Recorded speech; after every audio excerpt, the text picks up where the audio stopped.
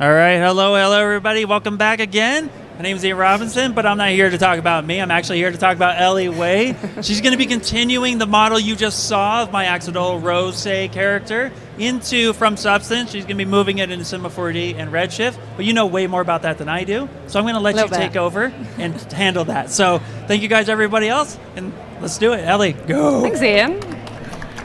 Hey everyone, how's it going? Also, hey to everyone on the stream. It's good to be here in Vegas. It's good to see everyone. My name is Ellie, and I'm part of the Maxon training team. And as Ian said, I'm going to continue this character and world building pipeline with Maxon 1.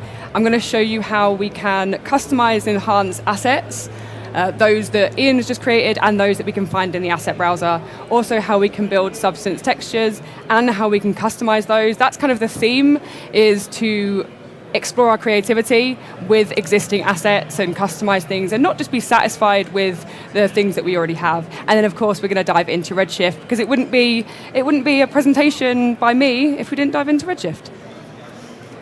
So here is a real quick recap and also an idea of the whole pipeline. So between myself, Ian, Chad, and Anna Carolina, we're doing the whole pipeline of Maxon 1, incorporating Substance Painter and also Unreal Engine. And so these are the different things that we're showcasing. Ian just went before me and looked at character creation in ZBrush, blocking out the model, and also looked a little bit at exporting and texturing in Substance.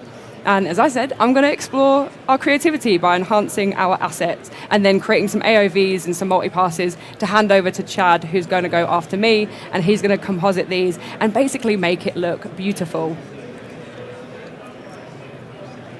A quick breakdown of my particular tasks in this collaboration. It's probably the biggest project I've worked on with other people. Normally I just work on something myself and it's done, but this involved me having to think about a few more steps in this process.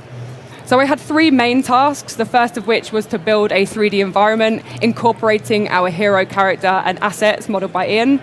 Then all the lighting and texturing, including building those Substance Painter textures. And then finally, prepping and exporting multiple AOVs for the next step of our pipeline.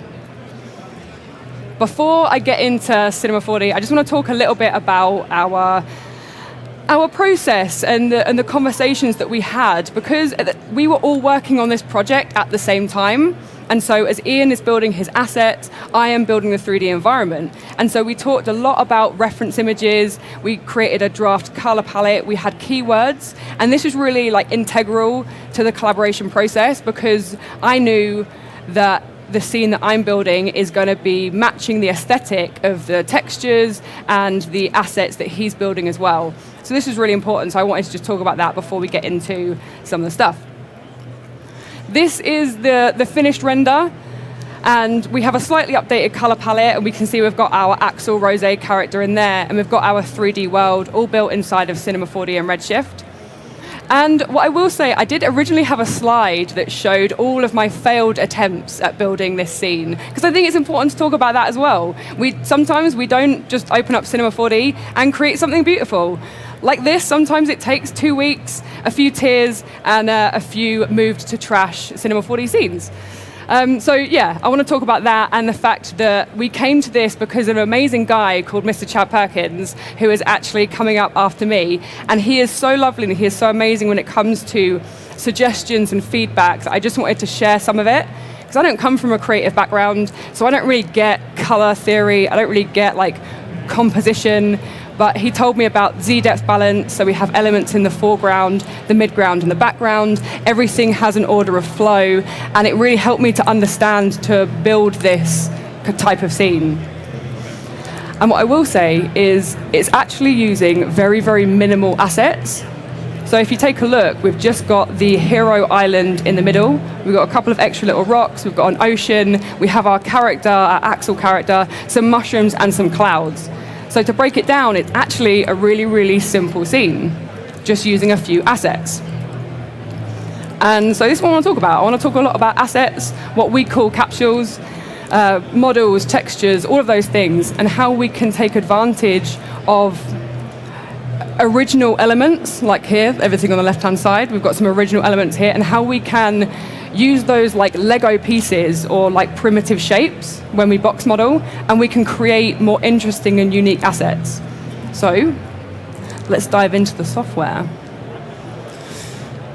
Cool, so I've got a simple scene here with just a bunch of stone elements, and all of these can actually be found in the asset browser. So if we search stone, we can see that we have a bunch of these stone elements that are all textured, ready for Redshift.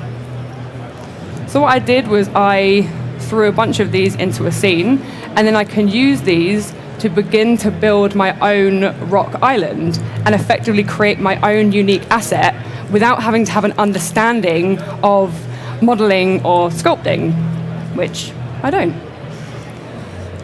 So we can just start to reposition these based on what we think looks nice. Like, as artists and designers, we can play around and think of these as like our Lego pieces that we're putting together, or like our primitive shapes that we have in here already inside of Cinema 4D. We're used to modeling and building with these. We can do the same thing with these slightly more advanced assets or slightly more interesting assets. So I'm just repositioning these, really not doing much to them, just kind of moving them around, because I had an idea of how I wanted the island to look, and the assets that I had in at my disposal weren't really kind of matching. I wanted something that had like a nice front, and it came up to a point at the top, so I could then point everything towards it and have my hero character on top. And so this is where building this hero island out of these rocks came from. So let's just do something a little bit like this. Again, it's a live demo, so I don't want to spend too much time on it. So once we've created what we think is our nice looking asset, we need to combine these elements, because at the moment, everything is just an individual object. It's still an individual stone. But what we can do is we can take advantage of the volume builder in Cinema 4D, which is a really nice, quick way of just combining elements and just a nice, fun, simple way of modeling. So inside of here, I can grab my volume builder, grab all of my elements that I want to combine, and I'm just going to drop them into the volume builder. And it's not looking that great. And so at the moment, what we can see is we can see a voxel grid. We can see these little squares. And so what it's done is it's taken our geometry and it's converted it into an entire voxel grid. The trouble is the voxels are too big. So the bigger the voxel size, the lower the resolution. So we want to be creating smaller voxels, and therefore we're going to have more detail and higher resolution. So inside of my volume builder, I'm just going to drop this down to something like 0.2. Yep. So now we can see we're starting to get a much more accurate looking merged asset. The trouble is now, this is only voxel data, so it's not actually mesh. So if I quickly render this, we can see nothing. So how do we convert this into a mesh, a single piece of geometry? Well, we need the partner in crime, which is the volume mesher. All we do is drop that inside the volume mesher, and now you can see we have an entire single asset, just like we did with the original rocks or the stones. So if we get a little bit closer, we can see our geometry is not looking very nice. We've got some kind of janky edges. We need to smooth this out. So how do we do that? Inside the volume builder, we have filter layers and we have a smoothing filter. And what it's going to do is going to take our mesh and it's just going to smooth it out. So if I just click that, it applies it on top. So we have an order of process here. So everything that is underneath the smooth is going to be smoothed out. We can reduce our voxel size if we don't want to have too intense of a smoothing. We can control our strength. And then we can control our operator, which is like our smoothing filter. So we've smoothed out our geometry. What we can do, and what I did in the original, was I reduced my voxel size to 0.1, and what this will do is it will create even more detail for you. But again, because it's live, I'm not going to necessarily do that, just in case, because things take a little bit of time, because the voxel size will also change the amount of subdivisions that we have. So speaking of subdivisions, as we can see, the volume mesher doesn't create what we would call clean topology. And what we mean by that is these nice even quads that go over our mesh. And so what we can do is we can actually throw this into a remesh, which has the Z-remesher algorithm, and it's going to retopologize this for us without me having to really do anything, which is my go-to. So all we have to do is drop that into my remesh, and it's going to have a little think about it. Based on how high res it is, the longer it's going to take. What the remesh does is we can see we've got our Z-remesher, and our target is our mesh density. And I'm going to keep it as it is, so it's going to maintain the same amount of subdivisions. So the mesh density is the same, which is fine. But what I can do is if, let's say, we're creating an abstract shape and we're working with simulation, naturally you're going to want to have a lower resolution mesh. So you could throw it into a remesh, drop that mesh density, and then you'll be good to go. It's also useful if you want to have symmetry on your topology as well. So, for example, if I have an object with symmetry, I can choose my symmetry axis, and then this is really useful when it comes to UVing and then edge loops and selections. Cool. So, we've built our asset, we've created this, and we have remeshed it. We could be satisfied, we could be happy with this, and then we could apply some nice textures and some nice displacement to it.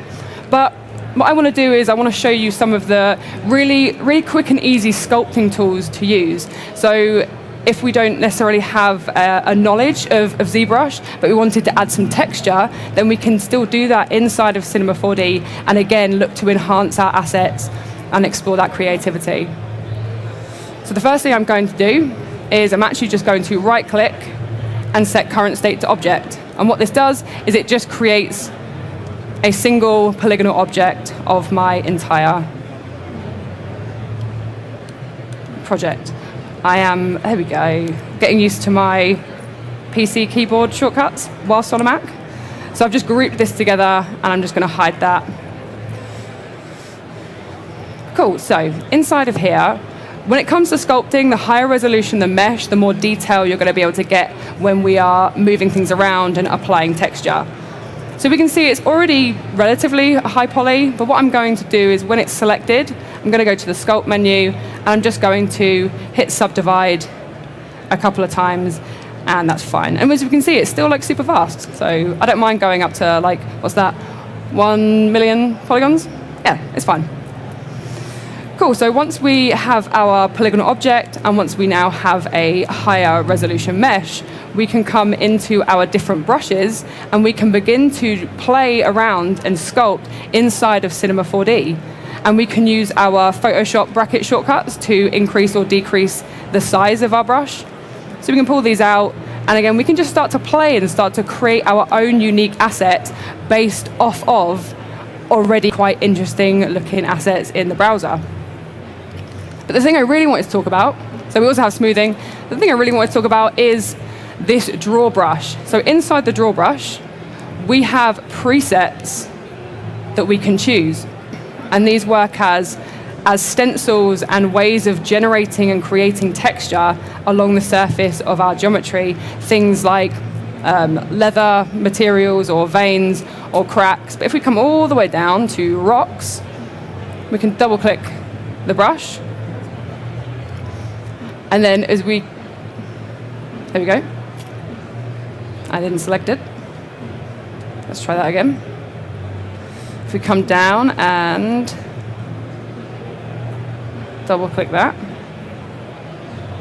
Okay, so it's not selecting it, but we've got, it's selecting the cracks instead. It's going to work in the same way. Now as I'm clicking and dragging or holding, you can see we're adding some additional detail to this. Let me see if I can get something different. There we go. Okay, let's try again on the rocks. These things always happen live. Just got to run with it. Okay, let's see if there's loads. There we go. Cool. Right, so we have our rock stencil. And at the moment, we can see it's covering our viewport. And that's so we can see how it's going to project as we draw onto our object. But if, like me, you find it distracting and you don't want to see it, you can actually just come into the stencil and we can choose off on our visible. And then what we can do, we can come back, we can reduce our strength and our brush size, and we can just start to draw in some texture all on here. Nice and quickly and nice and easily. And then we can come in and we can smooth some things out. And then we can just add some detail on top of the surface of this. And then we can get to something that looks a little bit like this. So this is the final asset that was created, that is the Hero Rock Island, and it's built in the exact same way that we just saw, using sculpting to add some texture. And then what we can do is we can even come back to our asset browser and we can add our object to our database. And now we can use this asset whenever we want in other projects. Cool, so let's just close these down, we don't need this anymore. And then let's head over to the mushroom. So those of you that just saw Ian's presentation, he showed how to really quickly model this mushroom inside of ZBrush. And I want to show you how we can now break it apart and play around with it and enhance it a little bit, ready for our final scene. So let's just hide my mini mushroom, because we're only going to be messing with this one. So the way that Ian modeled this was it was actually created in 3 individual parts. And because of that, I can actually break this apart now and have my 3 separate objects. And then I can tweak them, I can mess with them, and add and create some variation if I want to. So the way that I can do that is with my object selected, I can go to my tools, then convert, and then we can go to polygon islands to objects. And then what it's done is it's taken those individual parts and they're now all completely separate. And what this means is I can now play around with them as much as I want. So let's just hide these first of all. And let's mess with the stem a little bit. So we have to be careful here. And what I mean by that is we can't mess around with this too much. Because it's UV'd and because our substance painter textures are based on those UVs, if I start to edit it and deform it too much, our textures aren't going to map correctly onto it. So I have to think, okay, what can I do that's not going to affect it too much, but it's still going to add some nice variation? And so what I was thinking was if we grabbed a helix spline, we can wrap the stem around the helix spline and create some nice rotation. So if I just increase my height a little bit, maybe pull this down and pull those in. Yeah, we'll see what it looks like. And then what we can do, we can take our stem, we can grab a spline wrap deformer, which is going to wrap the geometry. So we've made it a child of the stem, and it's going to wrap it around that helix spline. So inside of my spline wrap, let's just drag and drop in my helix spline. And it looks a little bit strange at the moment, and the reason for that is my spline wrap's axis is the x-axis. We actually need it to be on the y-axis because our helix is kind of rotating upward. So all we need to do is inside of my spline wrap, change this to +y, and we can now see we have this wrapped around the helix. So at the moment what's happening is the stem is fitting the entire helix, and therefore it's being stretched, and therefore our texture will be stretched. So we need to make sure that our mode is set to keep length, Or what we can do is, because I know that my texture probably can afford to be stretched a little bit, and my mushrooms are going to be slightly in the distance, that I could get away with maybe just stretching it slightly. So we still get that nice rotation, but we're not stretching it too much, so we're not going to be seeing that stretching happening in our textures. And then from here, we can kind of play around a little bit more. If we want to adjust some of these settings, maybe we can pull this down a little bit and make it a little bit taller. And then if we bring our top part of our mushroom back, we can now put this back on top. And we have a quick way of doing that. So if we just group these, if I can find the right shortcut, there we go. If I group those two parts together and go to Align to Spline, we can use that same helix spline, and then we can control our position along that spline for this top part of the mushroom. But at the moment, what it's doing, it's not following the rotation of the helix spline. And so if we change this to tangential, and then change it to the y-axis, we can see that we're able to fit this pretty perfectly onto the top. And then from here, our helix almost becomes like our controller. So we can start to play around with my helix, and then I can duplicate this entire setup, play with the helix a little bit, and it's going to look like I've got multiple different mushroom assets, but really it's all just come from the same one. So if I head back into here,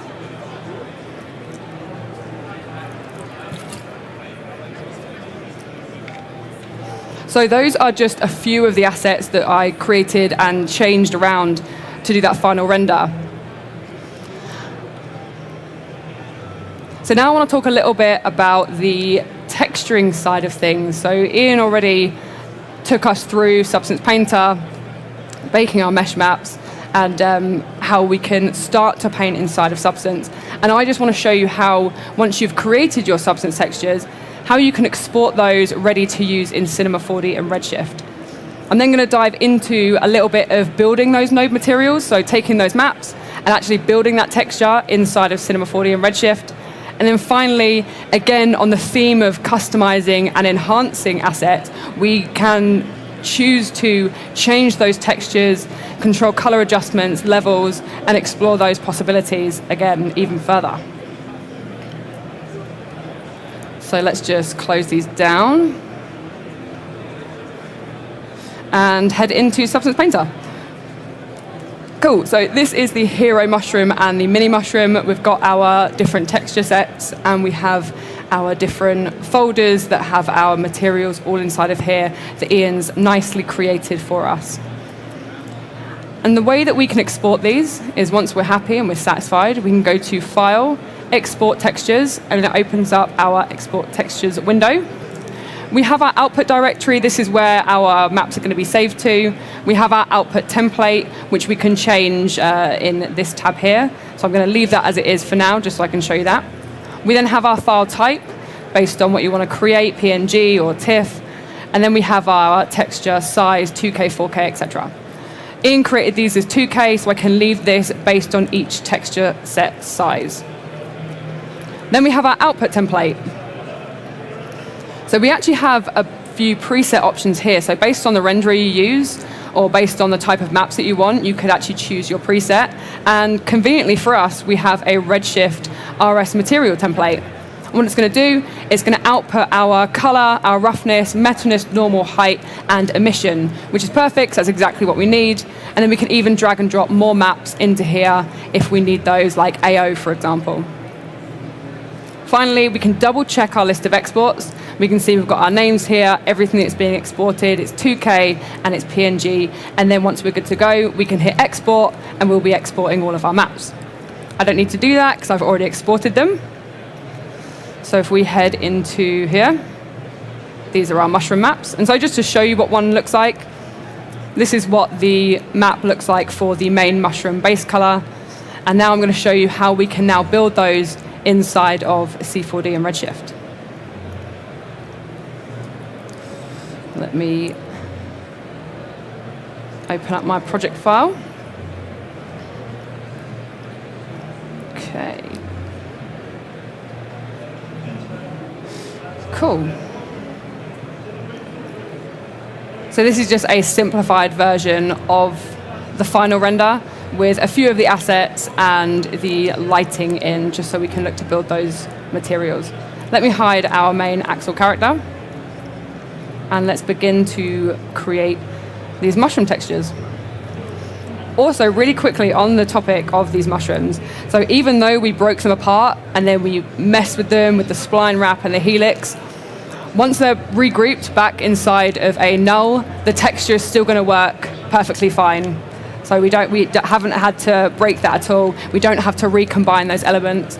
The texture is still going to map completely correctly, which is perfect for us. So if I double click, I can make a new material. I'm going to throw that on my hero mushrooms, and then they're all going to go default gray. And now let's build some textures. So I've got my maps open, and I'm going to open up my node editor. So I work in the C4D node editor, not in the shader graph. And let me just open up my attributes window here. And what I'm going to do is I'm going to drag and drop all those maps. So we're only going to work on the main hero mushroom, not on the mini mushroom, but the process is the same. So if I grab my base color all the way down to my roughness, I can drag and drop that inside of my node editor, and it's going to load those maps. I'm just going to hide those previews because I don't really need them. So we've got our normal, we've got our height, we've got our emission, we've got our metallic, we've got our roughness. Let's create a bit more room. And finally, we've got our base color. Cool, so how do we put these together? Well, before we do that, we actually need to change the color space. By default, we have ACES CG inside of Redshift, and so what that means is we need to ensure that the color space of our maps is changed to ensure that we're getting a true representation of that texture. What do we change and why? Well, everything that is going to be controlling a color input, and what I mean by that is this type of input, if we're defining a color, it is a color input, will become sRGB. So inside of my base color, because it's controlling my base color input, it will become sRGB, as will our emission, because again, that is going to be a color input. Everything else, everything that controls numerical data, and what I mean by that is if we look at our roughness, we can see we have a numerical value. That means the map needs to be changed to raw, so it's seen as numerical data, not color. So if I grab my roughness and my metallic, and then my normal and my height, these can be set to raw. Okay, let's start building this and let's start seeing some nice textures. So the first thing we do is inside of our Redshift standard material, we already have the most common inputs already on the node for us. This is really handy because I now know my base color can go straight into my base color input, and it's going to map correctly on the left. We then have our roughness, which can plug straight into our roughness. It's going to kick in. There we go. And then if we take a look at our metallic, so I'm going to actually solo this, so we can solo an individual texture or an individual node by hitting that S key, and we can see how it looks on top of here. And it's pure black. It's a completely black texture map. And that means I don't actually need to use it, because black represents a value of 0. So my metallic value needs to be 0, which it already is here. If I had some variation to my texture map, I would need to plug it in, but in my case, I can just leave this at 0. I can actually then delete that texture map and just remove any of that data or that storage. We're going to just skip over the emission and go straight to the normal map. So when it comes to the normal map or bump maps, we can't connect them directly inside of here. We have to tell Redshift that this texture needs to be seen and considered as bump or normal data. So all we need to do is double click to to create a new node, search for the bump map node, and then we're going to drag and drop that inside of here. Then we can connect the texture to our bump map, and then our bump map will be connected into here. And it's color-coded for us, which is nice and helpful if we're new to learning Redshift. The first thing I do want to do, though, before I actually connect this bump to the standard material, is I do need to have a look at my input map type. So if I'm working with a grayscale height or bump map, we can keep this to a height-filled input map type. But if I'm working with a normal map, I need to change this to tangent space normal. And in our case, we're working with a normal map, so I need to change that to ensure I get the correct projection and the correct representation. So now we've got this. I also don't need to set up my displacement because, again, we don't have any on here. So I can actually just delete that map. But I can always show that at the end if you guys want to see that. Okay, cool. So we haven't got our emission yet, but we're going to do this a little bit later on. So we've built our substance material, and we can kind of see that it's not really matching the color aesthetic of the scene. We haven't got this light, bright, pastel colors. So we don't really want to have to go back into Substance Painter to correct this stuff. But what we can do is we can take advantage of Redshift's color correction inside of nodes, and we can start to do some color correcting of our own. So if I come into the nodes here, we can choose the color correct node. And if I highlight it over the branch, it's actually going to automatically connect it for us. And what we want to do is we want to color correct the base color. We don't really want to color correct anything else. So inside of here, we have our normal color options, things like level, saturation, hue. And straight away, because it's way too dark, I'm just going to pull up the levels quite a bit. And already this is going to make a really, really big difference, and it's already matching sort of the brightness and the light that's happening in the scene. From here, we can then continue to mess around with this and customize these assets. So for me, I'm actually going to change the hue. I do like the natural look, but I think because we're creating a fantasy world, I'm thinking back to the original color palette where we have like pinks and blues and more neon colors. And so I know changing the hue to 280 is going to give us a nice pinky purple effect. And then we can continue to play around a little bit. So for me, the important thing here is because I'm creating AOVs for Chad, who's then going to be doing some color correction, I don't want to be pushing this to be really bright and really vibrant. I want a more flat look because that gives him more possibilities to then enhance the color later on. So I'm happy to have it looking a little bit flat, a little bit desaturated, and then he'll be able to mess around with this inside of compositing and perfect that. Okay, so we've built our maps, we've built our material, and done a little bit of color correction. Now it's time to take a look at our emission. So let's just solo this for now and see how this looks on our object. Okay, cool. So we can see our emission, this is how it's going to map, and it's looking great, but the thing is, because I've changed the hue and the color, I'm also going to want to change the hue and the color of this. And so we could do a color correct if we want to, but what I'm going to do is use a ramp, because the ramp's going to allow me to not only color correct it, but I'm going to also be able to remap the emission as well, so we can really tweak it. So let's keep that soloed, and then let's just grab ourselves a ramp node. Throw that in here. And then we can connect these together just into the alt input. And if we solo this ramp, you'll be able to see that it's going to change the colors. So we now have a black and white gradient on our emission map, but it's also remapped it. So we've lost quite a bit of the emission inside of here as well. But what we can do is we can use these handles, these black and white knots, to remap our emission to create more or less emission based on this texture map.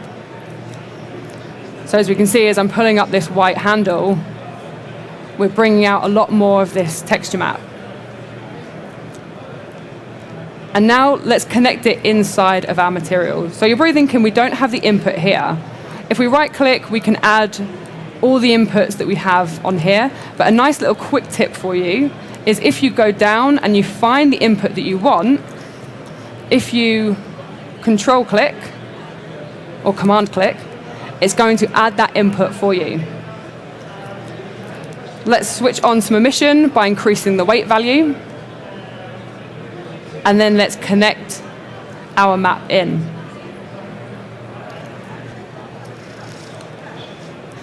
Cool, so now we can see we're getting that nice white emission. And I kind of wish, as I was running through this earlier, I kind of wish I left it on white because I think it looks really nice, but I ended up recoloring it, and so I'll show you how to do that as well. It's nice and simple. Inside of our ramp, which is where we just were to tweak our handles, all we need to do is, this is coloring our emission. So this is our emission color. So if we can just change this, maybe we'll go for like a pinky purple. It's then going to recolor that white emission to that purple. And this is how we would do that. So this is how I built all of the substance textures. I didn't color correct all of them. I only really color corrected the hero mushroom and the mini mushroom, and a little bit of the jacket because it was quite dark. And I just want to really quickly show the final scene with a few more of the textures on, just to give you an idea of how they looked. It might take a second to load, but we can let it do that. And I also want to show you just really quickly the rock. I don't think I have time to show how I created the rock texture, but let's just break it down inside the node editor for you so you can get an idea. Once that starts playing, let's take a look.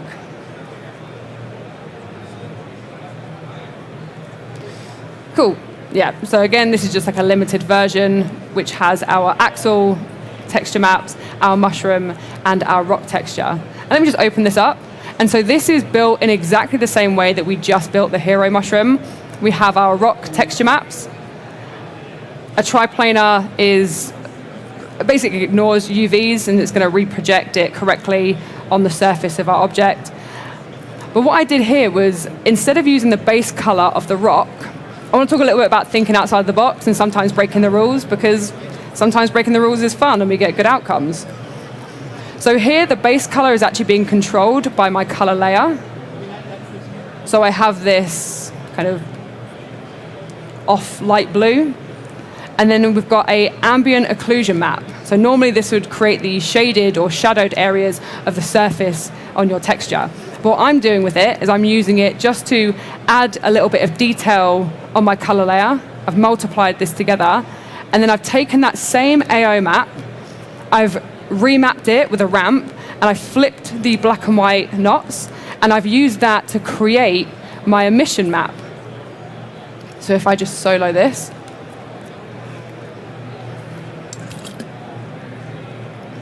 once that kicks in, I can then solo this. And so this is what I mean by thinking outside of the box. Just because it's an ambient occlusion map doesn't mean it can't be remapped and used as an emission if it looks cool, which I think it does. And that's the outcome at the end of the day. If we're breaking rules but things look good, then we're breaking rules. Cool, so finally, let's just open up this final project. And I want to talk a little bit about AOVs. Let's dive into that. And let's quickly head back into my slideshow. As you can see, that Canva did for me, because I did not have the time to make it myself. Cool, so let's talk about AOVs a little bit. So what are AOVs? They are the different layers or the different multipasses that Redshift can create. We can configure different shading elements like reflections, refractions, GI. We can create emission, volumetric lighting, and they can be output on their own individual AOV multipass. These can then be composited together, and what we can do, and what you're going to find out in 10-15 minutes when Chad starts, is how we can composite these layers together, how we can then change the lighting, we can add glows to our emission, we can create animation, we can control anything from that layer. And what it also means is we likely don't have to re-render if it's just something to do with the lighting or removing or masking out certain things. So really quickly, I just want to show you, before I wrap up, the multipasses, how to set those up, and what we can do with them. So let's just kick this off. You can see our little Axel character here. Okay, so inside of our render settings, inside of our Redshift tab, we have a tab called AOVs. If I select that, we can then show our AOV manager. And inside of here, this is where we can choose all the different passes based on the data or the shading elements that we then want to composite or have control of later on in post. So the standard passes you'd want to recreate that final render would be normally your diffuse lighting. We would then have our GI. We would then have our reflections and our refractions, probably your shadows and your specular lighting. These are your 6 go-tos if you then want to composite that beauty pass. From here, what we can then do, we can have a think about the types of things that are in our scene. And I even spoke to Chad and I said, hey Chad, what would you want to have control of? And he said, well, having control of the depth would be cool, so I can control that depth of field. And so I said, cool, we can do that. We can throw in our depth pass, our Z depth. We would just change this to Z normalized, and what it's going to do, it's going to base that depth pass on the camera near far distance. So in our camera, we have our near far plane, but if you find you're not getting enough detail in the depth, you can actually just disable that, and then you can choose your minimum and maximum depth based on the centimeters here. I'm going to show you what these look like in just a sec, but for now, I'm just going to show you how we can set these up. He also said, we've got a lot of emission in our material, so why not have an emission pass that we can add some glows to? We could maybe even animate if we want to. So we can drag and drop our emission pass in. And this is how we think about these AOVs. We have to think about the next step of the pipeline. What's in our scene? What would we want to have control of? What would we maybe want to mask out? And so if we're talking about masking things out, we can add a puzzle map. So a puzzle map AOV is going to, if we change our mode to object, assign the red, green, and blue channels to different objects in our scene. And then what Chad can do is he can take those channels and he can mask out and have control of those different objects inside of post. So let's just set some of these up. So my red is going to be an ID of 1, green ID of 2, blue ID of 3. And then what I'd need to do, I'd need to choose which objects are going to be assigned under those IDs. So let's say we want the main hero rock. We want to have control of that inside of post. So let's go to our RS object, let's go to object ID, and then we can assign it to one of those IDs. We can then do the same with maybe our hero mushroom. Again, we could choose the same ID if we want, and therefore it's going to be the same color, or we can choose a different ID and it's going to be that different channel. Finally, let's just choose one more just because we've got 3 to set up. We can choose our water, and then we can go in and we can change this to 3. In order to see things like cryptomap, puzzle map, and depth, we do actually need to bucket render to see these. So let's just do a quick bucket render, and then let's change this to puzzle map. So we can choose all of our different AOVs here to get an idea of how they look. So if we just let this render just quickly, it shouldn't take too long, but we can see now here, we can see those different channels.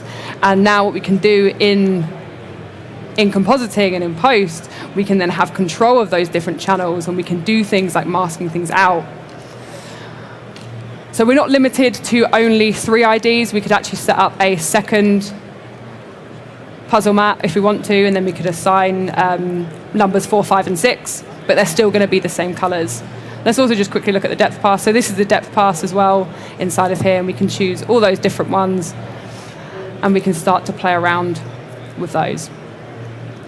One quick thing before I kind of wrap this up and do a little final bit is if you want to have a multi-part EXR, which is what Chad asked for. He said, hey, can I have one OpenEXR file that has all of my different multi-passes on? I said, sure. All we have to do is check that multi-part EXR, choose the depth, whether it's your half float or your full float 32-bit. We did 32-bit. And now what this will do is inside of my save, if I save my multipass image under the correct format, which for us was OpenEXR 32-bit, that one file he's able to import into After Effects, and then he'll have access to all of those different multipass layers.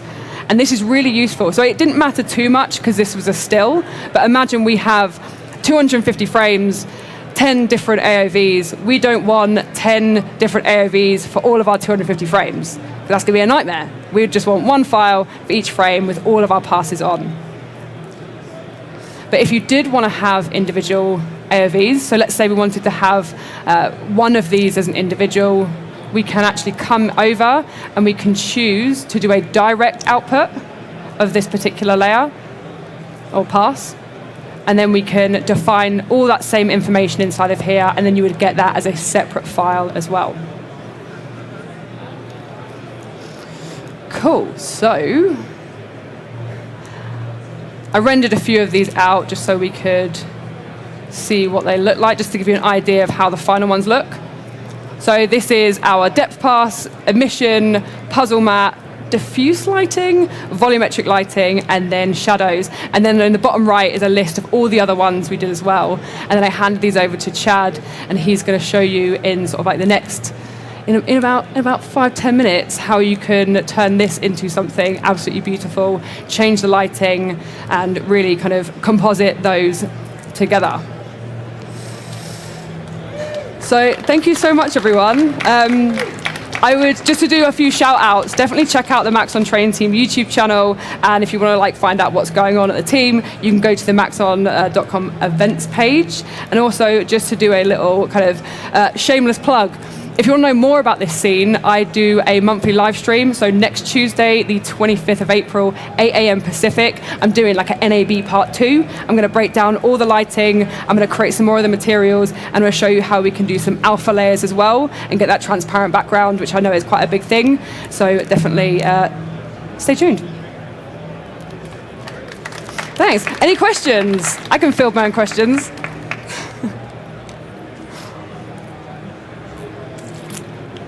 Cool. If there are no questions, I'm going to be hanging out anyway, so come say hi to me, and we're hanging out there. But yeah, going to a quick break now. Stick around, because Chad is going to turn this into something beautiful, trust me. Thank you so much.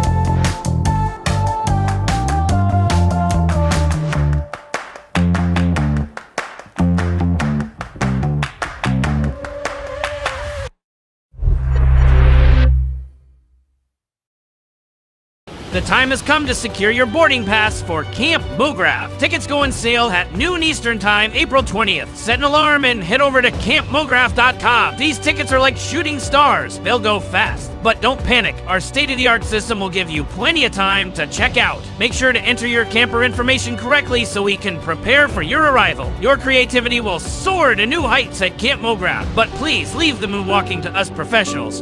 Over and out!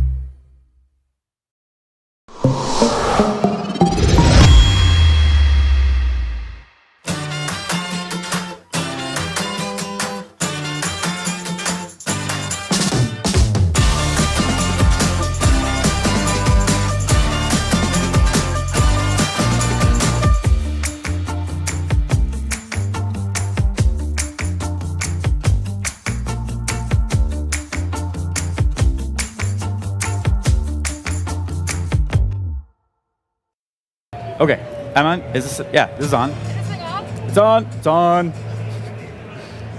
It's on. What's up, everyone? Welcome back to the Maxon booth. Up next is the amazing Chad Perkins, showing some very cool compositing effects with Red Giant and After Effects. Take it away, Chad. Thanks, Ellie. Thanks. Thanks, everybody, for being here. It's a real honor to be part of this series of presentations with Ian and Ellie and Anna Carolina. They're obviously extremely talented. It's very humbling to be here, but it's exciting. I hope to add something valuable to the table here. To introduce what I'm going to be talking about, I want to tell you a little personal story. When I was a kid, there was a song that changed my life, and that plays into what I'm doing here. It changed the trajectory of my creative life, and I still remember how the lyrics made me feel. If I can remember, it's you better listen, you better do what you're told, you haven't even touched your tuna casserole, just eat it, eat it, eat it. And of course that was Weird Al's great cover of Michael Jackson's Beat It. And at that moment, hearing that, my eyes were opened and I realized that taking art that someone has made and repurposing it and adding some kind of something is a really beautiful process. And that helped me to fall in love with like cover songs, and not just like parodies and silly ones, but just like any kind of creative cover or remakes that are brilliant and human, where we take something that someone else has done and we see it from a fresh perspective.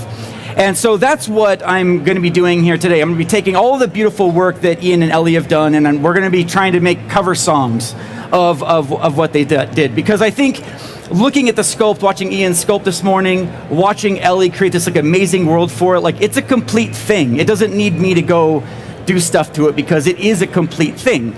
So, borrowing from Weird Al decades before me, I'm going to take all of that beautiful work that they've done and I'm going to make a horrible mockery of it. And so I want to show you some tips and tricks along the way. And we're going to start here just with the very basics. By the way, this is kind of like what we're going to be ending up with is these four pieces.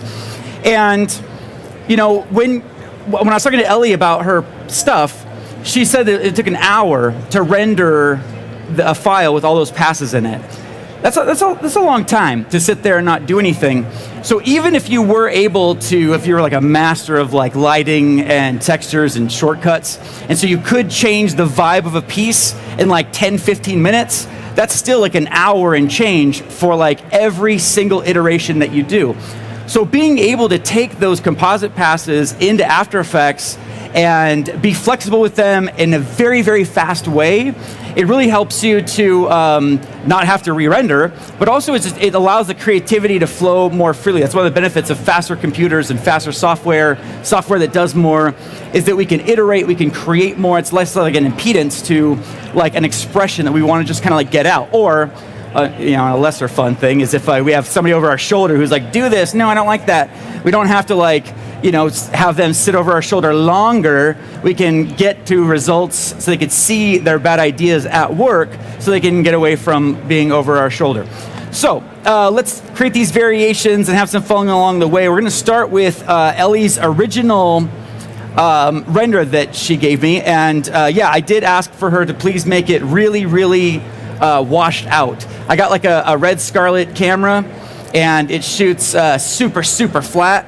And I just like fell in love with like footage that looks like garbage when you first open it up. It's just like flat and washed out. Because then when you get it in post, you can do so much to it. So that's what we're gonna do. It's always hilarious when I'm presenting and I take a sip of water. It's like 2-3 seconds, but it feels like 45 minutes every time. So basically what I did here, and I already set this up, is that let's say for the reflection pass, what you do is you bring in your EXR file. It's just the same EXR file. If I click this thing so I could just see the name of the file, it's all the same file.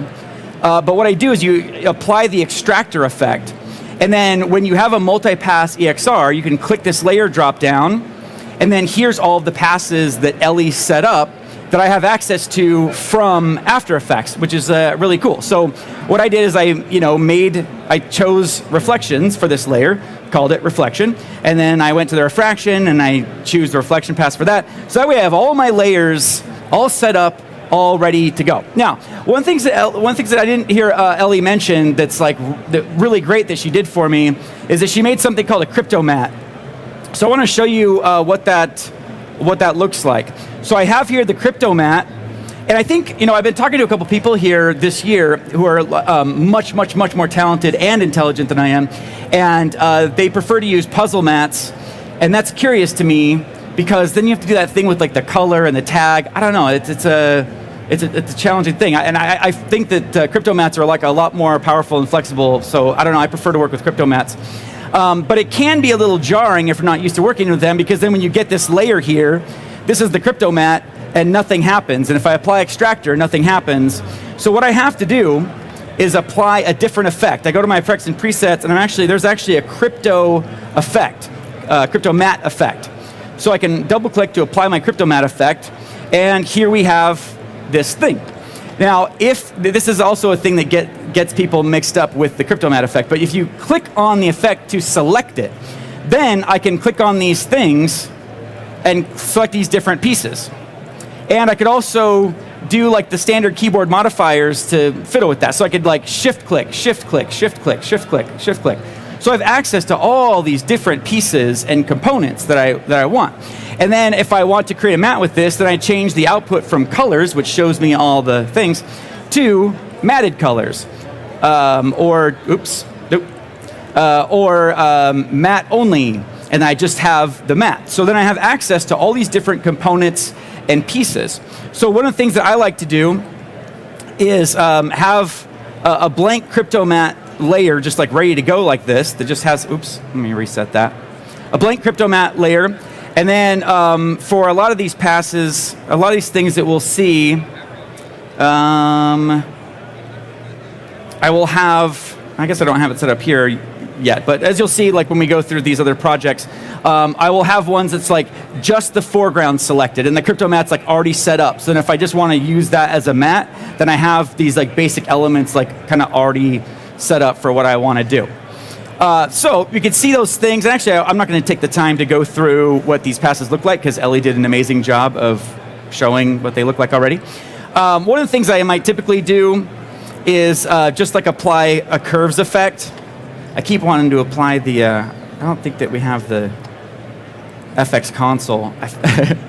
You see videos when there's a cat that has mittens on or something really basic, and it just can't figure out a really basic thing like walking when it has this very, very tiny, minute impediment.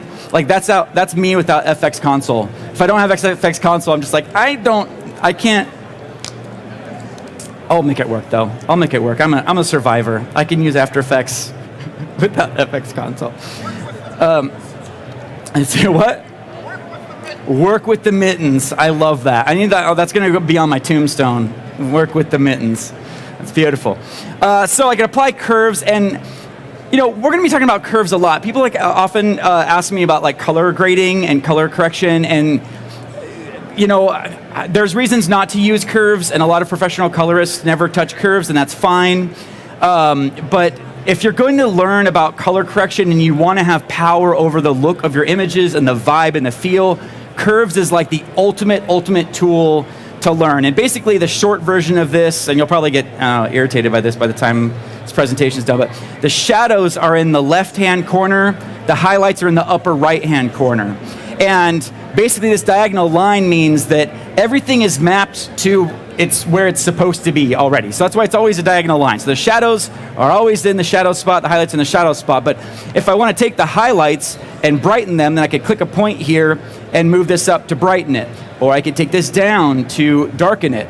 And so that's basic curves. And we'll be getting into a little bit more advanced stuff throughout this, but this is not just all about curves. This is just one little thing. But this is the thing that we can do. You see, we have a lot of power and flexibility, and even though we change it a lot, we're going to darken this, it's still, because it's a curve, it's a gradual, smooth change, and it tends to look very organic. So if you're learning color grading, and even if you're going to do the traditional like 3-wheel color grading that like a lot of the pros do, I recommend starting with curves because it's a great learning tool to understand how to take apart color. And one of the things that I do that we'll again be looking at is we can also go into the color channels, and that's where curve starts getting really powerful. So I look at this, and when I darken it, because of what curves is doing at the color channels, it tends to also saturate it. It's not just affecting the luminance. So when it's getting more saturated, it's going less from a sunset scene and more into a nighttime scene. So now all of the like super pinky pinks are feeling like too much. It doesn't fit. So then I could go into my red channel and maybe take out some of the red. And the thing is with curves, as you're fiddling with the color channels, you have to keep in mind the opposite. So the opposite of red is cyan, and the green is magenta, and blue is yellow. So if it's too red, I take out red, and it's going to introduce cyan, which is like blue and yellow. And I might not want the green part of the cyan. So what I could do is go into the blue channel and then bump up the blue channel to make it feel like it's more of a night scene. And again, because Ellie gave me this awesome emissive pass, I have control over that. If I want to select just the emissive pass and say, all right, emissive, you're getting a little blue here, let's tone it down, bro. I can go in and isolate just the emissive channel and affect that. So I think that's all we need to look at with the basic thing. The emissive channel is pretty cool. We'll be getting into that though. So let's move ahead. So the first thing we want to do, the first actual project, is we want to make a desert scene. We want to make this look like desert. So this is the diffuse pass we're seeing. Actually, it's all the passes. Let me show you this. I put the shadows pass. This is the original diffuse pass. And then I put the shadows pass in multiply mode, put the refraction and reflection in screen mode, put global specular in screen mode, global illumination in screen mode, and then you can obviously dial this back to taste. So I could hit T for opacity, and then I could like lower this if I want like more global illumination or less global illumination to taste. So I have all this control over what I want to do with my render. And as we see, like in a second, we'll do a night scene. We don't really need a global illumination pass in the night scene. Like the moon isn't, really carrying its weight in the light bounce department. So like, we have to worry about lights bouncing everywhere. So we can just like take that all the way down. So we have a lot of control and flexibility for changing the looks around because of these passes and the way they work together. So let's first talk about, one of the things I want to mention that was pretty fun. This is just kind of just like a quick in passing. Ellie gave me a volume lighting pass, and I've never before worked with the volume lighting pass. And because of the volume lighting, the clouds were separate objects, and so then I could play with the clouds, and I could color correct the clouds, and if we have time, we probably won't, but I use the electrify effect from Universe to make like lightning kind of like go around the clouds automatically. It's really cool having that flexibility. I think it's going to be another one of my standard things that I whine about, like, can I have a volume lighting pass too? Let me get this out of the way here. I'm going to like go to the desert, the diffuse layer. It's kind of like the background. It's like the main, like the entree, if you will, of this this meal. And I'm going to apply an effect called Colorama. I'll show you just a few techniques to color grade, like really significant color adjustments, not just like contrasty stuff, but really changing the vibe. And what Colorama does, and I bumped into the creator of Colorama last night, Brian Maffett. He's like an After Effects god. He's amazing. And I just like walked into I was like at a bar, I was like, there's Brian Maffett, that's crazy. So he created Colorama. What this does is it converts the footage that's applied to grayscale, and then it remaps all of that range to a color palette. So I'm going to go to output cycle, go to preset palette, because there's a bunch of like complex palettes already made for us that are awesome, and I'll go to golden 1. And you can start to see that this almost looks like something that's more deserty, because it's recolored everything, and it feels like it's kind of done in an organic way. So now we could go back to our good old buddy curves, and we can go back to curves now and maybe keep the highlights where they are, but maybe get those like shadows down, crank those down a bit. Maybe we peak those like highlights up a little bit. Another thing that we can do to colorize stuff, another technique that I use for the desert thing, is go to our buddy hue saturation from Photoshop, and we could go ahead and colorize that if we want to. And maybe I'll fiddle with this. Or kind of in the, like this hue thing kind of gives us a good sense of where we are already, but then I could go here to saturation, maybe saturate that. Maybe I want to warm that, warm that up a little bit. And then we can go apply curves more and more. So I fiddled with this a bunch to get the final result. Oh wait, I already did the color and see. So I fiddled with this to get this result here. That is, oh wait, yeah, I forgot I made this big dumb layer. I'll get back to the big dumb layer in a second. So yeah, so this is kind of like what I came up with fiddling. The background is the type of thing that one might create at like 3 in the morning in their hotel room the night before a presentation. It's a very simple background gradient, it's fine. And then so here's the color version I came up with. The problem is that this just like really doesn't look very believable. Like oftentimes, like one of the things that we neglect as colorists or people fiddling with the vibe is that in the real world, when you push something a certain direction, there are consequences for that. So there's things we need to compensate for. So by having this really bright background, now all of a sudden these edges stick out as very fake. Because when it's like sunset and it's dark, the edges can be this hard, and the light doesn't need to wrap around it because it's fine, that's the way it is. But now with this desert scene, this doesn't work. So we're going to composite this together using Super Comp. And I have this big dumb layer thing, which is just a solid layer, and I call it a big dumb layer. I'll talk about that in just a second. I select these layers and go to Effect, Red Giant VFX, and I'm going to add this to a Super Comp.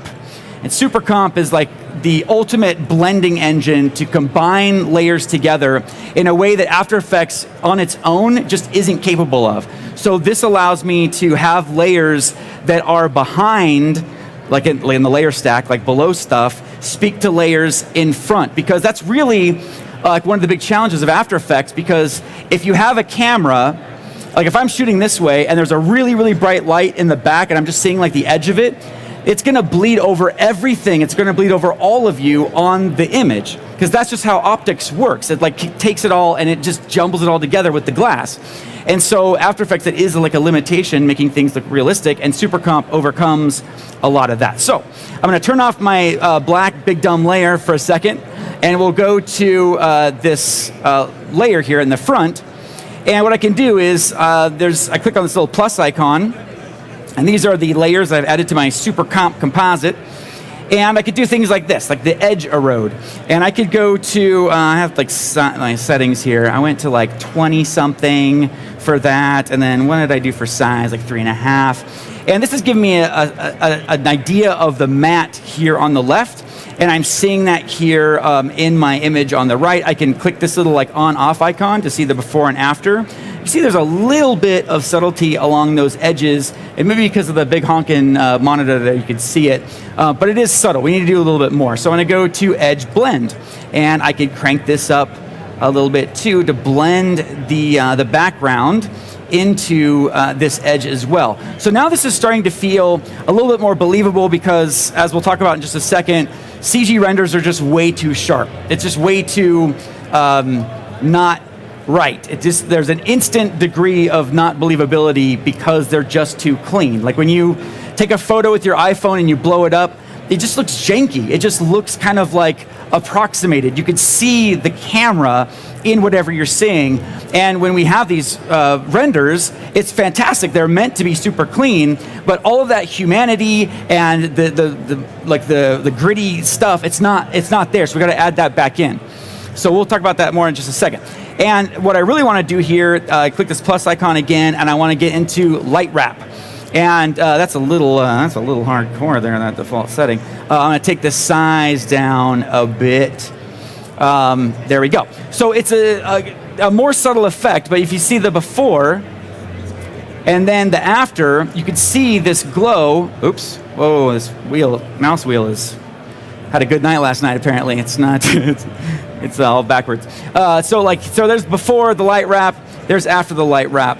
And if we go to our layers panel, basically what's happened, it's created a new composite on a new solid and put that all there. So if I turn off the super comp layer and the big dumb layer, you could see the before and the after. So this is how the light would work in the real world. It's called diffusion. Like the light behind is going to bleed over the front of this stuff in front of it as it reaches the camera lens, and that's what we have here. So as we back out, we can see this is just a more believable composite, which is pretty cool. Now, I want to do a final color grade on this, and there's a new feature in SuperComp that allows you to use adjustment layers. So that's why I have this big dumb layer.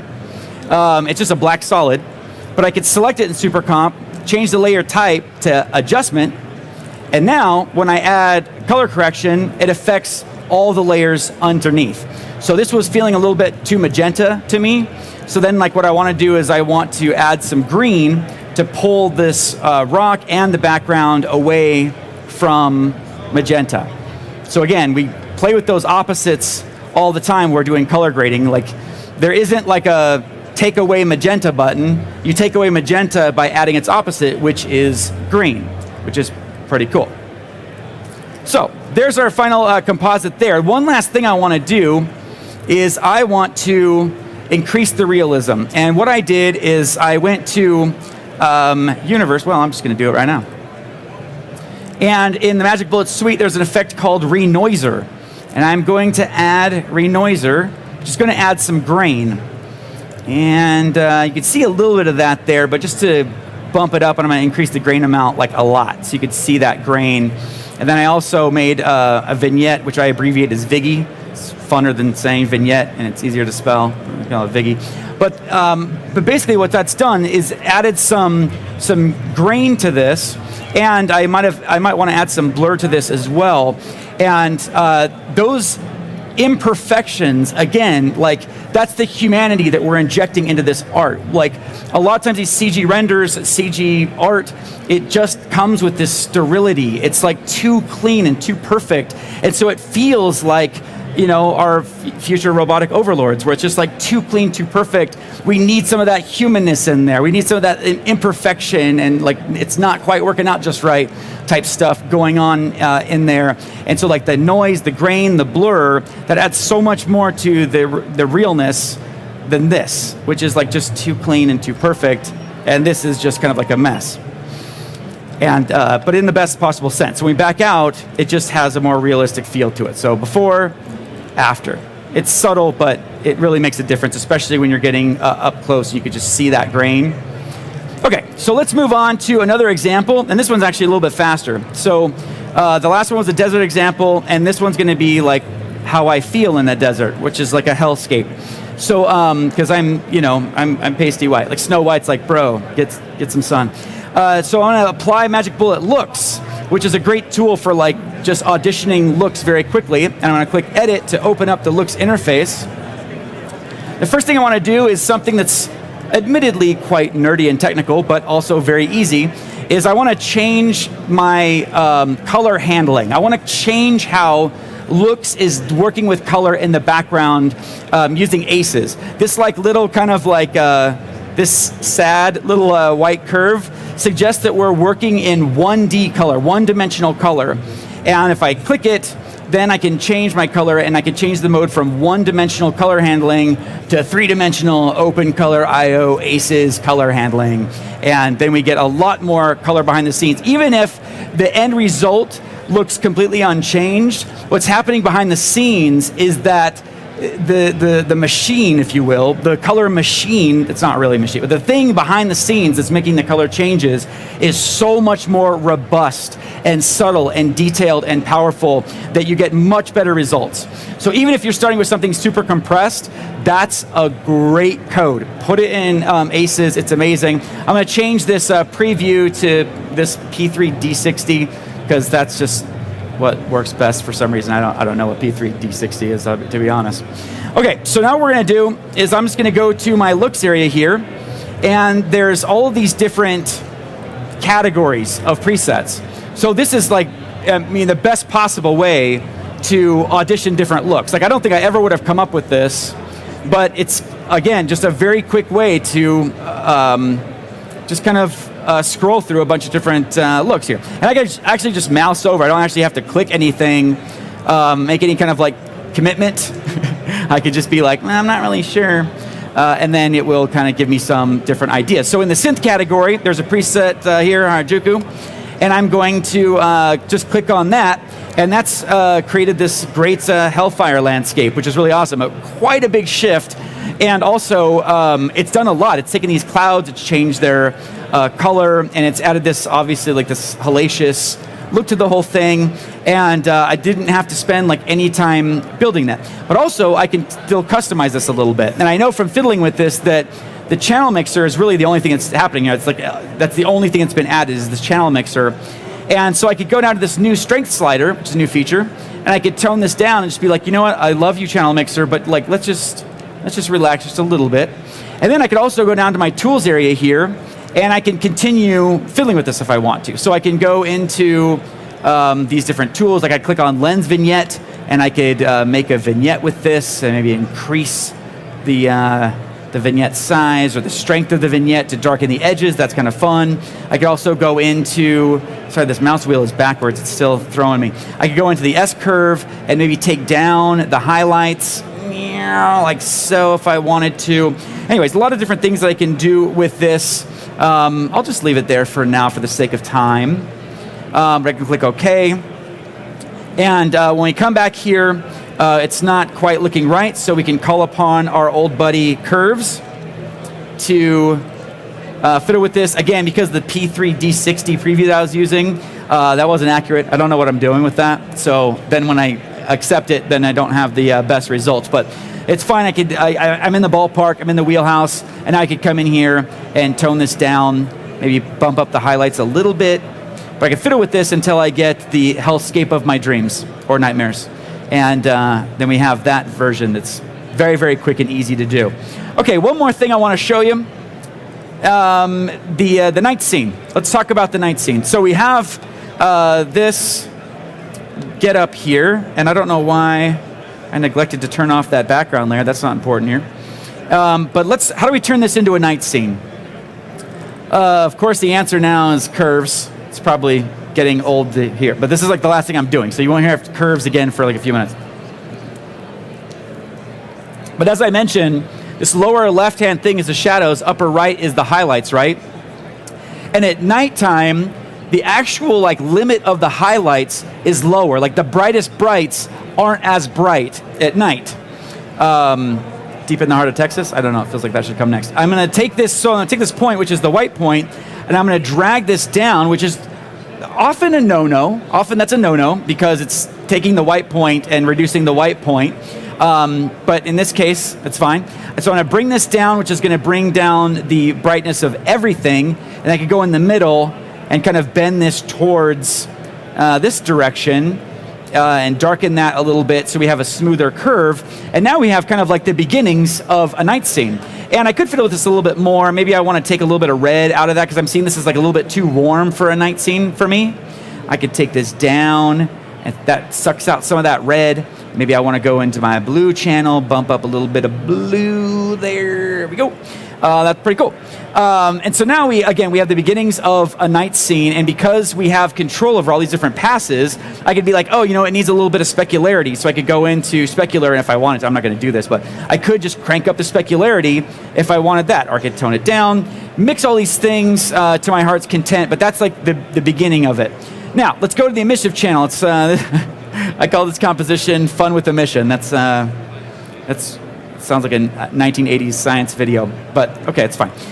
So what I'm going to do is I'm going to go to the emissive pass, and I'm going to add one of my favorite effects in After Effects, which is optical glow in the VFX suite with Red Giant. And I click that, and I just get instantly get a really organic, beautiful glow. It's a little hardcore, even as like over the top as I tend to be, it's still a little hardcore. So I'm gonna take the amount down a little bit, and that's looking a little bit, that's looking cool, but I still feel like it's a little bit too much. I kind of want most of the glow coming from the little like baby mushroom nodule things. I don't know what those are.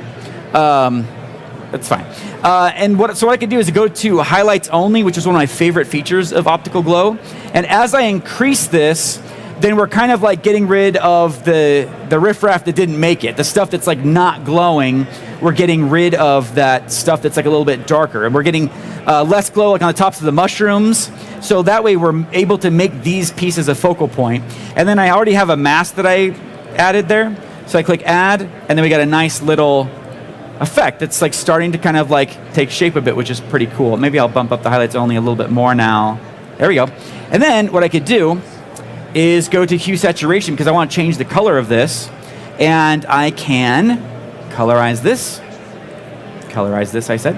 And then let's see, I need to find a green. We're getting close to that green, getting close to a green.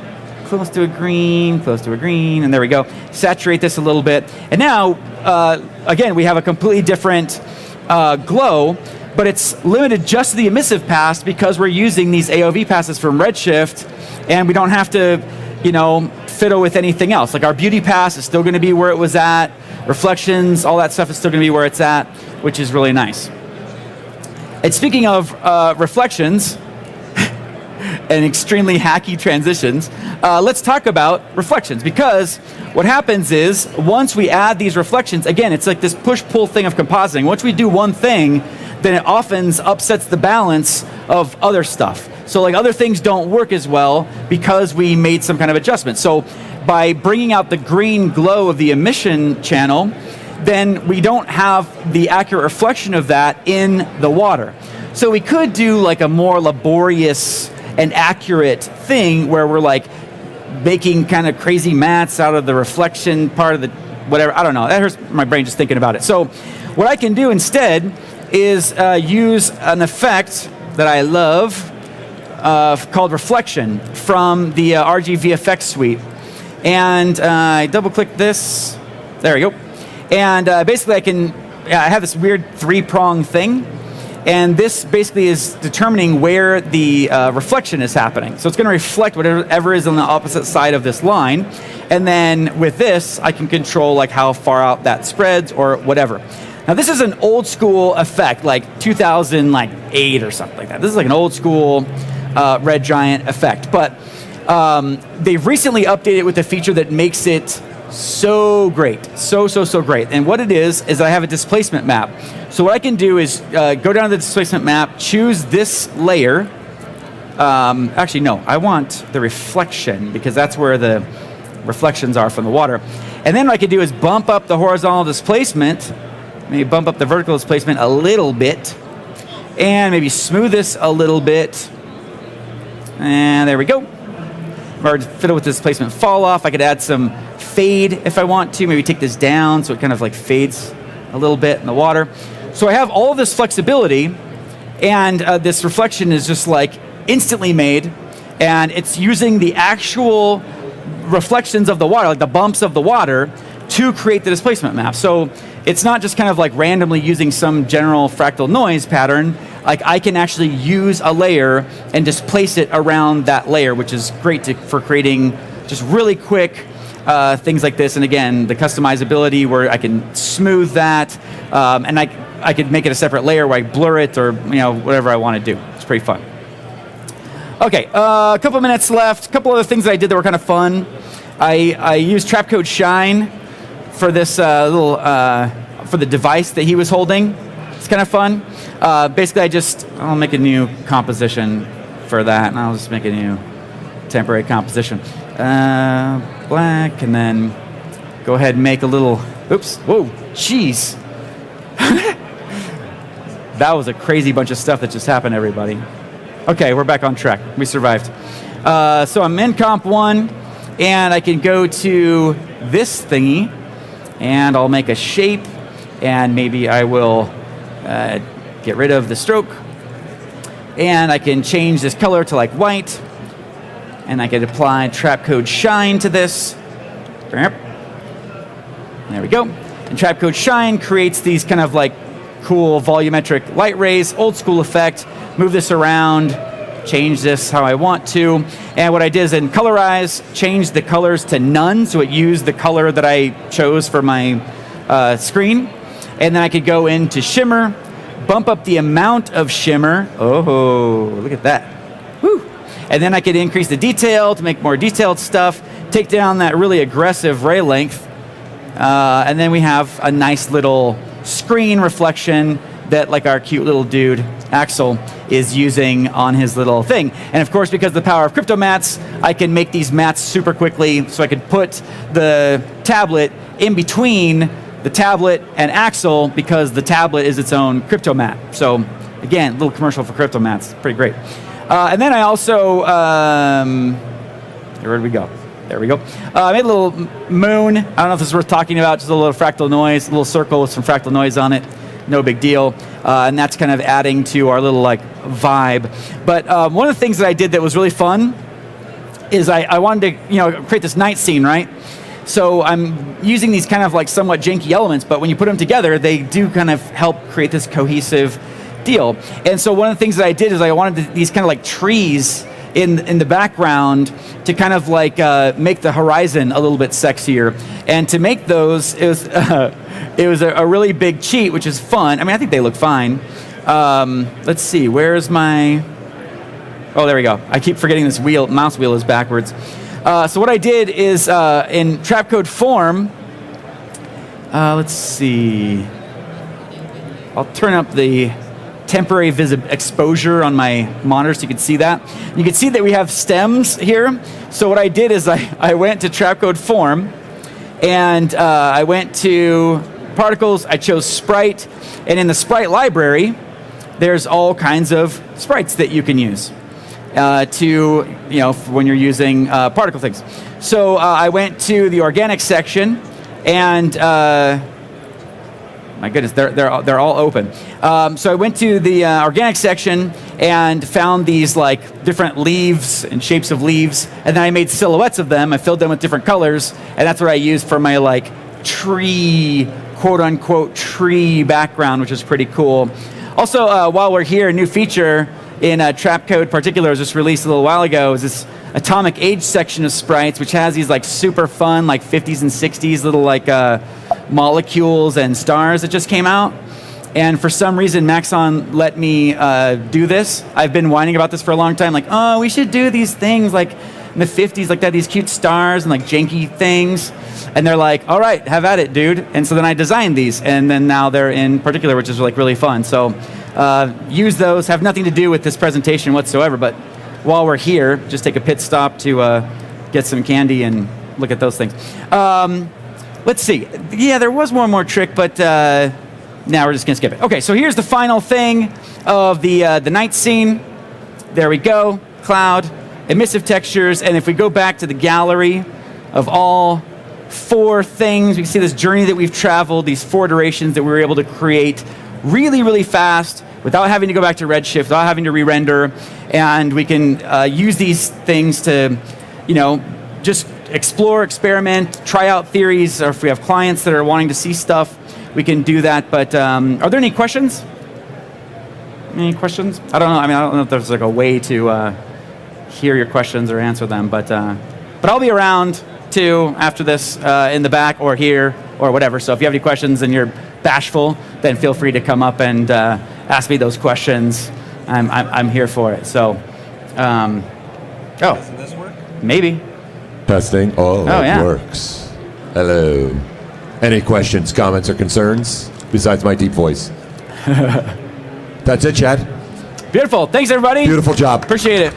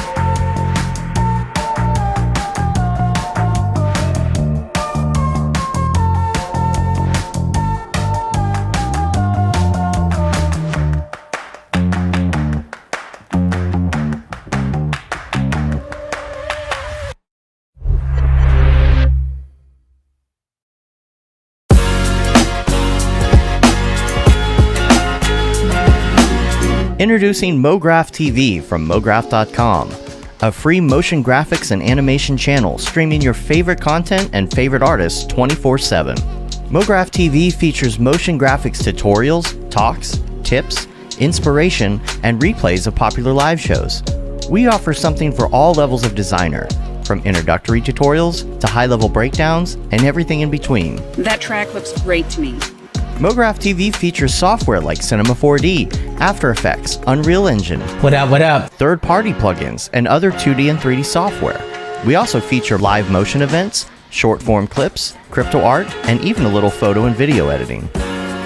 Learn from the people that inspire you most, and stay up to date on all the latest industry news, announcements, and community events. You'll also see exclusive offers only available by watching.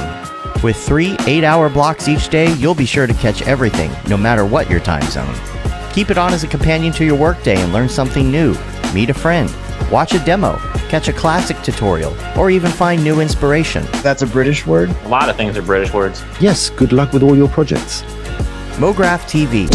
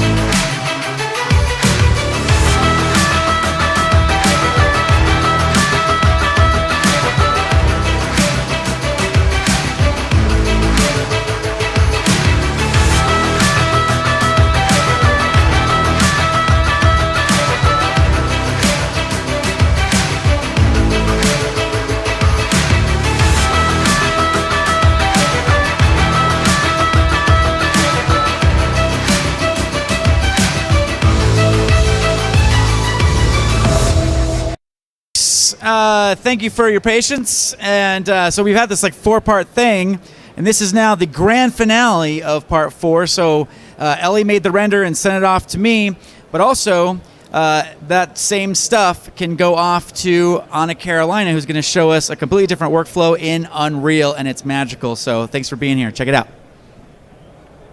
Hey everybody, thank you so much for being here. I'm very excited to show you a little bit of the workflow between ZBrush and Unreal Engine 5. As you know, this has been a part of a group project with Ian, Ellie, and Chad, and my goal was to create a magical mushroom forest where our friend Axel, the salamander, I think he's a salamander, could live inside of Unreal.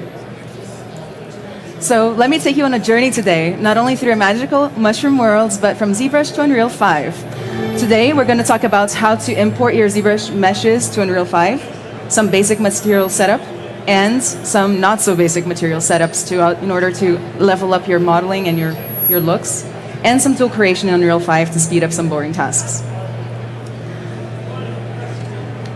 So I put together a little trailer for you guys today to kind of see what we're working on and what the final result looks like. Let me just make sure that this is set a little bit higher quality.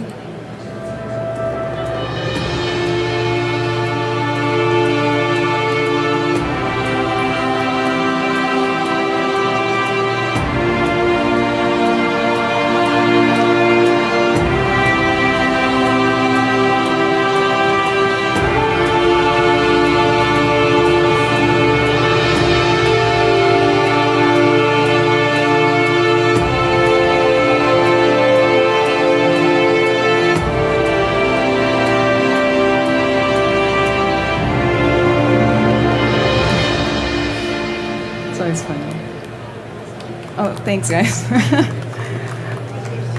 So, let's watch it again. Just kidding. So, as a recap for the other 3 parts of today's presentation. First, Ian Robinson, amazing Maxon ZBrush trainer, showed you how to create Axel and his little clothes and accessories in ZBrush. Then he hopped over to Substance Painter in order to show you how to texture it. Then Ellie gave him a really beautiful, honestly adorable little home inside of Redshift and Cinema 4D. And Chad just got done, and he was showing you how to use, like how to color grade and basically take Ellie's work and do some render passes on it. So I wanted to introduce myself really briefly before we continue.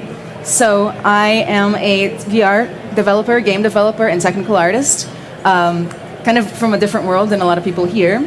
In the past, I've done work for companies such as NASA and the Air Force and a bunch of other things, normally serious games and experiences. Currently, I'm a college professor at the Ringling College of Art and Design down in Florida, teaching in 2 majors, VR and game art. I have my own online education company, and I've worked with multiple amazing, well-known brands. My favorite being Maxon. Thank you so much for having me here today. I do a little bit of everything from character art to environment art and technical art, coding, development, interactions, and a couple of other things. I'm from Rio, Brazil. That's my cat. It's the funniest picture I have of him. I just recently started a podcast talking about the VFX industry, games, and things like that, and I interview a bunch of professionals for that, and I'm writing a book on how to level up your career.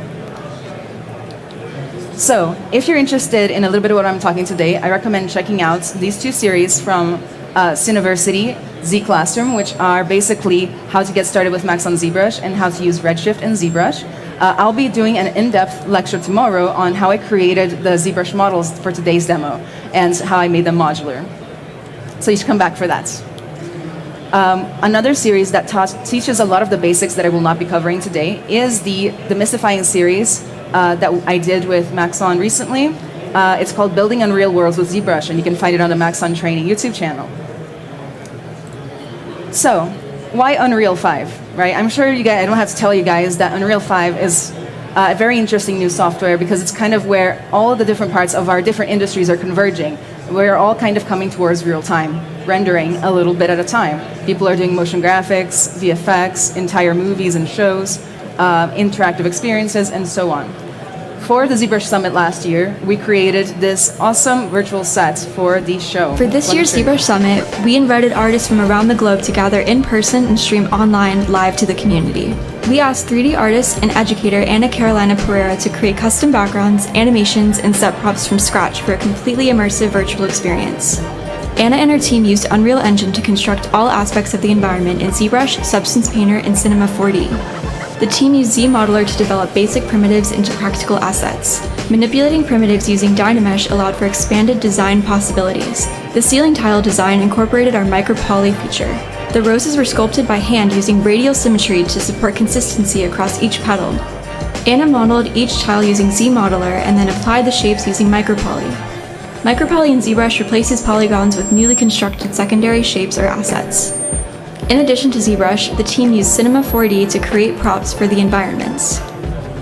Scene sculptures were collected from ZBrush Central Artists and processed using ZBrush and the Decimation Master plugin. Statues were baked and textured in Substance Painter, transferring details from high polygon meshes to low polygon meshes. Anna and her team brought the assets into Unreal Engine. They started by blocking out the environments using large primitive shapes, also known as grayboxing.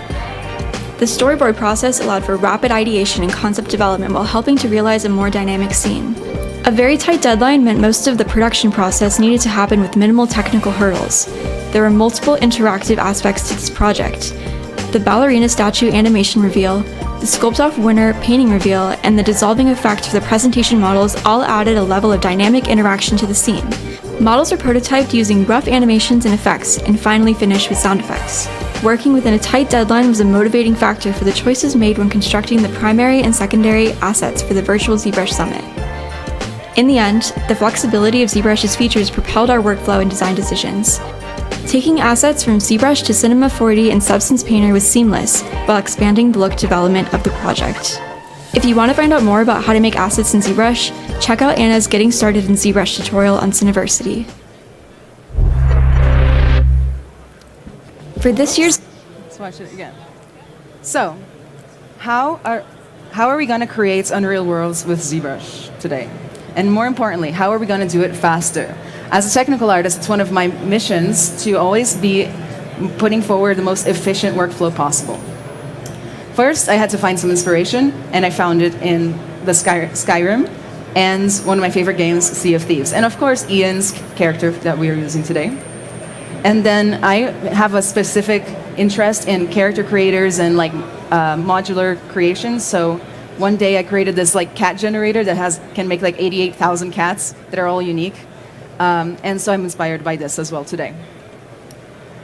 Tomorrow, I'll be doing a lecture on how I made all the mushrooms modular for today. Basically, how I separated the tops and the bottoms for the mushrooms and like, how they're going to work with today's system.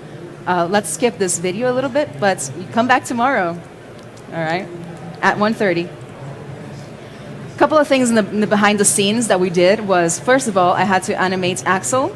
This was my attempt at that. I am no rigger and no animator, so I went to Mixamo for automatic rigs. Who here has tried that? I know you guys like Mixamo.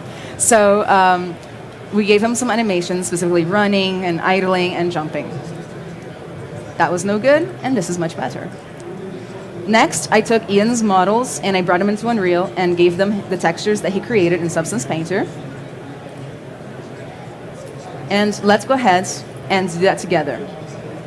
So, this is our Unreal project right here. Really standard stuff. I haven't done anything to it at all. All right? So what I'm going to do is I'm going to open up a folder, and I'm going to create a new folder inside just to be able to import Ian's models without creating any conflicts. Because if I accidentally import the same model to the folder, then it might be a problem. So I'm going to start by giving you guys a quick rundown and create a new folder. This here is our main viewport, kind of previews what we're going to see in Unreal 5. This right here is our content drawer. You can open or close it, and it will contain all of your files that you can use to create your scenes and your characters and whatnot. Right here, you see a list of every single thing in your scene, and if you click on anything, you'll see the details, kind of like size, textures, and whatnot. I'm going to name my new folder, because it looks like I didn't name it properly, so I'm going to call this one Scanner, and we're going to bring in the scanner that Ian made with the hard surface tools inside of ZBrush. Let me go ahead and get that open. So he has already shown us how to export things out of ZBrush. This is a file that he made for us. It's an FBX file, and it contains the actual model itself. I'm going to simply, oops, I'm going to simply drag that in, or not. Drag that in. Sometimes you got to give it a little wiggle before it works, and then I'm going to import it. I'm going to keep all of the options exactly the same as we normally do, and I'm going to hit import all. There we go. Looks like my content browser decided to jump ship here, so let me go ahead and just kind of dock it back down. Oops. There we go. Hopefully now it'll stop jumping around. And there is the scanner right here. This is a static mesh kind of asset, and it has a material that's been pre-made, but since there were no textures applied to it already, then there are no textures in here for us. I'm going to go ahead and double-click the scanner and check it out. So right off the bat, we can tell that it's a little tiny, and this can happen sometimes. One thing you can do is inside of ZBrush, you can increase the scene scale, or in here, you can just search for import options. Imports. And find some import scale. I'm just going to make this a little bit bigger, so I'm going to like maybe multiply the scale by 3, and then re-import. And that will be a little bit bigger for us, something more that I can use in my actual level. Let's go ahead and set up a material for this, because right now it looks kind of bland. So I'm going to take my window, and I'm going to dock it up here. So right now we're just setting up the model. I could even drag it into my world by simply clicking and dragging. It's kind of still a little small, but let me go ahead and move it by using the gizmo. Just like in most modeling software in Unreal, you're going to be able to use the gizmo by pressing W, E, or R, and each one will do a different thing. So E is going to rotate. I'm going to rotate it towards us a little bit. Oop, a little bit of motion blur here. It's okay. So I'm going to go ahead and open up the material, and we're going to set up the materials that we have here. A lot of things in Unreal are node-based, and the material editor is no different. So I'm going to import the textures from Ian's model right here that he's already kind of made for me. I'm going to give it a little wiggle, drop it in, and now I can use all of these textures to apply to my material. Let me go ahead and grab a material. I'm going to undock it actually, because I need to be able to see both right now, like so. Let me make this a little bit bigger. And then I'm going to start adding my textures directly to the inputs. So for example, they're already named correctly. So scanner, base color, like so. I'm going to drag it in. You're going to see a lot of outputs. We're going to choose the RGB output, and we're going to drag it into the base color. And that should automatically apply our base color to our material. If you want to preview what your model is going to look like, click on your model, and then right here you got some preview options. Click on the last one, which looks like a little brick, is to be a teapot.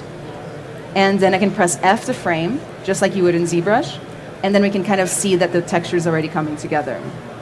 Let's also add metallic, which in this case is just kind of a black texture. That's going to go right into metallic, like so. We're going to do roughness. I try to keep things organized, but sometimes it gets away from me. Roughness, and then the normal map. The normal map, for those of you who don't know, is a very common technique used in games and in real-time rendering, in which you take the detail from the high poly mesh and then you bake it down into the low poly mesh in order to like make it seem like it's high detail, but it's actually totally fake. It's just a trick of the lights. So once I've done that, I can go ahead and hit apply, and then I can apply my texture to my model in Unreal. Let me check if it made it. I'm going to tab this up here. Unreal is really good with 2 screens. So I'm going to put here, it's a little bit blurry. It's my post-processing. Let's take that off for now. Press F to center, and we can see our scanner. It looks pretty good, but I know a secret, which is when you import or different types of textures, sometimes there can be issues, specifically with the roughness and the metallic. You have to open them up, because otherwise your model might look a little too shiny, and that might not be what you want. So you're going to open up the texture, and you're going to turn off sRGB on the roughness and the metallic. And that way Unreal will know that this is supposed to be a roughness texture that only has the kind of black and white in it. It will break the material. So let's go back to the material. Big old error right here. I'm just going to reapply. I should probably save this first. I'm going to reapply the texture. Oh, it's completely gone now, so let's find it. Scanner, roughness, like so.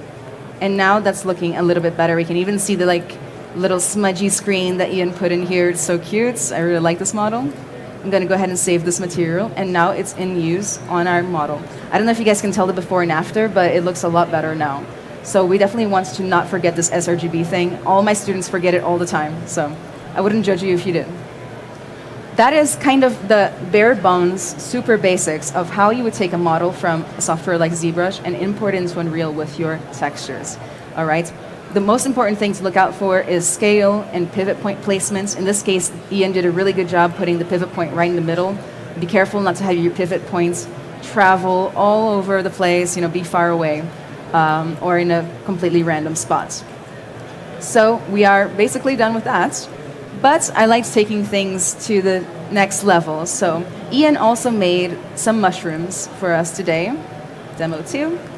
He made these little mushrooms right here. I actually have them in the presentation. And these are the colors that Ian chose for his mushrooms. I really wanted to incorporate them into my project, but the aesthetic doesn't quite match, because I wanted to go for something like cool with pinks and blues, and this is not quite right for me. So what I did in Substance Painter was I used the same file he made, but I turned it into a black and white alpha. That way I can apply color specifically based on this black and white value. So for example, I can apply blue color to the cap and pink to everywhere that's white. So I already made those maps, and I'm going to show you how to set that up. It's a really nice way to not always be stuck moving between softwares, bringing things into Unreal and giving the level designer, environment artist more control. So I'm going to, I believe I already have a material in here, but I'm going to make another one. I'm going to name it correctly using the Unreal naming conventions, which is M_ for material. I'm going to call this one Ian's Mushroom 00. And I'm going to open it up. For now, I'm going to untab because I need to be able to drag in my textures, and it's kind of hard if I don't untab. And I'm going to go browse for my textures. I did this offline, but I've already imported them by just dragging them straight in and giving it a little wiggle at the end. And let's go ahead and set it up. So first I have my base color. I'm going to set that up into the base color input. Next, I think I have my normal map, like so, right into the normal, like so. Then I have roughness, which I believe I've already turned off as RGB. Let's check. There it is, turned off, perfect. I'm going to go ahead and plug that into roughness, like so. And by the way, this is one of those things, whenever an artist is coming to me and they're like, I need to learn Unreal right now, what do I need to learn? All you need to know is how to import your models, apply a material on there, and maybe light it a little bit as a 3D artist. But if you want to take it farther, then you're in the right place. So the metallic, of course, we're just going to throw it in there, even though it's not metallic at all. I always do that anyway. I'm going to apply, and let's go ahead and put it in the scene. Where's my little mushroom? There it is. It's kind of tiny. I'm going to make it a little bit bigger. Bring it up a little. In this case, the ideal pivot placement would be to put it at the base so that it would snap to the floor. Another pro tip that you can do is, as you're placing things and you want them to snap to the floor, just drag it above the floor and press End on your keyboard, and it will take the lowest points of the item and bring it towards the floor. It's not quite perfect in this case, but there it is. And then we're going to apply the new material I just created, Ian's mushroom, to the mushroom. Let it compile for a second, and there we have Ian's adorable mushroom. But like I said, the aesthetic doesn't quite match with the rest of the level, right? So let's go ahead and elevate this a little bit. I'm going to open him up, and what I'm going to do is I'm going to apply that black and white texture that I told you about in order to basically mask the material and be able to apply colors selectively. So let's grab that texture. It's in here somewhere, I believe. There it is, the alpha. And I'm going to drag it in. Again, the goal here is to use the white parts to apply one color and the black part to apply another color. Like I said, the materials, just like coding and Unreal Engine blueprinting, is a node network. which means that we can use a bunch of nodes like multiply, add, mathematical terms, general mathematical terms, and we can do things like Photoshop blend layers almost here. What I want to do is I want to use a node called a lerp, or a linear interpolate, like so. What this node does is actually pretty fancy. I love it. It's my favorite node, okay? So what this does is it'll take one input, which stands for 0, and one input, which stands for 1. If we use this as the alpha, everywhere that's black stands for 0, and everywhere that's white stands for 1, which means that I can mix two things, and I can apply them only in those areas. So I'm going to go ahead and plug that into my base color. Probably going to get an error soon, because it does not like it when you don't plug anything in. And what I'm going to do is I'm going to add two colors. Pink and blue is fine for me today.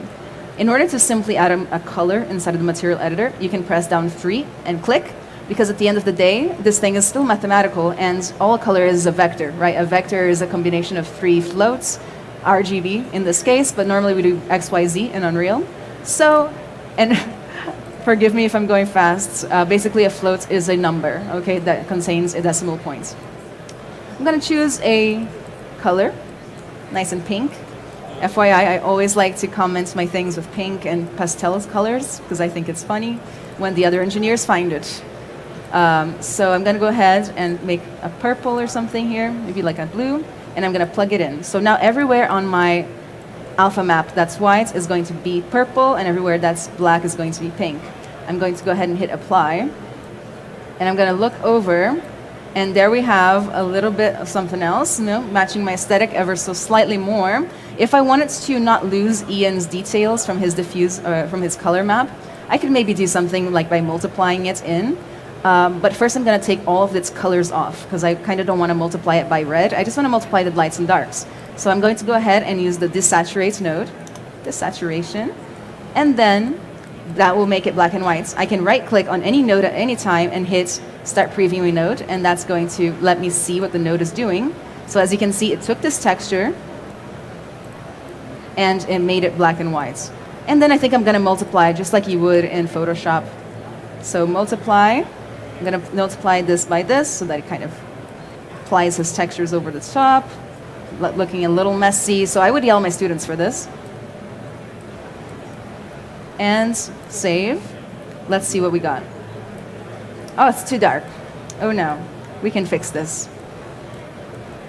Let's see, I can multiply it again by a different color. But let me show you guys the actual important parts real fast before I run out of time. Apply this. So the cool thing is that I can gain more control as the level designer or environment artist over what each individual mushroom looks like by getting my material and creating what is called a material instance, which is basically a child version of our material, which can show us all of the different options that we've already created, such as color. I'm going to create a material instance, and I'm just going to leave the name as it is, and I'm going to drag it on. So I could open up this material instance, and you can tell that the UI is completely different. It's a lot more simplified. Let's set up some options so that I can, as the level designer, change all of these options here, change the colors and things like that.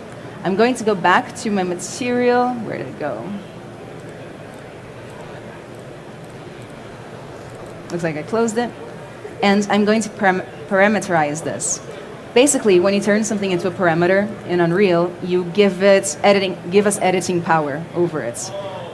So I'm going to be able to, as the editor, change all of these colors. I'm going to right-click. You can do this for anything. Right-click, convert to parameter, and I'm going to call this color 1. And I'm going to right-click, convert to parameter, color 2. And now, if I save and go back to the level, like so, get my little child open here. Let's untab really quickly. I'm going to change the colors easily by just clicking here and switching them as I wish. So this will give you a lot of power if you want to ever, customize things on the fly inside of Unreal. I highly recommend it. It's like 2 seconds of work, and it saves you so much time instead of having to, for example, create only colors in Substance Painter. So if I create multiple versions of this little mushroom, poor little guy, kind of looks like he has a disease. I'm going to duplicate this, apply it to the new mushroom, open it up, untab, and then I'm going to change the colors. So you see where I'm going with this. When I was working on this project, I only had around 2 weekends to complete this entire level. So I had to ask myself, how do I work smart, not hard? And this is just one of the many ways that we can save a little bit of time to create some variations. For example, I used it on these little guys right here. They're all the same. I didn't have to create new textures or anything. I just was able to, I was just able to do this to them. So, next thing on the docket is a little bit more complex, I think. Oh, yeah, blocking out and set dressing. So that's an important part of creating a level in Unreal. So basically the idea of blocking out, as you might imagine, is about creating the overall layout and skeleton of your model. So all I did was I took the landscape tool and I created out kind of this general shape of the level that I wanted. I had some old mushrooms in there, and I was able to flesh it out bit by bit. I work in an iterative form in which I do a little bit of everything every time I do an iteration. So I do a little bit of lighting, a little bit of texturing, a little bit of layout. Then I do it again and again and again, better every time. So this is basically what we're looking at as the level came together, like so. And we can see that I was replacing a bunch of meshes and things like that. But I still was on a super tight deadline, and I needed to figure out ways to save even more time. So that's when I created this tool that you can see that uses only 3 meshes to create basically an infinite amount of meshes from that. So basically I created this mushroom tower that can be replicated infinitely with different heights, widths, sizes, colors, meshes, shapes, and things like that. And I'm very interested in being able to show you guys today because it's actually not as hard as it might seem, at least in my opinion. All right, so let's look in here. Demo 3, and this is part of our mushroom tower here. So I think I want to look at mushroom tower 2. It needs to compile, but as I move it around, it will update itself and change in order for me to be able to have as many as I wish. So you can kind of keep moving them. It changes the heights, width, colors, like I said, it changes everything. And I think this is essential because if I wanted to do this manually, let's say, it would take me forever. First, I would grab the stalk of the tower, like so, put it in place, get it just perfect, exactly the size I wanted, like so. Then I would have to find the tops, because I made this modular. So here's the 2 tops that we used. And I would have to somehow stick it on there. I would have to get in really close, kind of look around, try to match these 2, like so. Then if my art director was like, I don't like this shape, well, shoot, now I have to change it by replacing it here in the static mesh. And it wiggles, it changes its direction. Oh no. So now I have to come back in here and drag this on there again. Or maybe I can group them, but that doesn't help much. And it won't let me edit so well. So I'm always trying to get my students to do their own tools with Unreal. That way they can save a little bit of time. And normally they don't do it, but then they regret it after. I've always heard that. So let's get into it. So we're going to use a little bit of coding today, but not a lot. So let's get into blueprinting. I don't know if you guys have ever heard of blueprinting in Unreal, but it's basically a visual type of code. It uses C++, and we don't have to know any C++. That's the best part of this whole thing. To create a blueprint, you're going to right-click on the content browser and go to Blueprint Class. And I'm just going to choose. There's all these presets for different blueprint types that we have here. So I'm going to choose just a basic actor, and I'm going to name it BP for blueprints _ demo mushroom tower. I always start with 0, which kind of triggers a lot of people that I know. I don't know if you guys relate to that. So in here we have our blueprint editor. We can do anything with this. We can create a rocket that shoots off other rockets. We can do a bear that's trying to kill you. We can do all sorts of things. But today we're just doing a mushroom tower. Just to give you an idea, right here is where we have all the components of our blueprints, which is basically the sub parts. So for example, the tower itself, the mushroom top itself will all be in here. Here we're going to have some variables, some functions that we can create. Here we have the details for everything that we've selected. So if I add a static mesh in here, I'll be able to change the details. Up here I can simulate it. We're not going to do that today too much. But this is the viewport. Blueprint has three main parts. The viewport, where you can see it come to life. The event graph, which is where you would do code that fires off during the gameplay itself. So for example, if I'm making a game, begin play fires off whenever the game starts. We're not going to be using this because this is a tool for the editor, not for games. And we can use construction scripts, which is what we're going to be using today. Construction scripts fire inside of the editor itself without the game having to play. And also, they fire off every time this model or this blueprint has been edited in any way, which is why when I drag it, it updates. See that? So any time I change any parameter, for example, change stock height or refresh it, I guess it's not. Oh, I should probably actually change it in here. Make it shorter, higher, whatever. It will update everything. So let's go ahead and look at it. So the first thing we need to do is we need to set up all of our components inside of the viewport. I'm going to start by adding the stock that I want. Let me make sure I add the right one. So I'm going to start by adding a static mesh. Static meshes are just meshes that don't deform in any way. And I'm going to name this a stock. There's obviously nothing in here. In here, we have all the details, as usual, for everything that's selected. And I can see my static mesh is set to none, which is why I can't see it. Let me just make sure that I have the right stock. So it's right here, stocks for blueprints. All these four are the variants we're going to be using today. I'm going to select any random one. And then I'm going to go back to my blueprints, and I'm going to click this little arrow button, which will apply it. It's huge. It is a tower, after all. All right. I'm going to then apply another static mesh.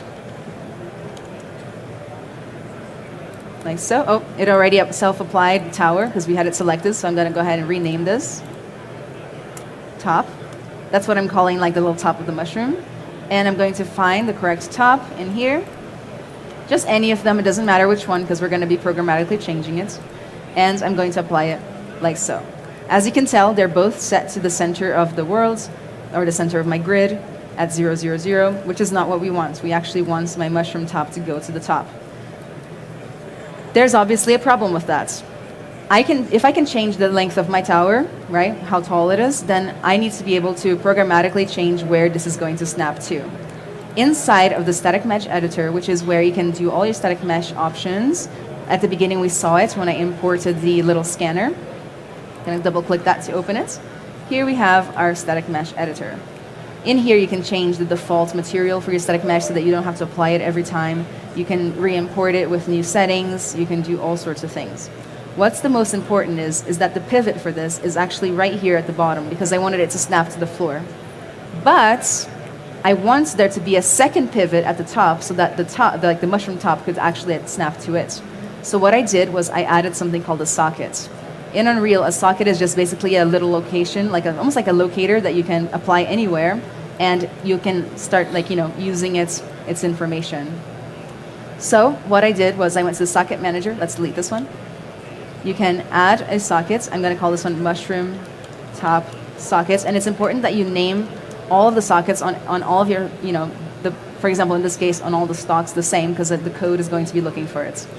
So I'm going to go ahead and bring it up to where I want it, wherever I want it to snap. I'm not going to do it all the way to the top. I think a little bit lower is good because then the mushroom top will be snugly fit on there. Let me just try to center it as best as I can. And now I'm going to be able to snap the mushroom top to the socket. All right, let's go to our blueprints. And what I'm going to do is I'm going to open up the construction script, and I'm going to go ahead and snap them. So what I'm going to do is I'm going to grab the top, and I'm going to drag it in. We can edit the properties inside of this. We can manipulate it. We can move it, scale it, all sorts of things directly in here inside of our node editor. All right, so what I want to do is I want to move this top into where the top of the tower is. I'm going to also grab the stock, and these are literally references to these static meshes that we've already created here. So what I'm going to do is I'm going to get the location of the top of the stock so that I can apply, so that I can just get the top put on there. So I'm going to go get socket location, like so. and I'm going to make sure to type it in correctly. One of the good things about blueprinting is that you don't need to type things in correctly, except for like some small circumstances. So mushroom top sockets, like so. I'm going to get its location. So basically, I'm getting the stock, getting the mushroom top, this little socket, and getting where it is. And then I'm going to take my little top, and I'm going to give it a new location. So set world's location, like so. These are relatively basic nodes. I like to try to keep them organized, but honestly, sometimes I can't. If you grab 2 nodes and you press Q on your keyboard, it actually straightens them out. Every time I bring that up in class, the students are like, oh my god. So I'm going to just connect the execution line. The way blueprints work, for those of you who don't know, is this white line is called the execution line, and it is where the code fires off. So something needs to happen in order for the code to fire off, and it's going to travel from left to right into whatever little snippet of code, which is the little node, and then it will do whatever it says. So from here, whenever it updates with the construction script, it's going to move forward and set the world location on the mushroom top. I'm going to connect, I always tell my students, yellow to yellow, blue to blue. I'm going to connect the location of the socket to here. I'm going to compile, and then I'm going to try it out. So let's go put it in the world. I'm going to delete these 2. Actually, they're fine. Which one am I doing today? Like so. And let's see if it will fire off. Oh my goodness, no. What did I do wrong? Let's find out. Mushroom top sockets, let's see. Mushroom, oh, there you go. See, spelling things correctly. Sockets. Somebody spell check me, please. Let's go ahead and save this. Did I do it wrong again? Okay, never again. There it is. So now it's going to stay together, and also if I decide to change the length of the stock for any reason by coming in here inside of the blueprint itself, selecting the stock and manually changing its size. Where is it? So I'm going to do it on the Z because the Z is up in Unreal. As I make it higher and lower, it should also make the top move together. So that's our first challenge down. So next we can randomize the stock mesh, which is the most fun part. So I'm going to go ahead and take the mesh, and I'm going to set new meshes to it. When it comes to the execution line, I can split it, I can stop it, I can control the way it moves. So what I'm going to do is I'm going to split it so that it goes to 2 places at once. I'm going to disconnect this by pressing Alt and clicking on it, and I'm going to add a new node called a sequence. The sequence will literally split the execution line. First it'll do one thing, then another thing. I can add more things like third, fourth, etc. Basically, what we're doing here is we're going to make a lot of different little pieces, little baby pieces of code that all fire off together. So this one should actually come after, because we want to update the shape of the stock first and then change the top. Otherwise, if we don't do it like that, if we do it the top before, it's not going to know that the shape ever changed. We're going to get the stock, like so, and we're going to use a new node called set static mesh. So set static mesh is going to allow us to change the actual input of the static mesh right here on that stock. I want to set it to something new. In this case, I want to randomize. But I need to get the randomization from somewhere. What I'm going to do is I'm going to create a little list that contains all of the different stock options. All right? There's a lot of list creation in coding. For those of you who do a lot of coding, you know this. Lists in Unreal are called arrays. What I'm going to do is I'm going to add a variable, and I'm going to call this stock options, like so, and I'm going to change its type to static mesh. And now this thing will be able to contain all of my static meshes, like so. I'm going to compile first. It gets mad if you don't compile. And right here, it says make this variable a container, an array, or any other selected type. An array will let me put multiple things inside. So I'm going to compile again, and I'm going to add multiple elements, and I'm going to find all my different little stocks that were inside of my blueprint. There's 4 of them, so let's go ahead and put them in. So I should probably close some of that stuff. 1. Let's close. Real fast, let's close all this stuff because I'm getting confused. There you go. 2, 3, and 1 more. All of these have already gotten their sockets put in before. 4. So now I have this wonderful little list that has all of these stock options for me. I can grab that list, like so, and I can drag out of it, and I can say random. So it just grabs a random thing from inside of my array. I'm going to plug that in, blue into the blue. So basically, the idea here is, whenever this code fires off, I'm going to connect it real quick. If you double-click on the line, you can reorganize, like so. So it's going to take a random option from the side of the stock options and set it. And then it's going to move the top. Let's compile and see if I did everything right. If I did everything right, it should change. Oh no. Let's see what we did. Stock options, random set static mesh. Let me check my notes real quick. So let's check if everybody's in here. Everybody's good. Stock has default settings on it. Strange. Hold up. Let me save it just in case. It wouldn't be a true Unreal demo without at least one thing going slightly wrong. Let me just make sure everybody's okay. Did I do all 4? Any questions so far, by the way? I know I'm going a little fast.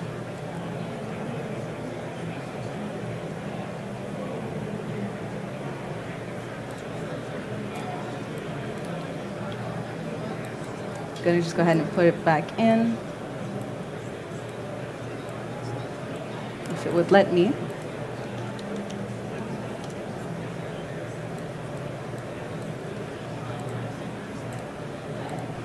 There you go.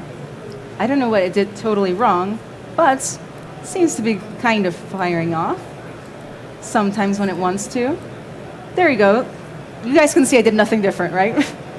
You guys are all witnesses to this, right?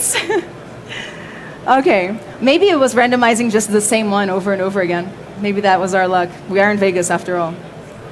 So there we have, and you can see that the hard parts we've already done, which is the little top moves along with the stock, which is already a huge win for anybody trying to put something together quickly inside of Unreal. All right, so let's say I want to change the stock height easily and change the shape of the top of the mushroom here. So I'm going to do that real quick by creating yet another variable. This time it's going to control the height of the little tower. So I'm going to disconnect this because we always have to update the top at the end. And I'm going to create a new variable, in essence called tower height. Like so. It should not be a static mesh array. In this case, we're going to use a float. So like I said, it's a number. And we're not going to make it an array. A little single one is fine. And let's set it to something by default. So let's set it to 1 by default. Otherwise, the tower is going to be like on the floor, unexistent by default. So to do that, we're going to really quickly grab the static mesh of the stock, and we're going to change its height. So what I'm going to do is I'm going to set relative scale. Just so you guys know, there's a difference between relative and world scale. World scale, I like to say, is like north, south, east, and west. And it kind of takes your scale based on the worlds or your location, whereas local space is more like right, left, front, and back, where it's like if I turn, my right always stays in the same spot, right, in relation to me. So what I'm going to do is I'm going to connect that, and let's go ahead and choose what scale is going to go in here. So I want the Z to change, because in Unreal, Z is up. So I'm going to go ahead and grab my new tower height, and I'm going to put it into the Z, but it won't let me. Oh my goodness, it's turning it into a vector. I want to only change the Z. To do so, I can right-click and split this vector into its 3 parts, and now I can apply it directly to the Z. But if I leave it like this, it's going to change the 2 other scales to 0, 0. And we don't want that, because it's going to be the skinniest tower ever, invisible. So what I'm going to do is I'm going to get the existing scales for the tower already and put it in. Or I can just type in 1, 1, because I don't plan on ever creating code that will change this. But let's say I did. I would go ahead and say get scale, like so. Make sure that you always match relative with relative. I can split this as well, and then get the original X and the original Y. So basically this is already storing what the X and Y were already, so we're not changing it in this case. So you can do both. Let's see if it'll work on the first try. Oop, I forgot to connect the code down here. It helps to connect it. That's my #1 tip for today. Let's move this. Compile. And there we have, it's not doing anything because we need to manually change the heights. In order to manually change anything inside of your blueprints, you need to make it public. You can simply click the little eyeball button right next to it, compile, and then now tower height is a variable. So I could set this to like 0.5 to make it shorter, or 2 to make it super long. There we go. And it will kind of move along. Looks like I parented the top to the tower itself, to the stock, which means that when I'm increasing the size of my tower, it's stretching the top. I don't want that. So what I'm going to do is I'm going to unparent. Just like in any 3D software, if you parent one thing to the other and you change the parents, it's going to change the child as well. So let's go ahead and do that. Oops, slightly offset. I wonder what I did there. Should be all good. If nothing else, I'll just parent it again. It'll all be fine. Let me make sure that this is set to 0, 0, 0 location. Oh, there it is. So I'm going to set this back to 0, 0, 0 location. Looks like we're manually changing where it goes. Just going to undo that because we're running out of time.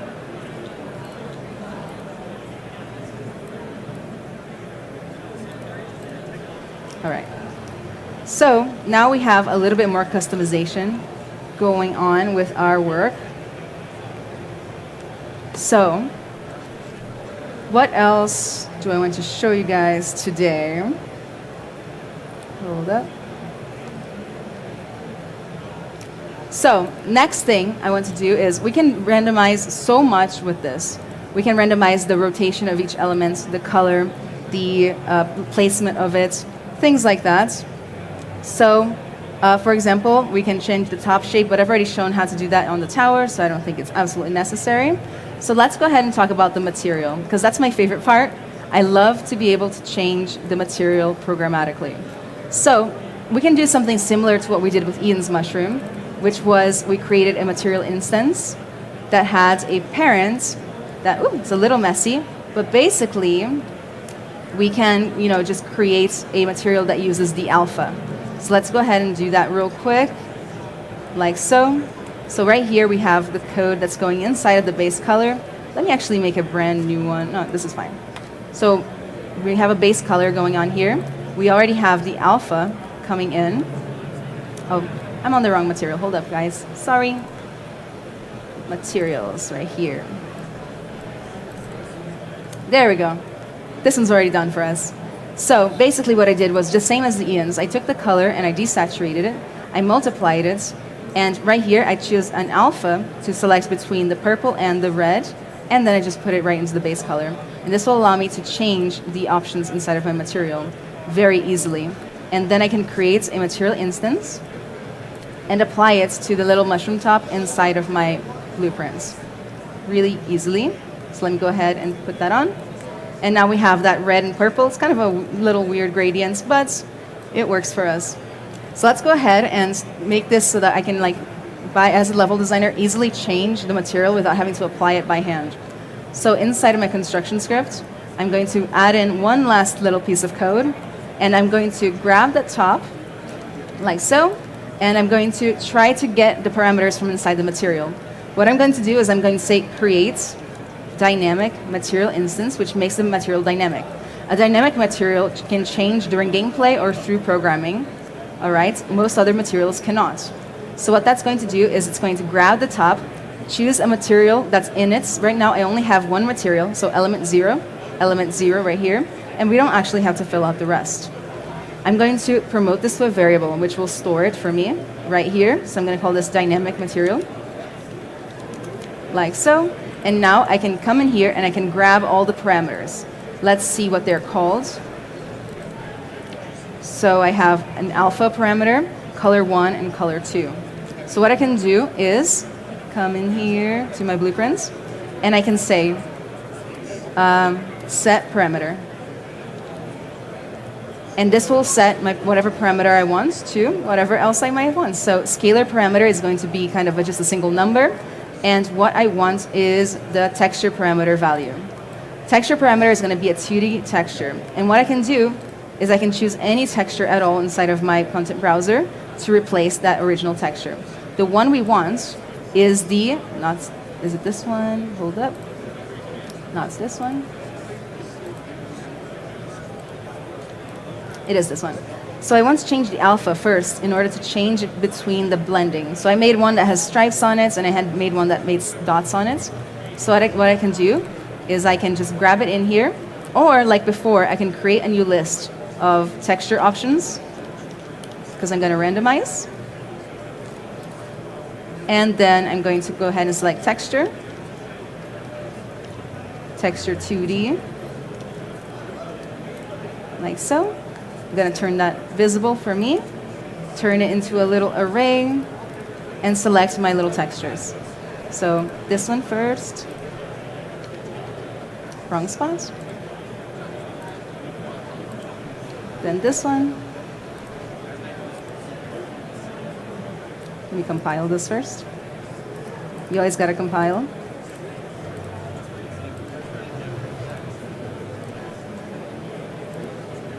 Sorry. And last one. So now, if I select this, and I get a random from inside, and I change the parameter name to match this, so it says alpha.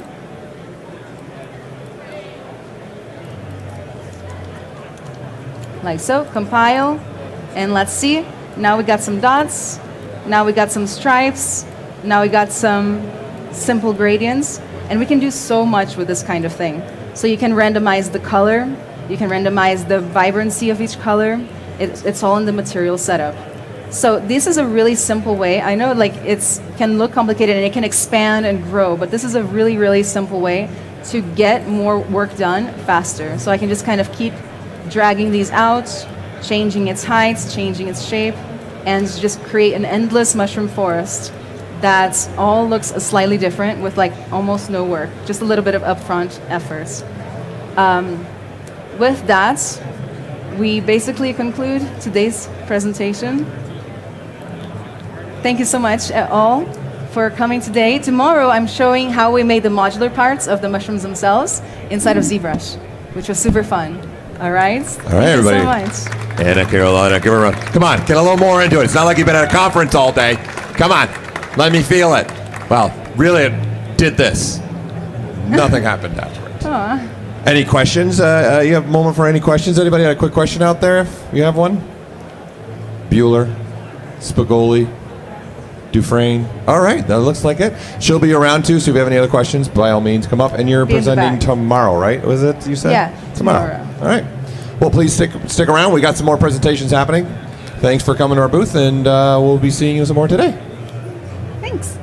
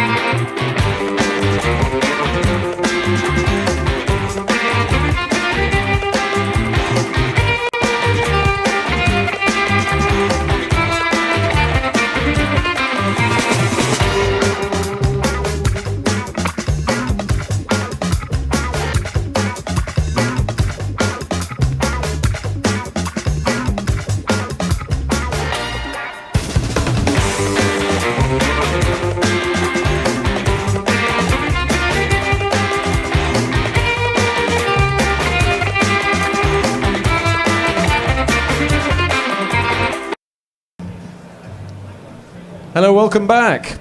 We've had a range of different workflow demonstrations, and we got another fantastic one from David Mellor, and we're delighted to have him back here. And also, David, I believe you were top 5 in Clint's Endless Engines competition just recently, so well done for that. That's very good. Thank you. And David's going to be talking about workflows for VR and all sorts of Maxon tools, things like Cinema, and a little bit of Redshift, and maybe some ZBrush along the way. So, yeah, absolutely. Exactly. So, over to you, David. Yeah. Hey, everybody. How's it going? Hope everyone's having a good NAB so far. Internet, what's up? How's it going? So what's up? Hey, guys. Today I'm going to be talking about how I bring in a lot of my VR content into Cinema 4D and give it that extra little bit of life, motion, and a good render output. So for those who don't know me, my name is David Mellor. Online, I go by Mellow Mograph. And currently, I'm based out of Portland, Oregon, where I work as a senior motion designer at Wieden & Kennedy. A little bit of background about myself. I went to school at the University of Oregon in Eugene, Oregon, where I was learning a little bit of 3D, mostly digital arts there. And through my time in school, I came across Grayscale Gorilla, which I'm sure a lot of you know of, from a friend, and that's how I discovered Cinema 4D. And so that's been my tool of choice ever since. And in the last year, I've used VR to amplify that further. So with the new presentation, I'd love to share with you a brand new reel that I put together.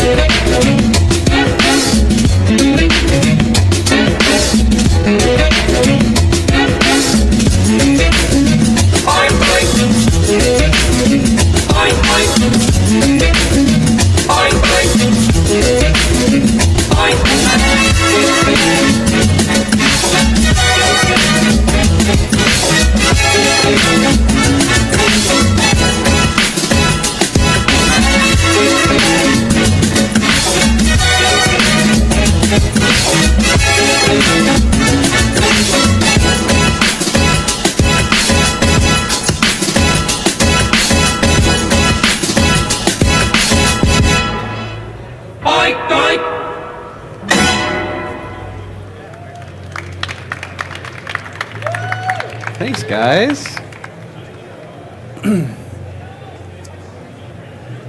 So, first thing I want to talk about is my tools of choice. I mentioned that I use Cinema 4D. I've been using that for the last 10 plus years of my career. It's been my bread and butter for all my projects, both personal and professionally. I use ZBrush to take some models that I'll want to add extra details to. ZRemesher is incredibly powerful, so I'll use that for processing more organic models or sculpting in extra details or even doing poly painting or vertex painting. In the last year, I've been using a lot more Substance 3D, specifically Substance 3D Modeler, which launched last fall. And I've been using that as it is a VR desktop hybrid modeling solution. And I've been using it primarily on the VR side of things. I'd used a little bit of VR before, but I didn't really get into it until I started it with Substance Modeler. And then lastly, I'll use Redshift and also the Cinema 4D standard renderer. I use Redshift for my nice high-end photoreal, high-quality rendering, and then I'll use just Cinema 4D standard to do more stylized passes like halftones and tune shaders and stuff to just give it a little extra flavor. So on that note, why do I use VR? I love using VR because I sometimes will sketch on paper, but a lot of times I'll just do my prototyping and concepting directly in 3D. VR allows me to sketch and create my final all in the same file, essentially. It blurs the line between physical and digital creation because I like to create things with my hands, and VR allows me to create the digital art that I love with my hands and my body. I can manipulate forms that I couldn't normally on a standard screen. When you're just using a tablet or just a standard desktop window, you're still moving in a 2D plane, even when you're working in 3D. With VR, I find that I can actually manipulate. I can take an object, I can grab it, I can pull it any which way. I'm not limited by a screen. I'm essentially, my face is the camera, and so I can navigate around in a much more organic way. Lastly, I love to use it because I can see my work at any scale. I like to build environments, and sometimes it's cool just to see yourself in that scene with it super blown up so you can actually see what it's like in a final output. Or on a smaller scale, if you're working on product design, you can use it for that to see how big or small you want your final product to be. As far as Cinema 4D goes, I was really drawn to it because it is the most designer-friendly 3D tool that I've ever used. It's got a lot of great features. The UI, UX design is really great. Mograph, it's in the name. I love using it for motion graphics. And there's a ton of modifiers in there to really amplify your work. And to that note, the Maxon noise library is just phenomenal. There are so many different types of noises that you can use to mix and match, build textures, modify clones, deformers, everything. Essentially, it's a great tool to build your animations really quickly, whether it's for product, whether it's building an environment. It's amazing. So to that note, this is what I'm going to be sharing with today, what I've made. So taking everything that I talked about previously, using VR, Mograph, Cinema 4D, ZBrush, I'll do a breakdown of how I created this piece. As you can see, there's cloners that drive all the placement of the flowers on the tree. The flowers, and the bird were all sculpted in VR. I'm rendering this in Redshift, and I'm even doing a little bit of 2D Mograph in the background. So for my piece, I started with a mood board. My favorite bird is a toucan, and it's also spring, so that was a very simple concept to come up with. I'm also a big anime and games nerd, so I wanted to draw from a lot of that inspiration, more like cute claymation type characters as well. And once I got that figured out, I did a quick sketch on my iPad just to get an idea generally what the composition would look like for me. And while I don't have a VR headset to show you guys today, I did put together a short VR time lapse to demonstrate what that looks like in there before talking about my process in Cinema 4D.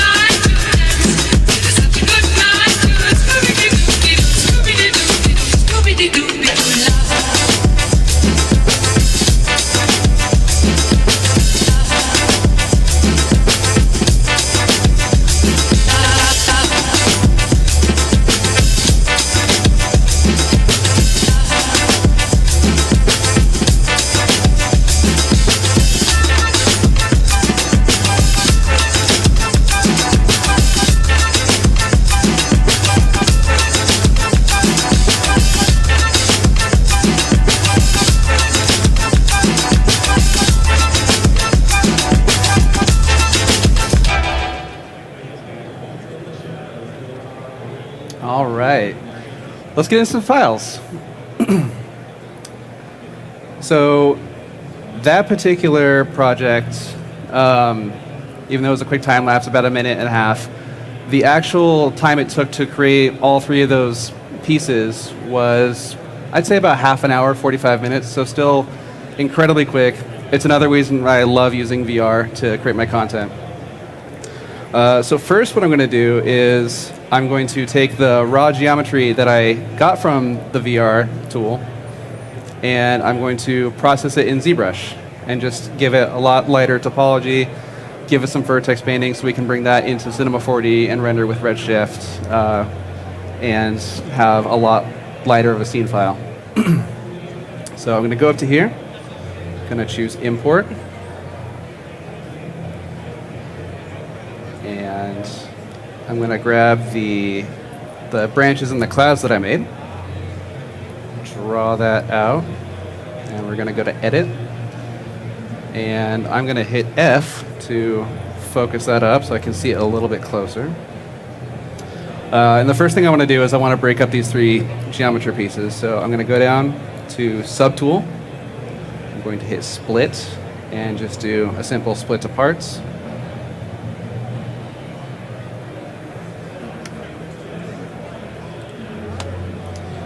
And now I can work on each of these parts individually. I'll start with the tree branches. And right now you can see that is super, super dense. That's going to slow our scene down way too much. So let's bring that down just a little bit. And I'm going to do that using ZBrush. So I'm going to come down here.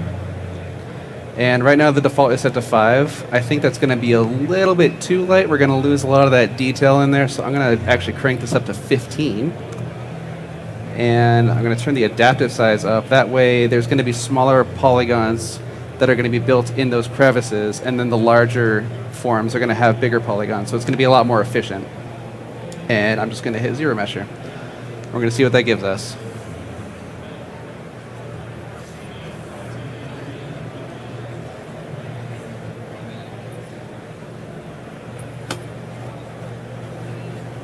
All right, that's looking great so far. Turn that off. There's a little bit of oddness happening here and down here, and there is a nice little fix that I came up with to remedy that. What I'm going to do is I'm going to go into Dynamesh. I'll do a higher resolution just so it maintains that same form. That was a little bit of feedback. And I'm going to run Dynamesh. And once I do that, I'm going to go back into ZRemesher. And with those same settings, hit it again.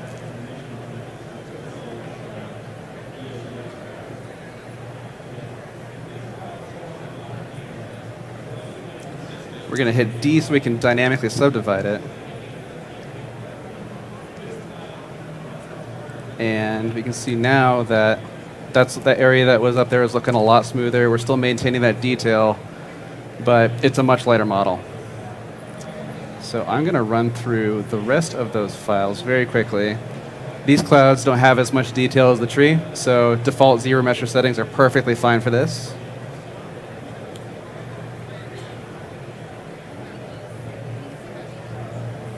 Hit that. That's looking great. We can actually go a little lighter. Let's go down to 1.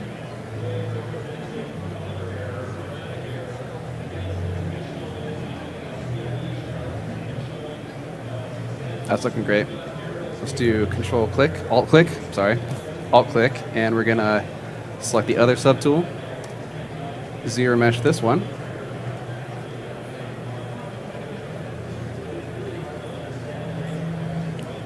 Perfect. And so if we hit D to dynamic subdivide, you can see that it's looking nice and smooth. It still has the same level of detail that I wanted to keep, and it's much more production ready. So I'm going to turn this back on.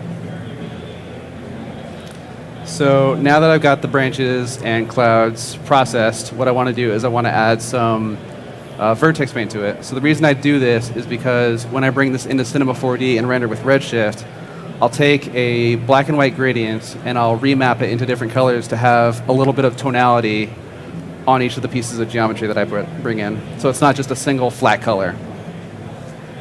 So let's start with this cloud since I selected already.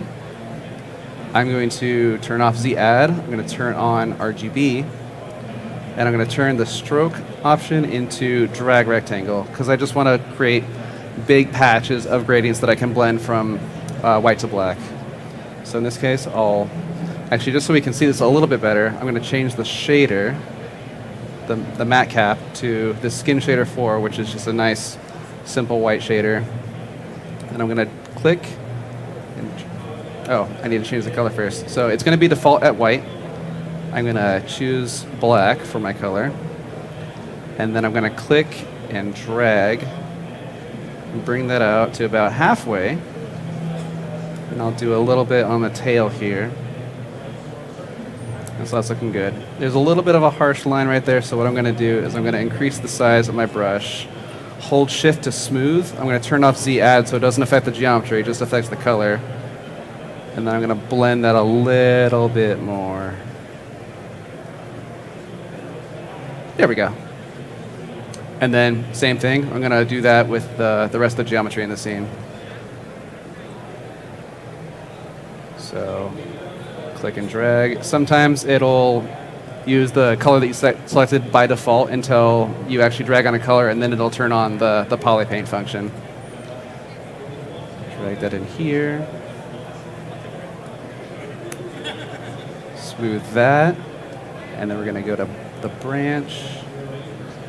Getting a little crazy here, so I'm going to refocus. And then I'll click and drag out these gradients. Down here, up here. And we'll do a little bit at the trunk as well. And then, again, we're just doing a little bit of blending to smooth that out, so it's a much smoother transition. If you want to get out of dynamic subdivision, by the way, you can hit Shift D. So D will enable it, and Shift D will turn it back off. But that's our geometry for the branches and the clouds. Some folks, including myself too, may want to keep the entire process inside Cinema 4D, or maybe you don't have ZBrush and you only have Cinema 4D. And if you do, that's totally fine too. I'm going to show you how to do the same process inside Cinema 4D next. So I already have a copy of this saved, so I'm just going to not save it. And I'm going to go into a new file for Cinema.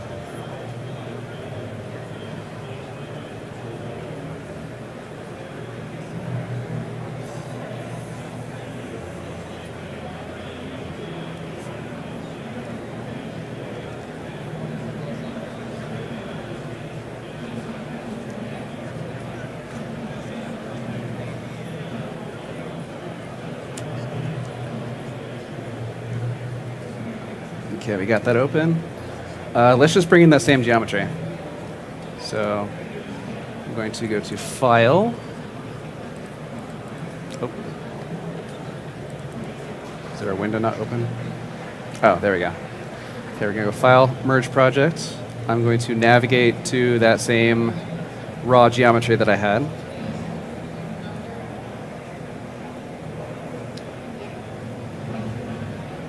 Open that up. Settings are fine.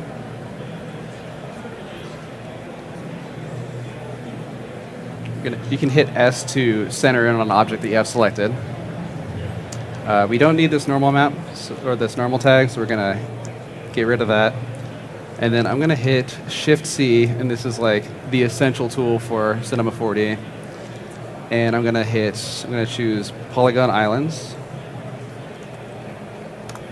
to split that up in the same way that we split it up into subtools in ZBrush. Grab all three of these and drag it out. We can delete that because that's just an empty geometry. And again, super, super dense geometry. We don't want that. We want to be efficient in here. So for this one, I will go subdivision density. I want to go back to polygon count. That's what I had in the previous settings. And while it's thinking about remeshing, I can actually navigate around the scene in real time and work on other stuff if it's like a bigger. So there we go. That's some nice clean geometry.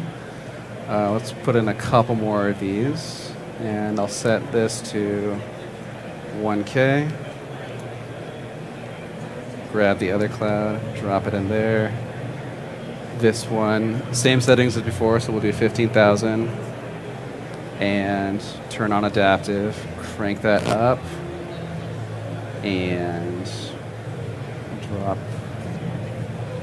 I put one more remesh in there. Drag that in there. It's gonna do a little bit of thinking.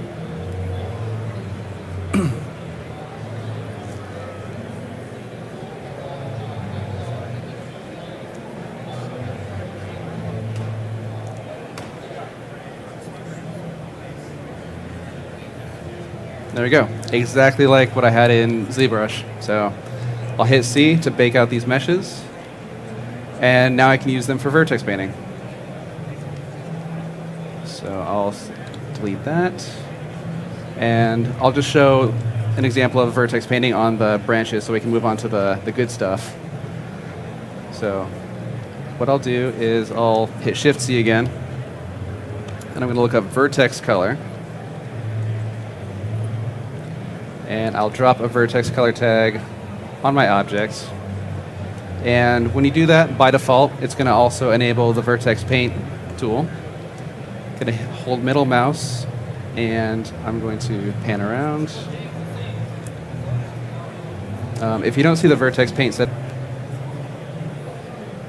and now I can just paint everything on just as before. And if I want to blend it, same thing in ZBrush. I hit Shift. Now I can smooth that out.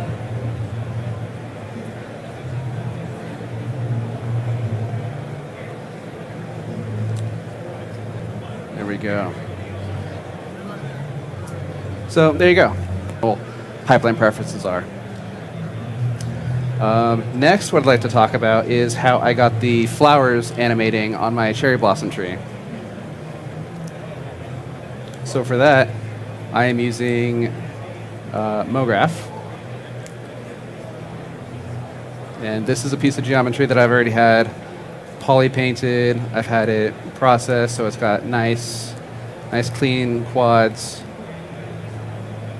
And it's perfect for animating. The next thing I did was I wanted to have metals, and I used a bend deformer. and the bend deformer will affect all the other clones in my object. For this, I just did a simple 0 to 30 frame animation. So it starts closed, opens up a little bit, and then it's not doing anything else after that. And the reason why that is because I'm going to add, so I did the same thing with the stamen of the flower, so 0 to 30.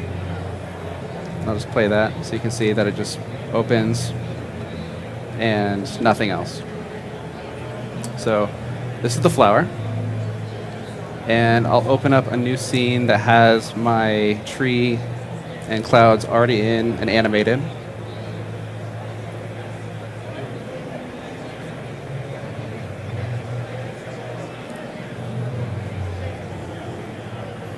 So we've got a nice blank scene. It's got our cherry blossom trees already animated. That's looking great. What I'm going to do is I'm going to grab this flower by the root that I created. I'm going to copy it, and I'm going to paste it into here. And that is the right size that I want. That's looking fine.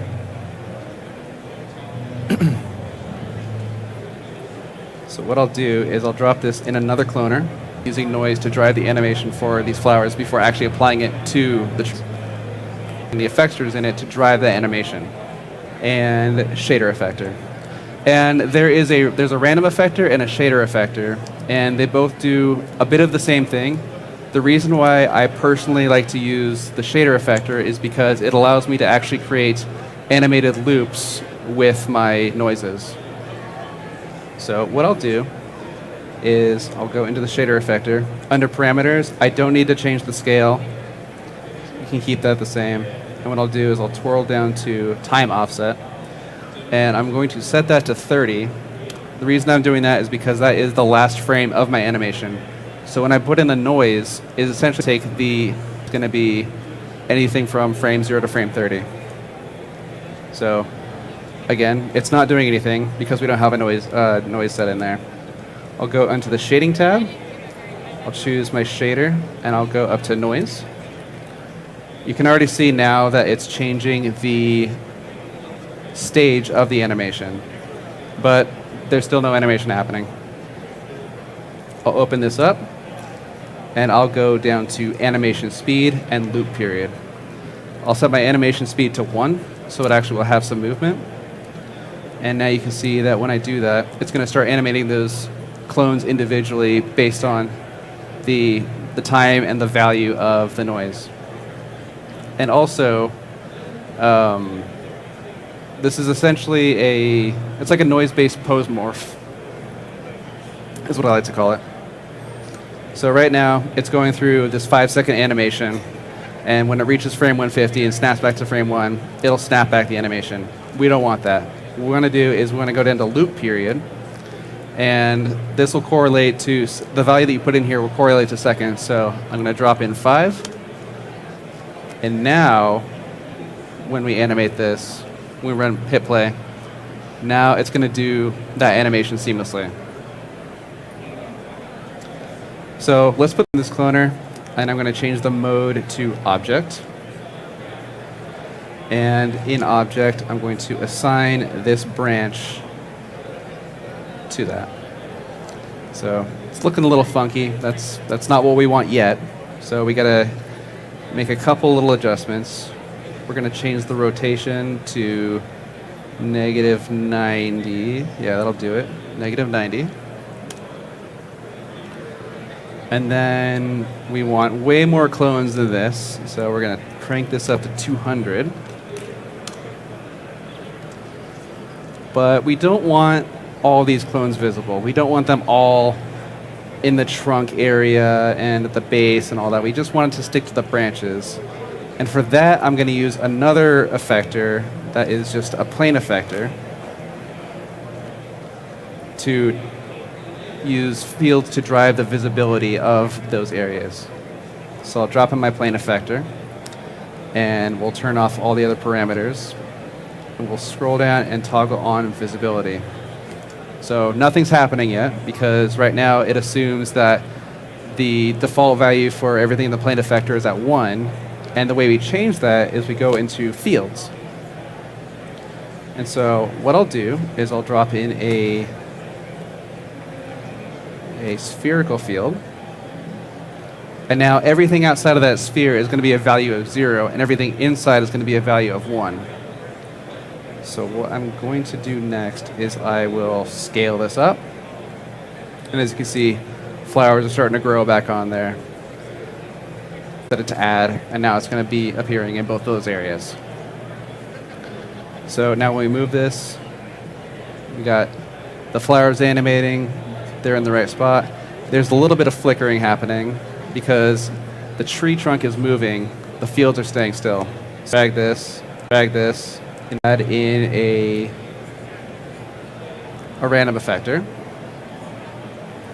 And I'm only using the random effector for static randomization. I'm not using it for animated. So in this particular case, it's perfectly fine. I'm going to turn off position. I'm going to add a little bit of rotation happening along the axis of the plant. So we'll do that to 360 so it's fully varied. And let's change the scale. We'll do uniform scale, and we're just going to scale this down. We'll use absolute scale, so anything that's randomly scaled up will go like that. If we want to do negative and scale down, we'll do negative 0.5. And there's a lot more variety happening now.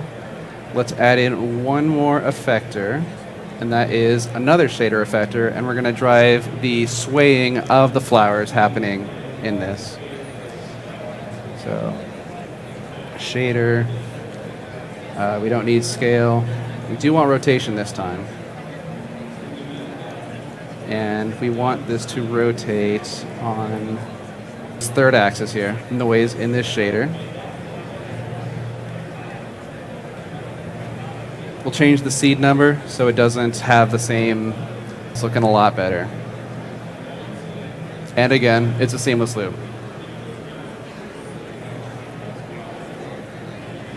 One more thing I'm going to add in here is when I go into rendering, I want to make the flowers have a little bit of variance in their colors. And I'm going to use another plane effector for that, and I'm going to use fields and a noise in the fields to drive that color variety.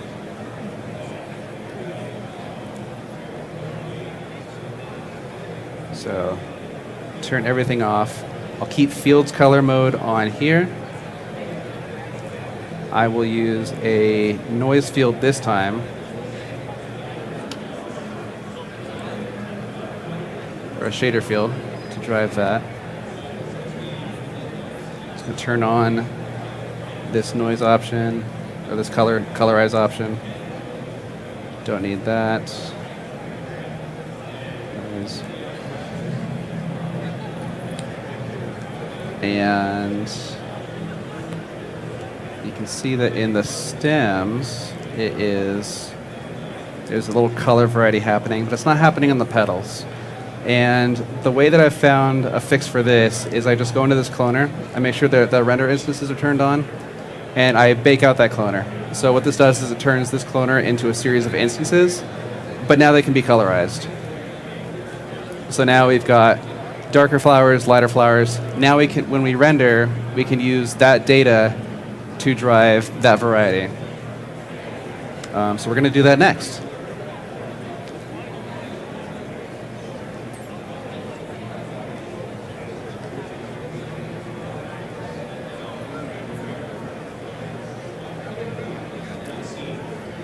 So here's our final animation using all the techniques that I shared before, save for animating the toucan character.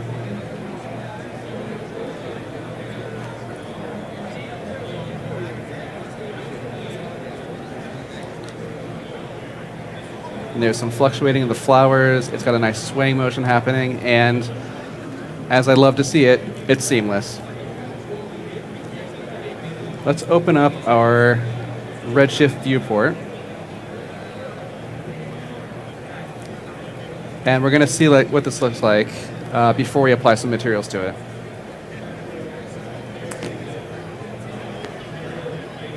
So in here, I've already added a 3-point light. This is usually my preference for lighting my animations. I like to keep it simple but very photographic. So I've got a main light here, just to flood everything. I've got a rim light on the right side that highlights a little bit more of that front area. And then I got another one on the back that highlights more of that rear area.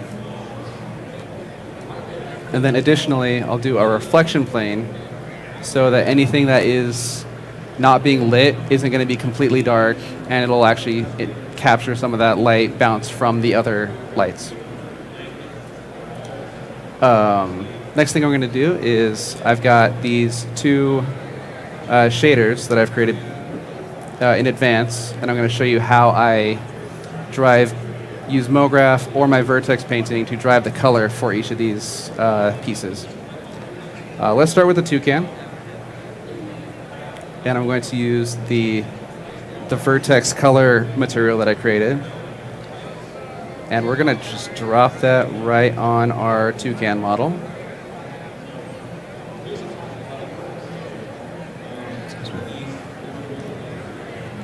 So let's open this up and see what's happening.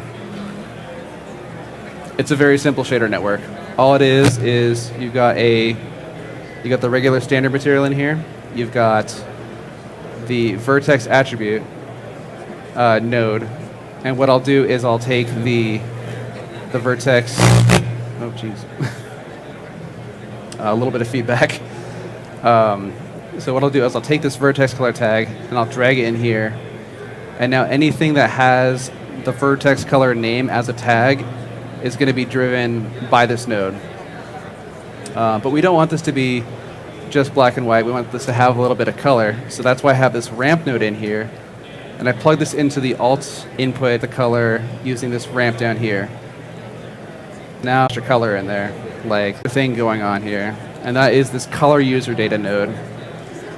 And what that is used for is that will take the Mograph color data that I had in my cloner, and then it will multiply that using this color relator node with the vertex colors that I assign here.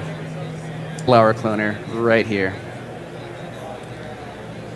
As you can see, there's not a whole lot happening. What you will notice though is that the middle to the outer part of the flower is going from black to white, and that's because of the vertex color data in here. And then the color user data from Mograph is going to be determining whether these are lighter or darker.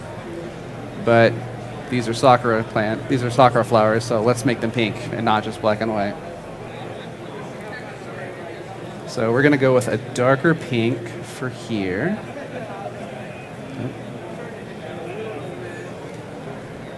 Right in there.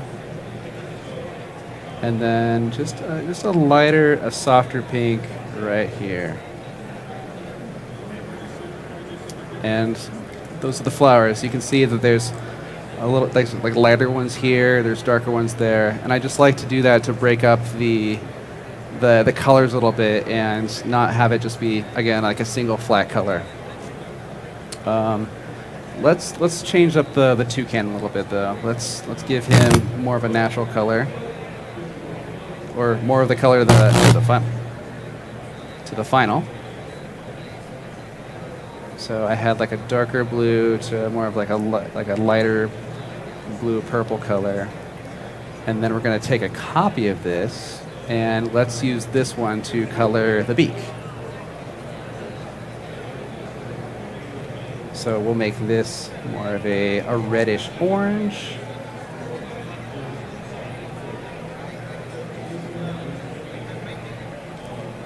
And we'll do more of a bunch of selection tags that I created when I was processing this model. So I have a beak top, beak bottom, belly, face, etc., etc. So we're just going to go in here. And I'm going to find that beak top, which is right here, drag that down, and now we've got that beak colored independently. We'll copy this color over, and we're just going to change that tag to beak bottom. I know I don't have a feet one in here. I think I have it colored with something else. let's do the belly instead. So take another copy of this. We'll make this just like a light, like a white to yellow. So white, do like a yellowish orange, kind of like how a toucan's neck or belly actually looks. Drag that in, and we're going to go to our, oh, there's claws. Drag that on there. Now you can see we're progressively building on these textures and materials onto the scene. So, Move your belt back to the other side. oh, ah. There we go. So, once we got that, that's pretty much it for the 3D side of things. But what I also like to use C4D as well is I like to do 2D motion graphics with it. So if you saw in the reel, I had some animated petals flying in the background of that, and that is using a same workflow that I used for the petals on the flowers on the tree, but just in 2D. So I'll open that up and I'll show you what that looks like. So that is right here.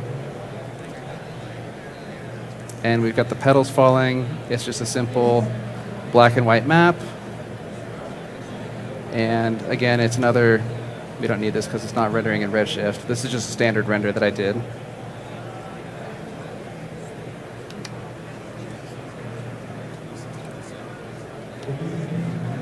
So just a nice, simple petal fall happening there. I'm using one shader effector to drive the position of the flowers. So this is what it looks like on its own. This is what it looks like with that turned off. And then the way I have this set up as a loop is I've got my cloner that has all the petal geometry that I built, and then I have that inside another cloner. So this is what it looks like without the extra loop. And then when I turn that on, I'm just creating copies on either side of the main cloner, and then I'm driving the speed based on how far they're spaced out.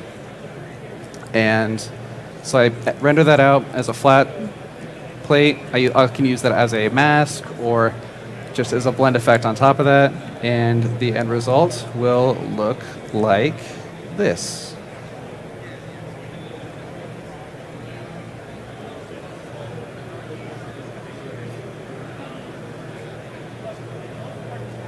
Leave that playing for a second. So there you go. One thing I didn't add is that I'm just using another type of noise to add these tree branch like lines in there, and that's just adding that into that color layer node that I had in the Redshift material.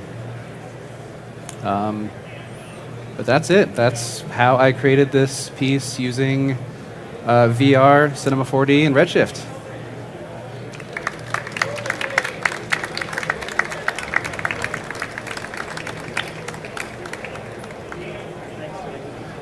And then, does anyone have any questions?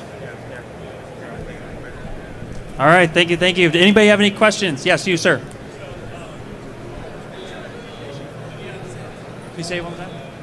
Implementation for VR set? Implementation for VR set? Is there implementation for VR set? Is there what? Implementation for VR headset? Oh, in Cinema? No. No. I'm sorry, what? Recommendations. Oh, recommendations. Sorry. I totally misheard you. Sorry about that. So I have a Rift S at home, so that's what I use for all my VR content. I've used a Quest 2 as well. And then I believe that with the particular software I'm using, which is Substance 3D Modeler, the Valve Index and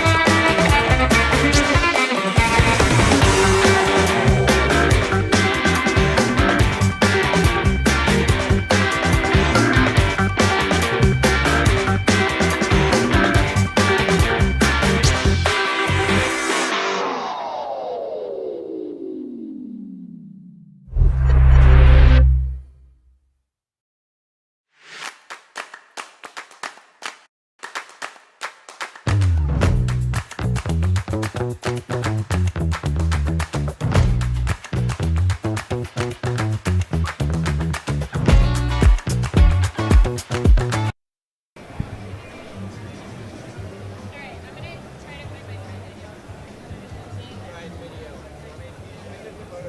ready? Hello, everybody. Welcome to NAB. Hopefully everybody's having a good time. So right now we have another artist, Brian Coleman, art director, motion designer. I can go on and on, but I think it's better to hear it from him. So go ahead, Brian, take it away. Thank you. Everybody hear me? Great. Hi, my name is Brian Coleman. I am a design director based out of Denver, Colorado. You can check me out on my website at briancoleman.com, on Instagram at Brian the Coleman, and on Twitter at Brian the Coleman. I work with After Effects, Red Giant, Redshift, Arnold, Octane, XParticles, and most importantly, C4D, which is the foundation for all of my work.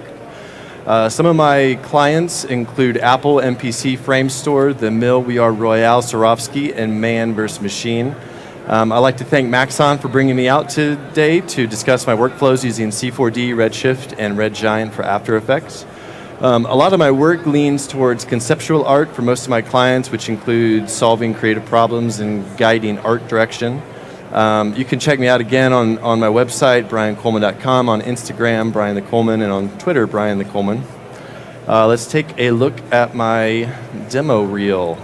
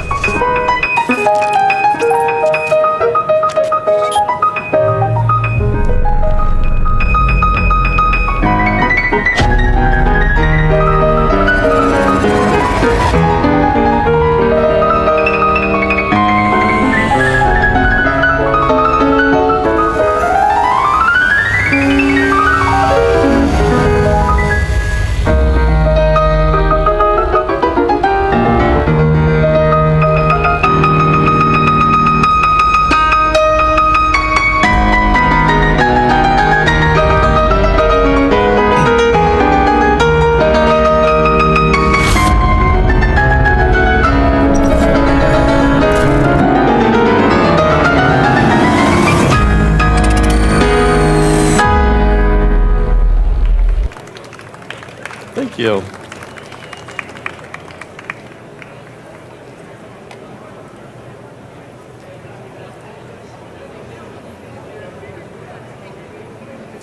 All right, back to where I was, demo reel.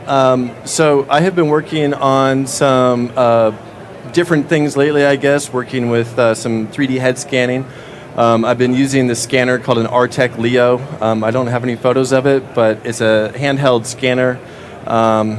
Really nice scanner. So I've been trying to take it from what is normally an industrial application into a bit more of an artistic application. So these are some of the scans that I have been getting with the Artec Leo, and these were all rendered out of C4D using Redshift. You can see the one on the top left there is probably one of the coolest ones that I got. The fabrics and the skin and everything. So these are some of the raw ones. So I've been working on a project where we take these head scans and we created an art project that we called Portrayal, and we were creating these customized pieces of artwork for people using their head scans. And then I would mint the head scan, the piece of artwork, to the Ethereum blockchain. And then people would use these as their custom PFPs, LinkedIn, Instagram, that kind of thing. So I've been experimenting with these in Redshift and Cinema, but I've also been doing a little bit of 3D scanning with them. My buddy Scott helped me do some of these 3D scans, so you can tell the quality of the 3D scans I get because the resolution of these prints is kind of insane. So I have also been playing around with Unreal Engine and Metahuman, and this is one of the Metahuman scans that I've been playing with in Unreal Engine. I've been using an app on the iPhone called LiveLink, and so this is actually live. This was not recorded, this was live directly into Unreal Engine. So I'm just making a bunch of faces. That's all I really do in this, is just make faces the whole time. But the quality of this is like really insane, and it kind of goes back to the 3D scans that I've been getting from these. Here is another one that I've been working on. Some of you guys might know Handel Eugene. This is a head scan I did of his. This is kind of straight out of Metahuman. And again, it's the quality of the scan that I've been working with. And a lot of this starts in C4D. So I do the head scan and then take it into C4D. And then clean up the geometry, import it into Unreal Engine, bring it into Metahuman, and then either bring it back into Unreal Engine or just do a lot of like lighting and stuff in Metahuman, which is really fun. Here's another one of me, which is really hilarious because I would never actually wear these clothes. And I'm also not this skinny, and this dude's like way too flexible. But again, this is all from 3D scanning my head initially, and then kind of the workflow from Cinema 4D to Unreal Engine.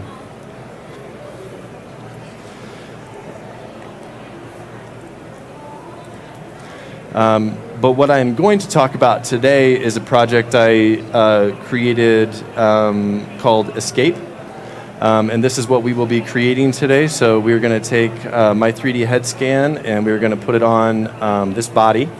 And then I'll just go through Redshift and Cinema and just show you how I'm lighting this and working on some other things. So the idea for this was I'm generally a pretty happy dude and like to have fun and laugh, as many of you know. But for some reason, all of my artwork tends to be a little dark, I guess. So this is the idea of this is that there's this form, this human that's sort of emerging or escaping from this liquid, from this thing that's holding it back. So here's what I'm going to go over today. I'm going to use Remesh to simplify a 3D scan. I'm going to use the smooth brush to clean up the rough edges on the model, combine my 3D head scan with the pre-existing 3D body. I will pose the rigged character and then create vertex maps to drive a material placement, sort of like a Lumimat. And then I'm going to use bump maps and displacement maps to create the unique look, and then add lighting to heighten drama. And then finally, I'll show you how to use Redshift render view settings to create a finished look inside of Cinema 4D without doing anything else. So let's go. So here's my raw scan, which I did this maybe like a year ago, and I didn't really know what I was doing, and I couldn't tell you why I thought I should do the scan without a shirt on, but nonetheless I did the scan without a shirt on, and here it is. So the quality of the scan is like pretty insane. You can see a little bit of kind of the volumetrics working. One thing that kind of doesn't work out that well are the eyes. You can see it's a bit more of a texture on there versus the actual eyeballs. So I have done some work where I go in and like really clean it up, but for this purpose today, I am not going to be doing that. I'm going to go into show you the lines, so you can see the poly mesh is like kind of insane, and it's all triangulated and not exactly even. So for me to work with it, I've been using the Remesh tool, and I am just going to show you my settings. I'm not going to do it because it's going to take a long time, even on a very fast machine. It works great, but what I usually do on this, just to reduce the mesh, is take it down like 5%. That's the only thing I'm changing in this. I love this. I love this tool. So here is what the Remesh looks like once I'm done with it. It took maybe a few minutes. Like it doesn't take forever. One thing that's really cool about the Remesh, though, is that you can go in here and take some splines and draw these splines around the eyes and the nose and the mouth, and that will give you more detail in those areas. And I have done that with some of my other stuff, but I didn't need to do that with what I'm doing today.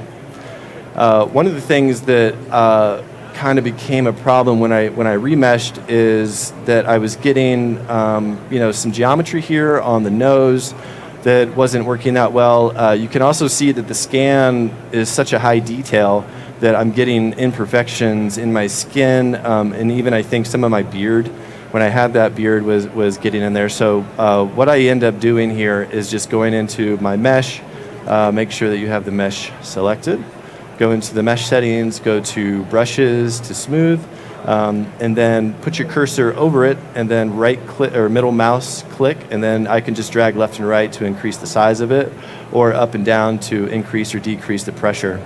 So I just kind of go in here and just kind of smooth some of this stuff out, even right here around the nose, just like really quickly. Just go in and kind of bring that down, maybe around the eyes a little bit. Just, it doesn't have to be anything too crazy, just enough to smooth it out a touch.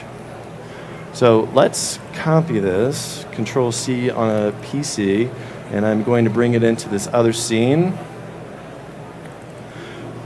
So I have this, this androgynous human male figure here in T-pose, and I'm going to essentially combine my head with this figure and then essentially create my piece of art that's customized to me because of my 3D head scan. So the first thing we want to do is just kind of get this thing in place. So let's just kind of drag it down here, line it up. This isn't going to be perfect, but I am just going to try to get everything lined up. I'm just kind of giving you guys a rough overview of stuff. And let's go in here, make sure I got it lined up as best I can. So that seems pretty good. So that's pretty good. I'll probably make a few adjustments here and there, but I think right now that's probably pretty good. So what I want to do is I just want to start to remove parts of this male form and take the head off basically and kind of put my head in. So let's go ahead and go into my point mode, grab my lasso tool, and just kind of remove the head here. Just take that off. There's my head starting to pop out. And then let's go back to my head and start to kind of remove some of these points. Anything that's maybe sticking out that I don't want to be a part of the final product. Something like that. I'm just kind of doing a generalized, sort of generic version of this right now, just to kind of show you guys the process. And let's go back to object mode. Excuse me. Let's do my head. Bring that back. Just kind of get it into place. It doesn't have to be perfect because I'm going to use a Redshift material to kind of cover all this stuff. But I will use the smooth tool to sort of smooth these things out. So again, I got my smooth tool, middle mouse, left or right to make it bigger or smaller, and just kind of smooth this out a little bit. Just kind of get it in place. Again, doesn't have to be totally perfect. For this project, I did spend a little bit more time on it, but right now I'm just kind of getting the general idea in place for you guys. So that's sort of it. That's kind of where I took it. So now from this point, I actually took it into Mixamo, and Mixamo Adobe rigged it for me. I'm sure there's probably a million other options out there. This is just my workflow, and this is just how I did it. So the next thing that I want to do with this rigged character now is start to just put it into that form where, again, it's kind of emerging or trying to escape from that liquid. So let's create a plane. And let's put on plus Z. Let's make it massive here. Let's make it really big. Something like that. All right. So I have this skeleton rig here, and I'm just going to go through and essentially curate this character, pose them into position. So we're getting like Rose on the Titanic right now, but let's keep working with it and just slowly bend and curate this thing into place. Just kind of get that nice arch, and I sort of had to like mimic this just like they do in like movies where they're animating characters, just like really mimic like what you're doing. And so I was posing myself in these positions just to kind of get the feeling of what that could be like. All right, now we're definitely looking like Rose on the Titanic. All right, so this is kind of the general idea. So I just slowly go through this bit by bit and start to kind of manipulate some of these things. Try to get that expression in there. Maybe even mess with the head a little bit. Start to go down the shoulders. So again, the idea is that the chest is sort of coming out first. The arms are maybe being like left behind a little bit. So you just want to slowly pose this thing into place. Go down each part of it. Go into my elbow here. Pull this thing forward. My workflow. So again, we're kind of getting this figure now, this character, like he's kind of moving his way out of this liquid, sort of struggling to get through. The other thing that I kind of had to do was like, if you open your hand like really wide, like splay your fingers apart, what does that look like? Like how do you get that feeling that it's like really struggling? So I spent a lot of time on this, probably like way too much time initially. And you kind of just, the idea is that you want to just sort of like open all these things up, create that tension. Just kind of slowly bend these things into place. So I'm not going to show you everything that I did here, but this is kind of the general idea of it because I kind of want to get into sort of the fun stuff, which is a bit more of the material. So this is kind of the general idea.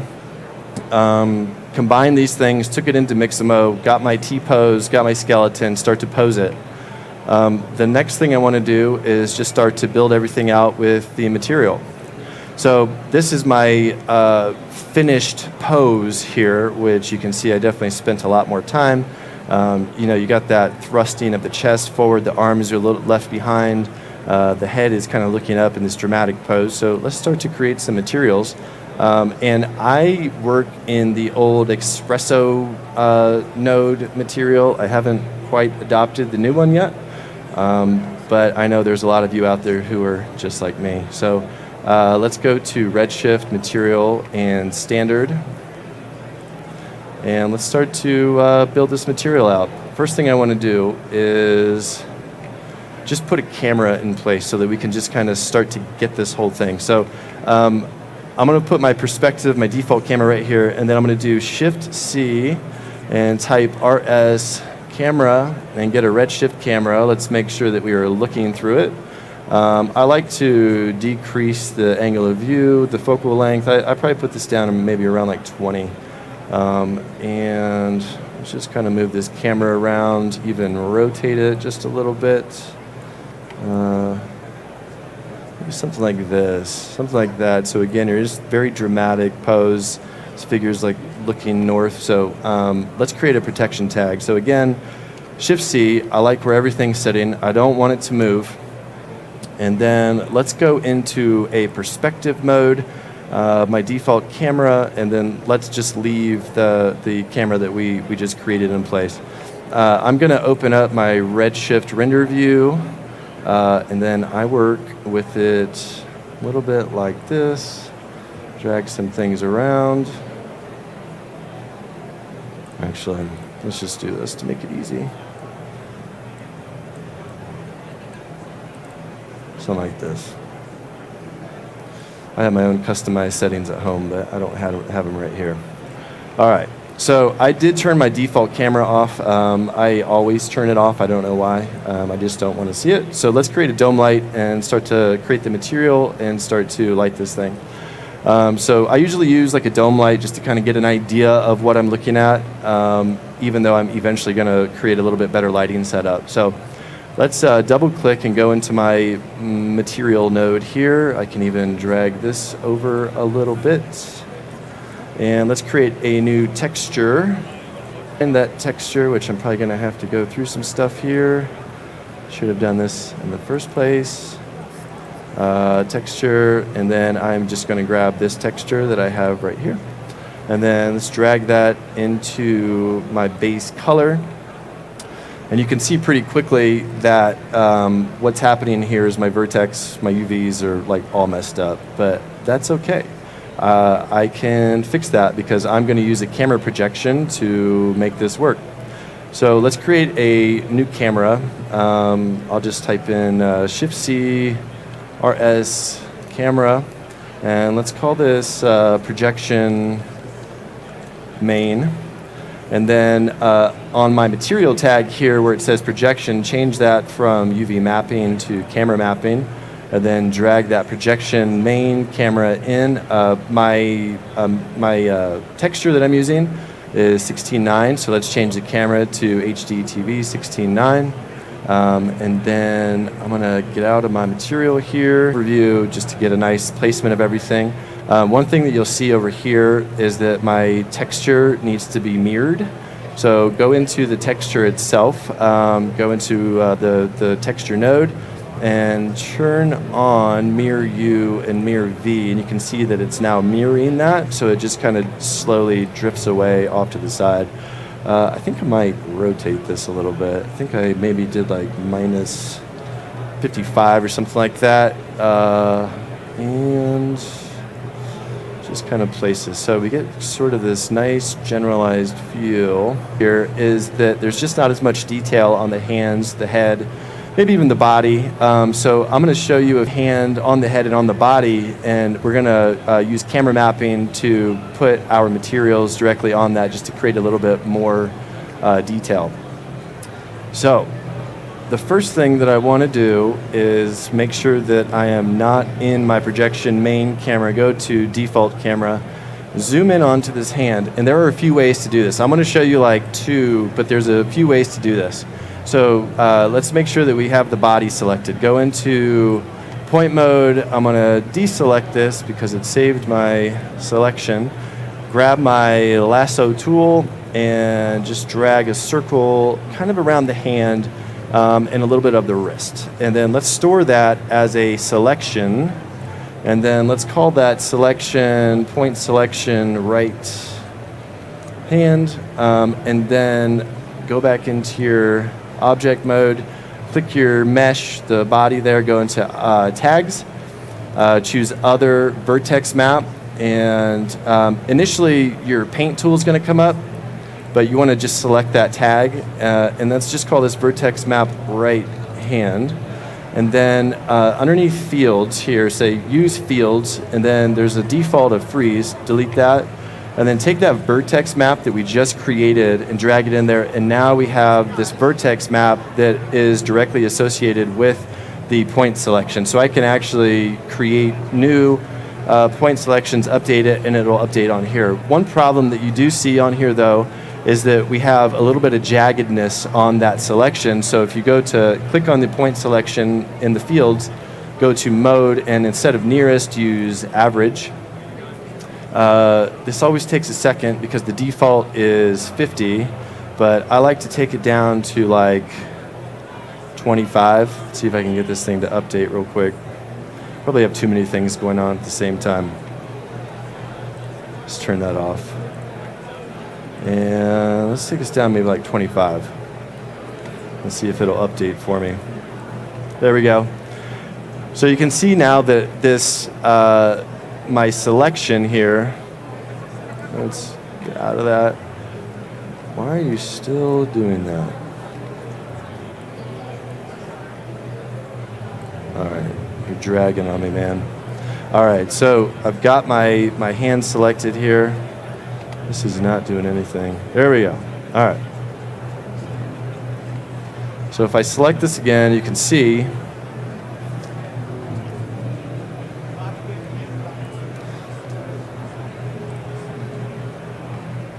got an unresponsive machine.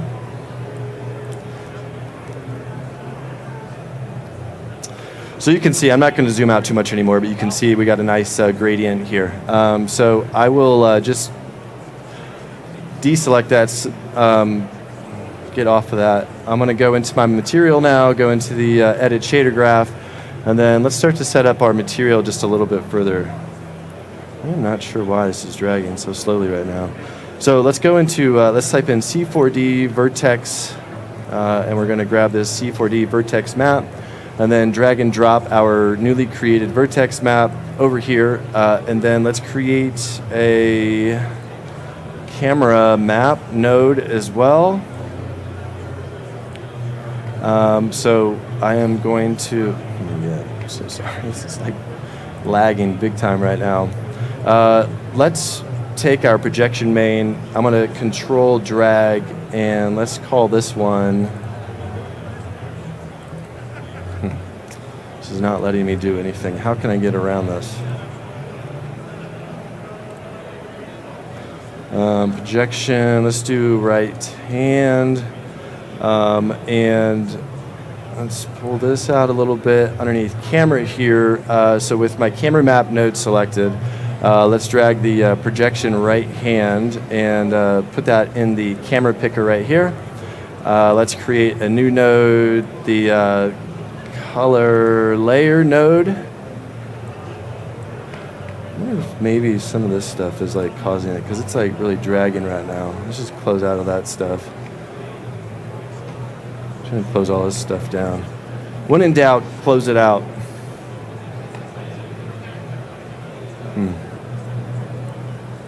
All right, so let's take my camera map node and drag it into my layer 1 color. And for the vertex map, let's drag that into my layer 1 mask.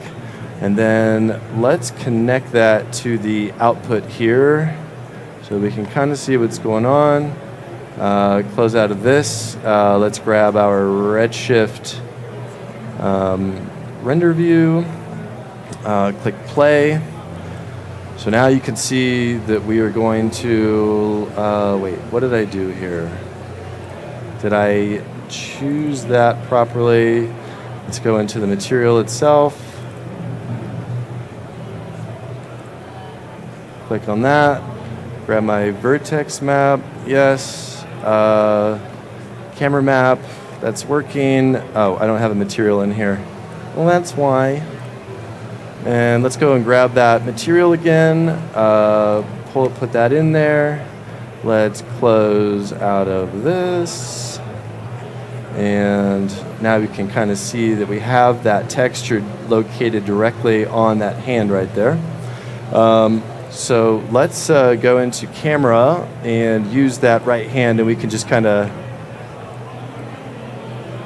man, this is slow. I'm sorry, I can't do anything right now.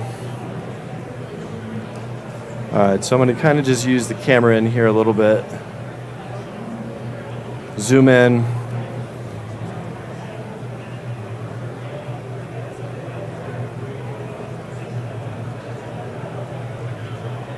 Sorry, this is not quite working. All right, everything is updating very slowly here. But you can see what I'm trying to do is just try to get my material to be a little bit more detailed directly on that hand right there.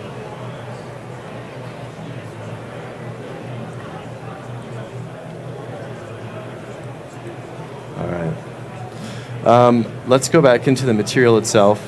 Let's double click. Getting a lot of lag. Like I almost like can't work. Yeah. All right, so let's take my main texture here and go into the base color, and then let's take that color layer node and drop it into the standard material base color, and then pull that over into my output so that we can start to see what's going on. So now we can see that we've got a little bit more detail on this hand here versus the generalized overall texture that we had before. Maybe let's just see if I can kind of pull this over. It's possible that my vertex map is causing this, and if that is the case, I might just delete it so that I can get through the rest of my stuff here. But you can see the detail that I'm getting now on the hand, which is starting to look really good.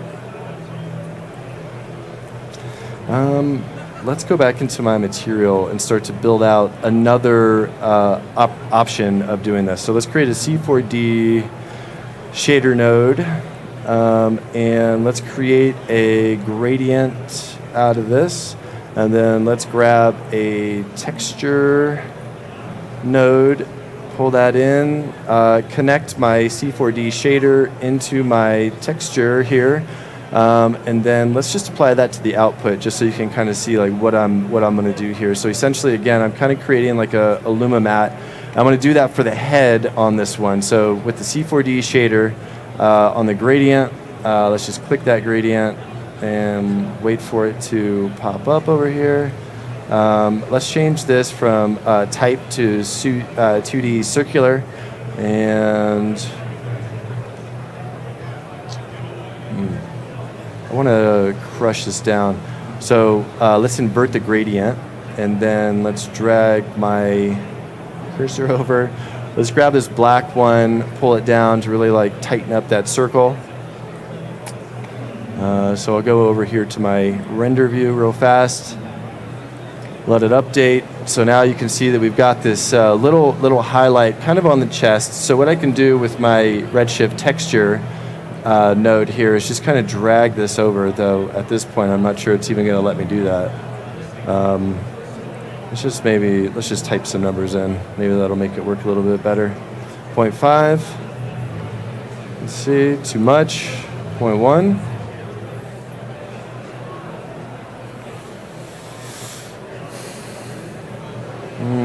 Something like that. All right. All right, let's try this. I'm going to delete that vertex map. I want to see if this is causing the problem, because I noticed that it does slow things down a little bit. That may have actually been the problem. Double click, edit shader graph. That's 100% what was going on there.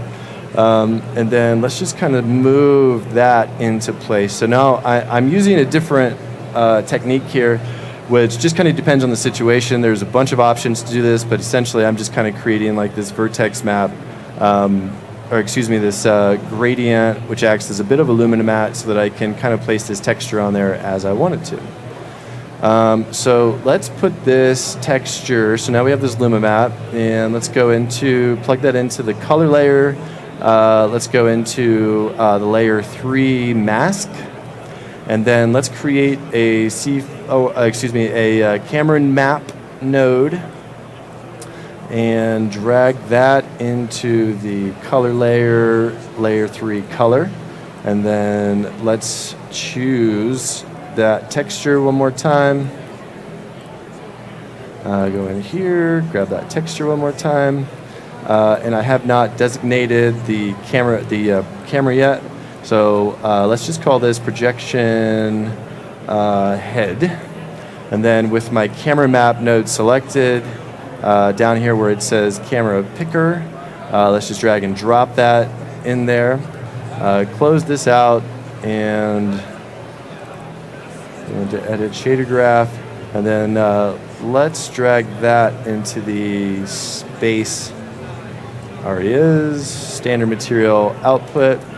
And now I can take my projection head camera, go into the camera, projection head, and start to just place this thing as we need it to. And you can see now that I deleted that vertex map camera, let's go through this. I'm like a little thrown off on it. How to make them work? Oh, because I needed to choose enable layer 3. So I'm using the layer 3 mask, layer 3 color, and cool. Just for time's sake, I might delete the vertex map that I was originally using. What does that do for me? Base color texture. Let's just plug this back into the layer 3 color and see if this maybe will fix what I just did. All right, let's work through this. Let's just go back because it was working, right?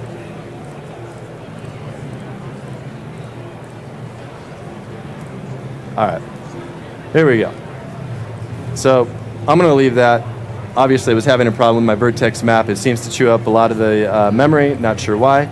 But the next thing that I can do is I'm gonna change my plan a little bit. I'm gonna change it up a little bit. So I'm gonna do some more stuff on the body here, but I'm gonna use the Luma mat that I was using kind of with the gradient. So let's do that technique. For time's sake, I would probably sit here and try to figure out why it's taking so much of my, making things slow down so much, but let's just do this. Let's just duplicate this entire thing. So I'm gonna select everything, control drag, and so now I have this whole thing duplicated. Let's take this into the layer 4 mask, and then let's put this in layer 4 color, and then make sure that I have layer 4 enabled, and then just to see what I'm working with right here, let's take that gradient that I was using for the head, and we're going to put that on the body now, so you can see it's on the head. So let's just move this down. I'll just kind of put this sort of generally over the body here. Maybe move it over. Maybe even grab the gradient itself and make it a little bit larger. I do a lot of times increase this to like 1024 just to make my resolution size a little bit bigger. I'm just going to kind of increase this a little bit just to kind of get the body. Doesn't have to be totally perfect, but I think that's working. So with my camera map selected here, let's create a new one. And so I'm going to select my projection head. I'm going to duplicate it by control dragging and call this body. And then with my camera map selected, drag and drop my projection body into that. Close out of my material here, reconnect it first. And we'll be able to see here that I've got a little bit more control over where it's hitting on the body. So let's choose camera projection body. And you can see now that where I essentially created that Luma mat now is on the body. So I can just kind of finesse this a little bit, and it's kind of cool because you're kind of getting those streaks, like there's a lot of liquid on top, right? And it's kind of like trailing off on side of the body. That's pretty sweet. So that's pretty good. So that's mostly the material setup. So let's start to get into a little bit more of the lighting now. So I'm going to delete the dome light, and I'm going to go create a area light. Drag this over. Let's make sure that, so I'm in perspective mode, and make sure that you're in the default camera, because a lot of times I make a big mistake and I start moving all my cameras around, not really realizing that I'm changing everything I just set up. Let's pull my light out. Let's just rotate it by like 90 degrees. And so we're going to try to create this sort of dramatic light. So this figure is emerging, it's coming out of this liquid. It's trying to escape, and it's kind of looking up as though there's this sort of light source, like it's kind of being born in a sense. So let's just start to get this dramatic lighting in place. So I'll just turn the intensity of things down a little bit, just so that I'm sort of getting like highlights on top of the face, kind of on the chest, maybe even a little bit on the hands. I come down to the spread. This is one thing I really like about Redshift, is I can kind of increase or decrease the spread on it to make it a little bit more tight in certain areas, versus being a little bit too broad in some areas. So I'm going to take this down, maybe even take the lighting down to like 12 or something like that. So this is starting to look pretty cool because you get some of this really nice lighting on the head, chest, hands, and then let's create a few more lights and set this up, and then we'll keep working on the material. So I'm going to rotate this thing by like 90 degrees, kind of drag it down. And one thing I really like to do with my lighting is I like to use the lighting as a camera. So with that area light selected, go into cameras, use camera, and then I say select object as camera. So now I can kind of come in here and start to place this thing. And what I'm trying to do in this moment is, let's undo the rotation here, 90 degrees. Let's undo that. And what I'm trying to do is create just a little bit of an edge right here with lighting, just a little something along that edge. So I'm going to kind of get a little bit closer here. Maybe even rotate this a little bit, try to pull that out. Get out of that camera, go to the default camera, and let's just manipulate this so that it's more tall than it is wide. So you can see I'm starting to get that little hint, that little light along the edge over there, which is starting to look pretty cool. Maybe even rotate this a little. There we go. Look at that. So that's really cool. So I want to increase the spread on this a little bit, I think. Just maybe decrease it. Maybe even pull it out a little bit. I'm just kind of working my way through this. Every time I do this, I've done this a few times, and every time I do it, I get a little bit of a different look. Let's duplicate that light, and let's bring it over to the other side and rotate it around.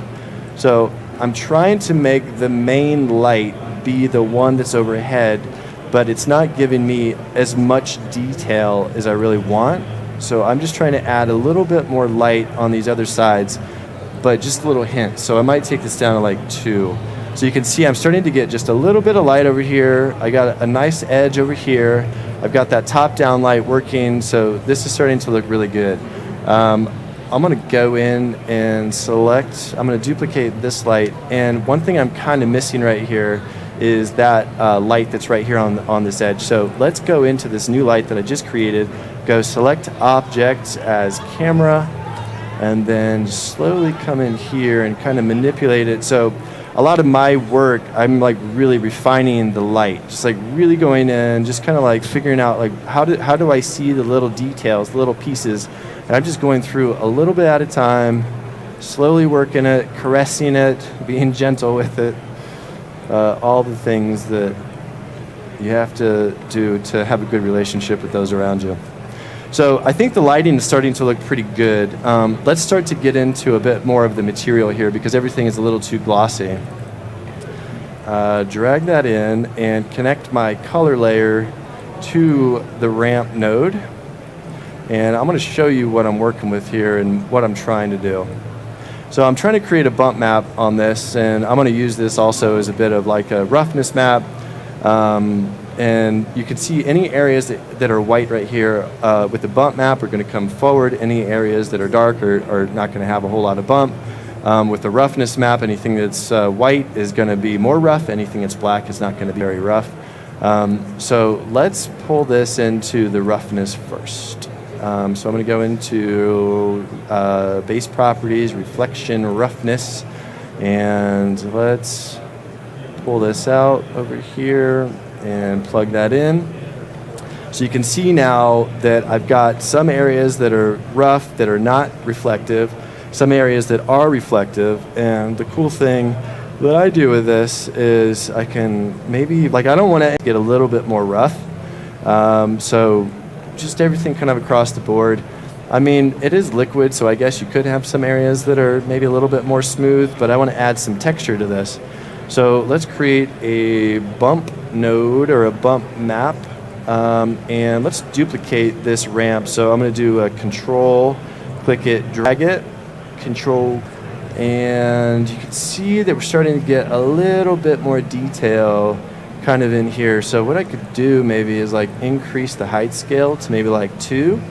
So you can see some of the detail that I'm getting from those textures. So it's starting to feel a little bit better there. And some other stuff I want to start to do here is maybe add a displacement map. And the displacement map is really where things start to really come together. So let's create a new displacement map node, and let's just duplicate that ramp like one more time. And then with my color layer node here,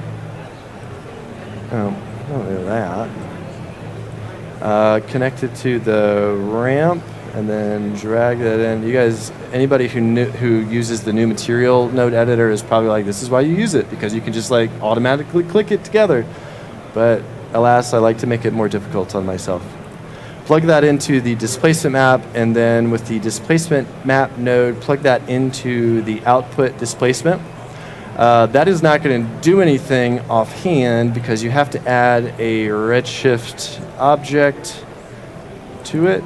And let's go to the geometry tab, go to override. Under tessellation, I'm probably going to enable that, though it might slow things down a little bit. And then under displacement, let's maybe turn this up to like 2 and maybe turn the maximum displacement. I started to mess around with on this though is that any areas that are white are going to come forward, and I don't know why it didn't look quite right to me when I did that. So I actually so I have the bump come forward, and then I have the displacement go backward. So any areas that are white are kind of recede in space a little bit. So you start to get some like really interesting stuff going on. And the geometry even like thins out a little bit, kind of depending on where you're at. Maybe just crank this up to like -5 or something like that. Just see what happens. Look at all that detail. That shit's wild. Pardon my language, but that starts to look really, really good. All right, so I'm going to play around with now, trying to get some of the coloration in place. So I don't know if you guys know Barton Damer, but I kind of got this from him, where I try to do everything in Redshift now inside of Cinema as much as I can, so that I don't have to do quite as much in After Effects. So let's go into my Redshift render view, and now I'm just going to kind of play around with this. I mostly got the material in place. You could add some details to it. You could add, some more noise out here. maybe even play with the lighting a little bit more, and I might do that. But right now, let's turn my displacement off. So go back to geometry. Displacement definitely slows things down. Tessellation does too. Turn off the override, and then go into view and settings. I'll try to make this as big as possible so you can see what I'm doing here.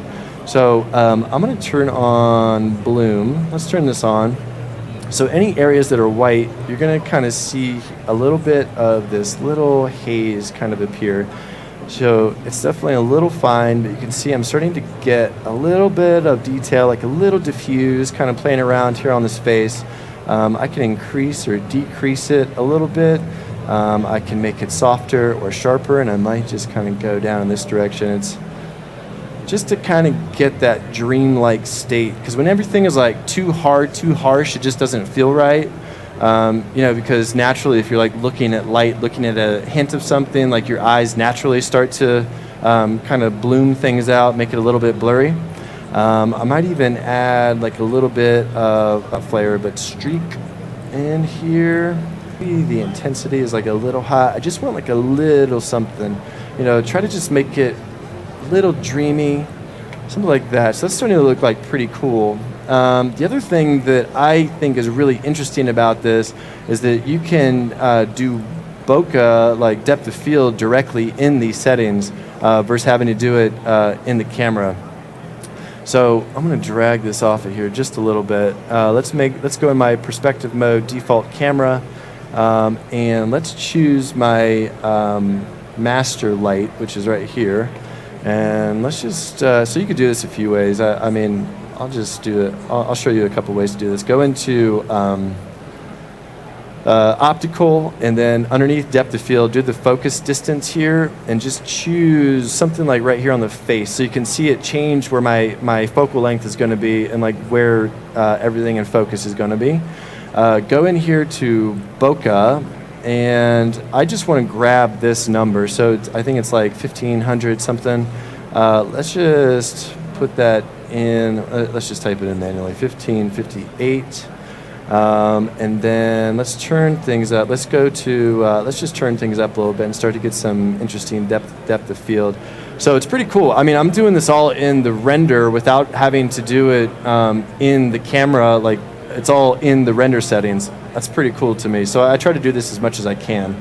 So I think, well, let's leave this. I don't want to mess with that. Let's just decrease the radius. I don't want it to be quite as blurry. Maybe the power is a little bit less. It's like a little bit too blurry.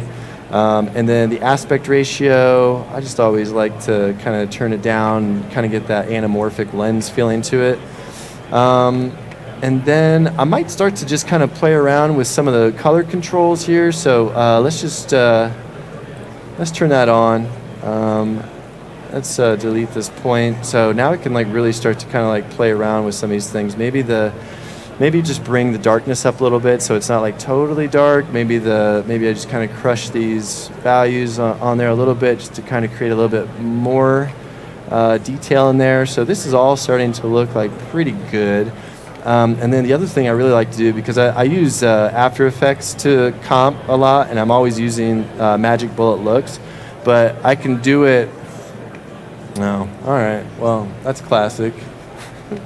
Well, I can't do it in here right now. However, Magic Bullet Looks in camera is like pretty cool. So let's take a look at what this is going to look like. So let's turn our geometry default stuff back on. So we have this really interesting, unique lighting thing going on. We got some nice depth of field. It's probably a little too much depth of field. I'll just turn this down a little bit. I got a little bit of time. I want to light this a little bit better. So let's turn off the bokeh. Let's turn off the geometry override. Let's go into my default camera here. Let's grab, what light is that? So it's this light right here. Let's maybe crank the intensity up to like 5, something like that. And let's just maybe like pull it out of the wall a little bit. And just try to like focus it a little bit more. on the hand, or maybe just turn it down a touch. Maybe it's just like a little bit too bright. Something like that. Kind of zoom in hand a little bit. Okay. So now we have like this light that's lighting both hands, this nice dramatic thing. You can kind of see where my vertex map was giving me a little bit of trouble earlier. If I had a little more time, I could probably problem solve that with you guys. And let's take a look at everything that we've done so far. So I've got this really nice lighting on top, very dramatic. This figure is emerging. I've got my displacement map causing those like really crazy lines. You can see, since I inverted my displacement map, you can see that it's made the hand a little bit smaller. So I'd probably go in and finesse that a little bit, but it's also a little bit cool, like maybe the liquid hasn't quite formed the hand yet, is also kind of a way of looking at it. But all in, what we did today, the 3D scan, we used the smooth brush tool to clean up some of the rough edges on the model. We combined my 3D head scan with the pre-existing 3D body. We posed a rigged character from Mixamo. We created vertex maps to drive a material placement. As you guys remember, it was kind of slowing things down a little bit. Not totally sure why. I might go over to the machine if you guys have questions and kind of work with that. I used bump maps and displacement maps to create a unique look. I added lighting to heighten the drama. And finally, I showed you how to use the Redshift render view settings to create a finished look inside of C4D. So once again, my name is Brian Coleman. I am a design director based out of Denver, Colorado. You can check me out on briancoleman.com, on Instagram at Brian the Coleman, and on Twitter at Brian the Coleman. And that's it. Thank you.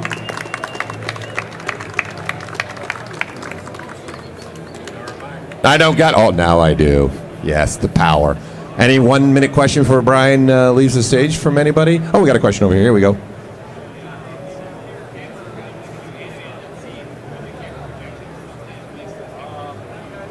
What was if it? you move the camera around, will the projection still stay when you're doing that camera? Yeah, so like for each individual one that I did, yeah, so like the cool thing about this is that each camera that I set up is always going to stay in that place. So like if I change the main camera, yeah, check this out. Let's do that. Let's hit play.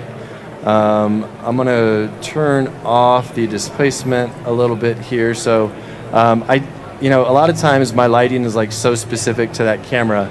So let's just take the protection tag off of my main camera here. Let's delete that. So now I can go into this view. So this is my main camera now, so I can rotate that. So all those cameras that I set up are all going to keep the textures in that exact place, right? So everything that I just did to the head, that's all going to stay in the same place. I mean, this is kind of the cool thing. Look at that detail.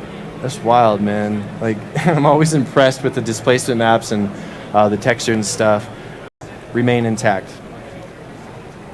I do like vertex maps a lot, though I have found them to be problematic from time to time, and I have found other solutions to get around that. So hopefully that answers your question. Yeah. Got it. All right. Anybody else? All right. Everyone, round of applause again for Brian Coleman. Come on. Thank you. Get some more. Come on. You're not going to make me be quiet until you do it. Yes. All right. Well, thanks again, Brian, for being on the booth. Appreciate it. He'll be around some more if you have any other questions for him. And don't go anywhere. We got some more presenters still today and tomorrow as well, and the next day. All right. Thank you.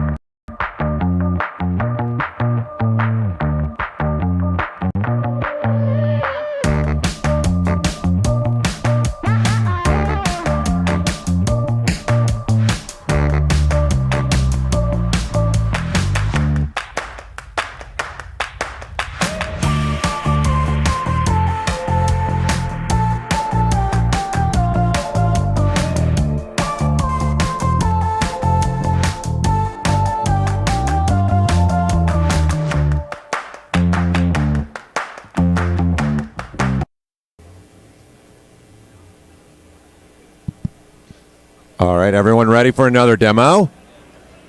Wow, the excitement level really jumped out of the chairs right there. That's really exciting. Like, you guys could take a break, you can get your feet off, have a break from the walking around, have some chairs, some amazing demos. So I'm not going to talk too much here. I just want to take a moment to introduce our next presenter. Ladies and gentlemen, let's give a round of applause for Mr. Gustav Fellstrom. All right. Can you hear me okay? All right, as the man said, my name is Gustav Fellstrom, and I am a freelance motion designer, illustrator, and musician, and recovering creative director, because I've been freelancing for about 4 years, but before that, I had a whole career out in the digital agency space out in Silicon Valley, and got tired of the corporate scene, so I ditched that and went freelance, and formed Botched Creative about 4 years ago, actually exactly 4 years ago, because I launched at NAB 2019. So before we get too far, we're just gonna take a quick look at my slightly updated reel for 2023. So here we go.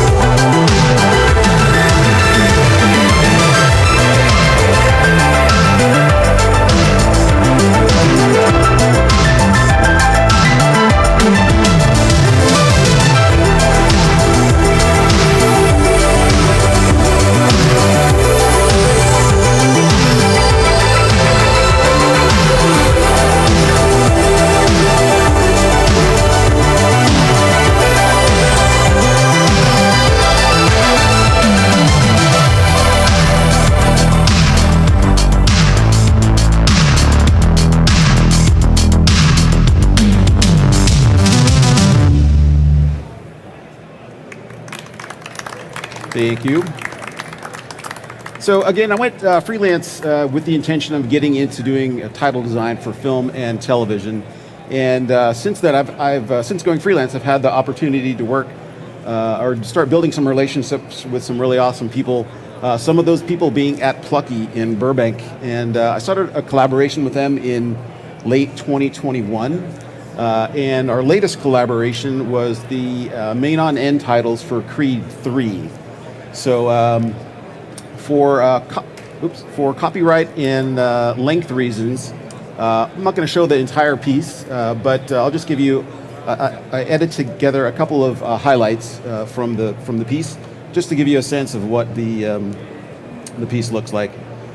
And without going into too many spoilers, this movie is the latest in the Rocky franchise, and it follows Adonis Creed, who is Apollo Creed's son, and his relationship with his childhood friend. And I'll talk a little bit more about the concept as we go through this, but as you can see, this kind of turned out to be quite the salute to the Voronoi fracture and to VBDs. Okay, so what we're going to talk about today, I've got three equally proportioned segments. We're going to do a quick project process overview. And I'll go from the pitch all the way to the final frames. And then we will jump into Cinema 4D, where I'll break down the project file for one of the scenes there. And then we're going to jump into After Effects and show you how I comped the whole thing. So overall, it's Cinema 4D, Redshift, and Red Giant. And those are pretty much my go-to tools. So as far as the process goes, you may have seen a presentation I gave last year, and this is ideally what my projects usually break down into, these 9 buckets. But in the real world, sometimes the process looks more like this, where things are just super messy and distorted, and all these lines get blurred. So as much as I like things to be linear, this is definitely not the case on this project. This was Michael B. Jordan's directorial debut, and he was super busy. So often we'd send him stuff and not hear back for a little while. So as our CD at Plucky said, he has a whole other 120 minutes of the movie to worry about. So we would just have to push through and change things where we needed to. But that's just how it goes sometimes. So as far as ideation goes, this started as a pitch. And we pitched this in May of 2022. And we were tasked with coming up with a whole host of concepts to present.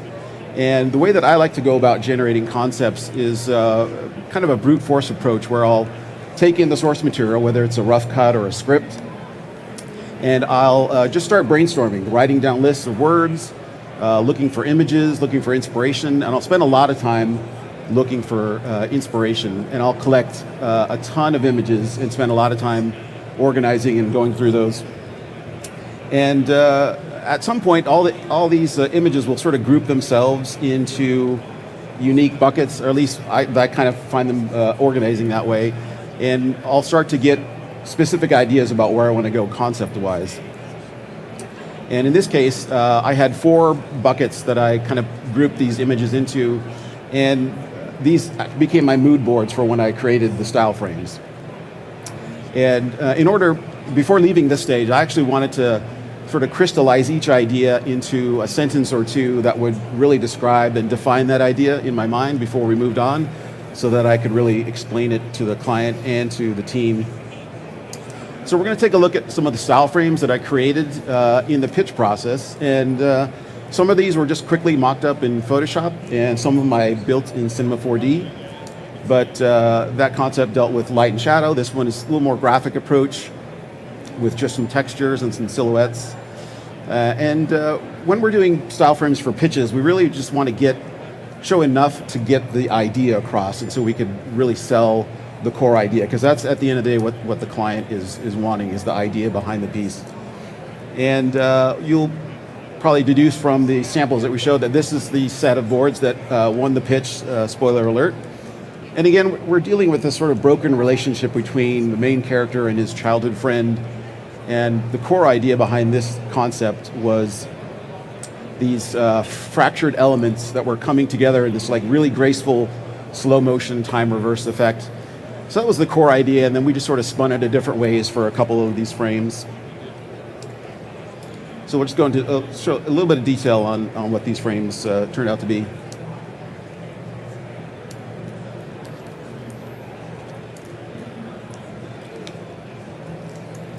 So again, we pitched this in May of 2023, or 2022. And I think Plucky put together about 7 or 8 concepts. And then we waited. Well, we didn't wait. We worked on other stuff, but it wasn't until October that we got the green light to start working, as they had awarded Plucky the pitch. So it was full steam ahead. So once we had the core idea, we were able to start building out our storyboards. And the way that I started that was I had to go back to the brainstorming phase, because we only had 4 frames and we had to fill a whole 2.5 minutes of story. And so I just went back to making lists, just associating different concepts with the source material. So locations, LA landmarks, characters, relationships. And I just started making lists and trying to overall just get as much onto the page as I could, just so I'd have a lot of source material to work with. And as far as the main on end titles, so these are the titles that go at the end of the movie before the credits roll. And in some ways, it's pretty much a legal document. Like, you have to have the person's name and title correct. They have to be a particular size. They have to be on screen for a particular amount of time. So the structure is kind of built into the number of credits that you have. So that was pretty easy to lay out. But then on top of that, we just started plugging in our various story beats just to get the ball rolling, to see what we could accomplish. So once we had that basic skeleton, I just started very quickly just sketching out ideas for what could accompany each of these story beats. And this ended up morphing quite a bit over the process, but this was just a very important step in just getting the ball rolling and just continuing down the path. And speaking of continuing down the path. Going for the animatic, I wanted to do this as early as possible just so we could start to identify any problems that we might be running into. So I took the audio that the client provided and brought that into Premiere, and then just started cutting together my storyboards with the audio of the main on-in titles. And this gave us a preview at how this could come together, and again, just spotting any potential problems that would come about. It would also give us a great reference as far as the timing for the overall piece when we get to the animation stage. And then as far as the animation stage, this was all animated in Cinema 4D. And at this stage, I'm working just very quickly with viewport renders. I'm not bothering with rendering or lighting at this point. And I'm just trying to get the overall motion and the overall action for the scene correct. And I'm working very iteratively, just doing render after render, and then bringing those into Premiere again and just updating my same timeline, just replacing my sketches, so that we can get a kind of early preview at how this was coming together and if we had to make any changes. And so I'd go back and forth quite a bit between Cinema 4D and Premiere. When it came to the texture and lighting, we had the basic look already established with the style frames. So it just became a process of adapting each new scene and making sure it aligned with the overall look that we had. And texture-wise, it was very simple because everything was this rocky, stony texture. And so it just became a matter of finding the right lighting for the subject, and then ultimately dialing in all the atmospherics with the VBDs, which actually proved to be the trickiest part. And we'll go into much more detail when we jump into Cinema 4D. Again, this was all rendered in Redshift, and just a quick word about the rendering. This was, the deliverable was over 4K because it was going into theaters. So I had to, we had to use an online render farm, so because there's no way I was going to be able to render this locally on my machine. So I had to make triple sure that my render settings were correct and all my AOVs were included, so to avoid any costly re-renders on the render farm. But it certainly was fantastic to be able to load up 5 or 6 scenes on the farm and have 50 to 60 nodes all chomping away at this piece. Once we had all of the final frames back from the farm, we would go into compositing. And this is actually one of my favorite parts of the process. And we'll go into detail on this in After Effects, but here's just an overview of all of the layers that go into some of the composites for some of these shots. And I'm old enough to have learned photography on film, so I kind of equate my digital cinematography to getting as much in camera in cinema as possible, and then that being my quote-unquote negative, so that I can then print and push and pull the image in comp and better serve the story that I'm trying to tell.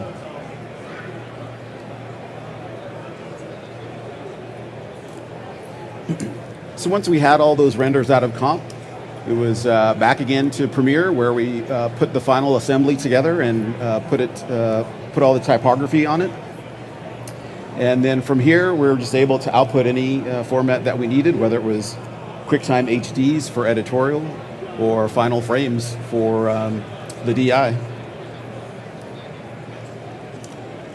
So again, that was the process. Well, actually, that was the process. And at the end of the day, the client was super happy with what they got, and they were really proud of it. So sometimes our process can get messed up and blurry, but it's important to be flexible and to be able to just deliver the project regardless. So that's sometimes just the job. So today we're going to take a deep dive into this shot here, which is the jail bridge scene. And this is actually the original version of the shot, where we have this volumetric light coming through the jail cell window. And let's play that again. And we have the bridge then, as the camera pulls back, the bridge forms itself. This is what we concepted, this is what we sketched out, and what we got approved, and we went to final. And then, as per our process, we got a note somewhere down the line that's saying, oh, let's just take out the jail cell window. So we had to quickly sort of figure out how we were going to make the shot interesting, but fortunately there was enough detail without the jail cell window, and we actually ended up splitting it into 2 shots. So we have this one close-up shot and then a farther up shot away. So it was just a matter of finding a different angle on that scene and then setting off some new renders. All right, so let's jump into Cinema 4D. Okay, so this is my actual project file that I used for this project. And just a quick word about organization. I like to keep as tidy an object manager as possible because things can very quickly get out of control. So you can see I have these 3 main nulls, lights, camera, and scene. And you can probably guess what goes in each of those. And I'm also making extensive use of the layers palette. So if you're not using layers, I highly recommend it because it's a great way to organize your scene and to be able to quickly turn things on and off and isolate problems if you're having them. So, and you can see in my scene, I have these nulls set up with my major actors in the scene. And they all correspond to my layers here, and they're actually the null set to take the color of the layer. So it's just visually a good way to organize things. So I'm just going to go through the anatomy of the scene real quick, and using the layers panel, I'm just going to turn everything off for now, and I'm going to jump out of my camera, and we're going to take a look at just the construction of the scene. So just starting with the ground and the background. Just very simple geometry, just a plane for the floor and a couple of boxes for the walls, and with a hole cut in it for the jail cell window. The look of this piece was very dark, very smoky, so we didn't need to have a whole lot of detail in the geometry of the background. Most of it was obscured by the background, or by the volumetric light. But where we did concentrate our efforts was on the bridge. So let's jump into the bridge here. So this is our bridge fracture here. And this is all, again, this project was entirely brought to you by the Voronoi fracture. And real quick, just to review, if you're not familiar with what the Voronoi fracture is, it's very simple. So let's just start off with a cube. I'm going to go to Mograph, Voronoi fracture. I'm going to pop that in there, and we're done. Almost. So you can see it fractures it into these pieces here, and if you click on the Voronoi and go to the attributes and go to sources, you can see I have a point generator here, and it's generating a point for each fracture there. So right now there's only 20 here. I'm going to bump that up to like 200. So now we're getting all these fractures. And so I don't like how they're uniform like that. So you can see this distribution type here. I'm going to set this to exponential, and I'm actually going to set the axis to that way. So now you can see that I have more fractures on the right-hand side and then bigger fractures on the left-hand side. So where does this get us now? Well, this is now a Mograph object, so that means we can use any of the Mograph effectors on there. So I'm going to start with the push apart effector. So effector push apart, oddly enough, it pushes apart all of the particles there. So that's a little bit too much. So I'm going to bring that way down just for the sake of demonstration. So we're just going to explode them out a little bit.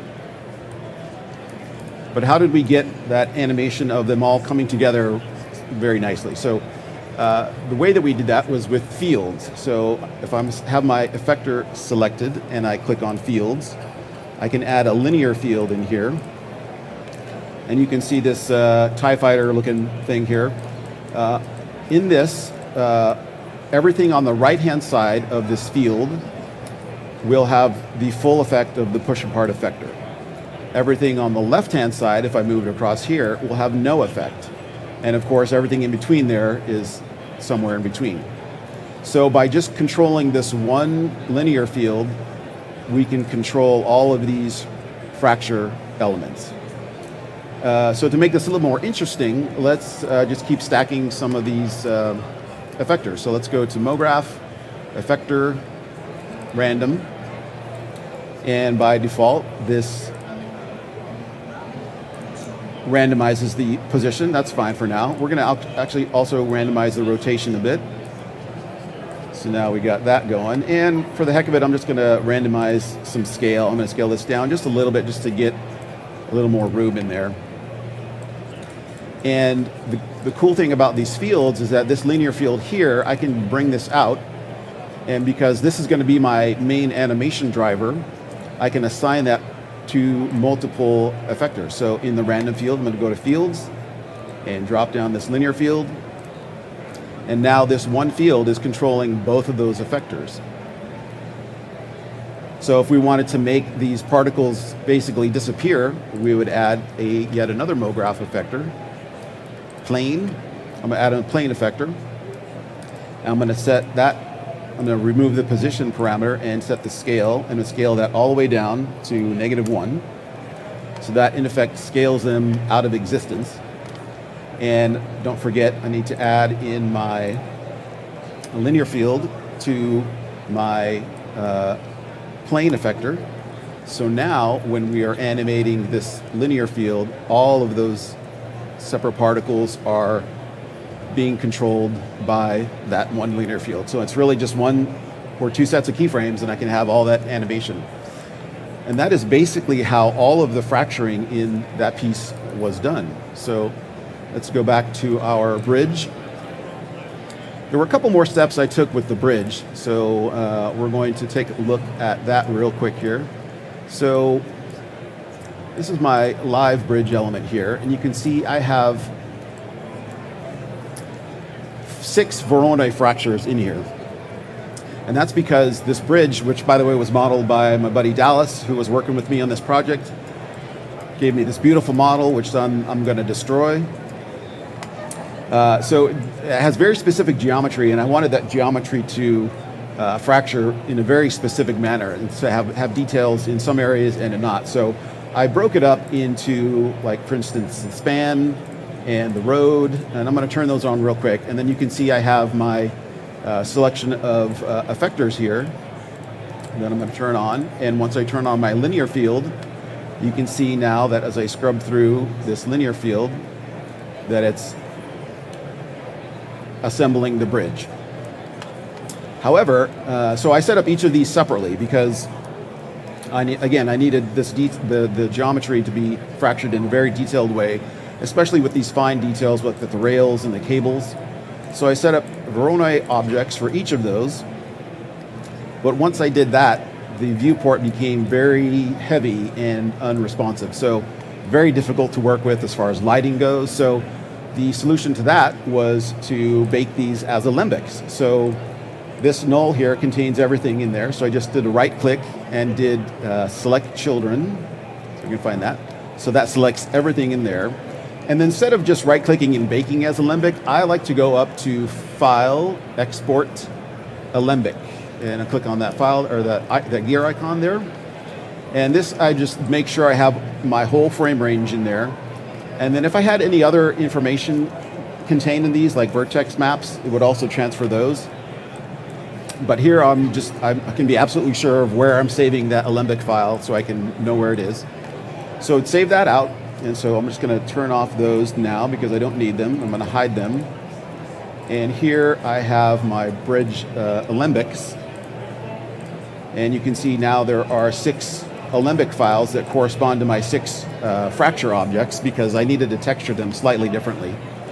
But now they play back extremely smoothly in the viewport. So I'm able to zip around and really then continue lighting and texturing my scene. So that is the basics of the Voronoi fracture and how it relates to this project here. So let's jump back into my camera. And we're going to go, there's also some particles in this scene. I'm going to turn off my bridge so we can see those. So as the camera pulls back, we have these particles that go through the scene. And I really like adding particles like this just to give us a sense of movement, especially when the camera is moving, and just a sense of depth. And this wasn't X particles, and it wasn't actually even the native particle generators in Cinema.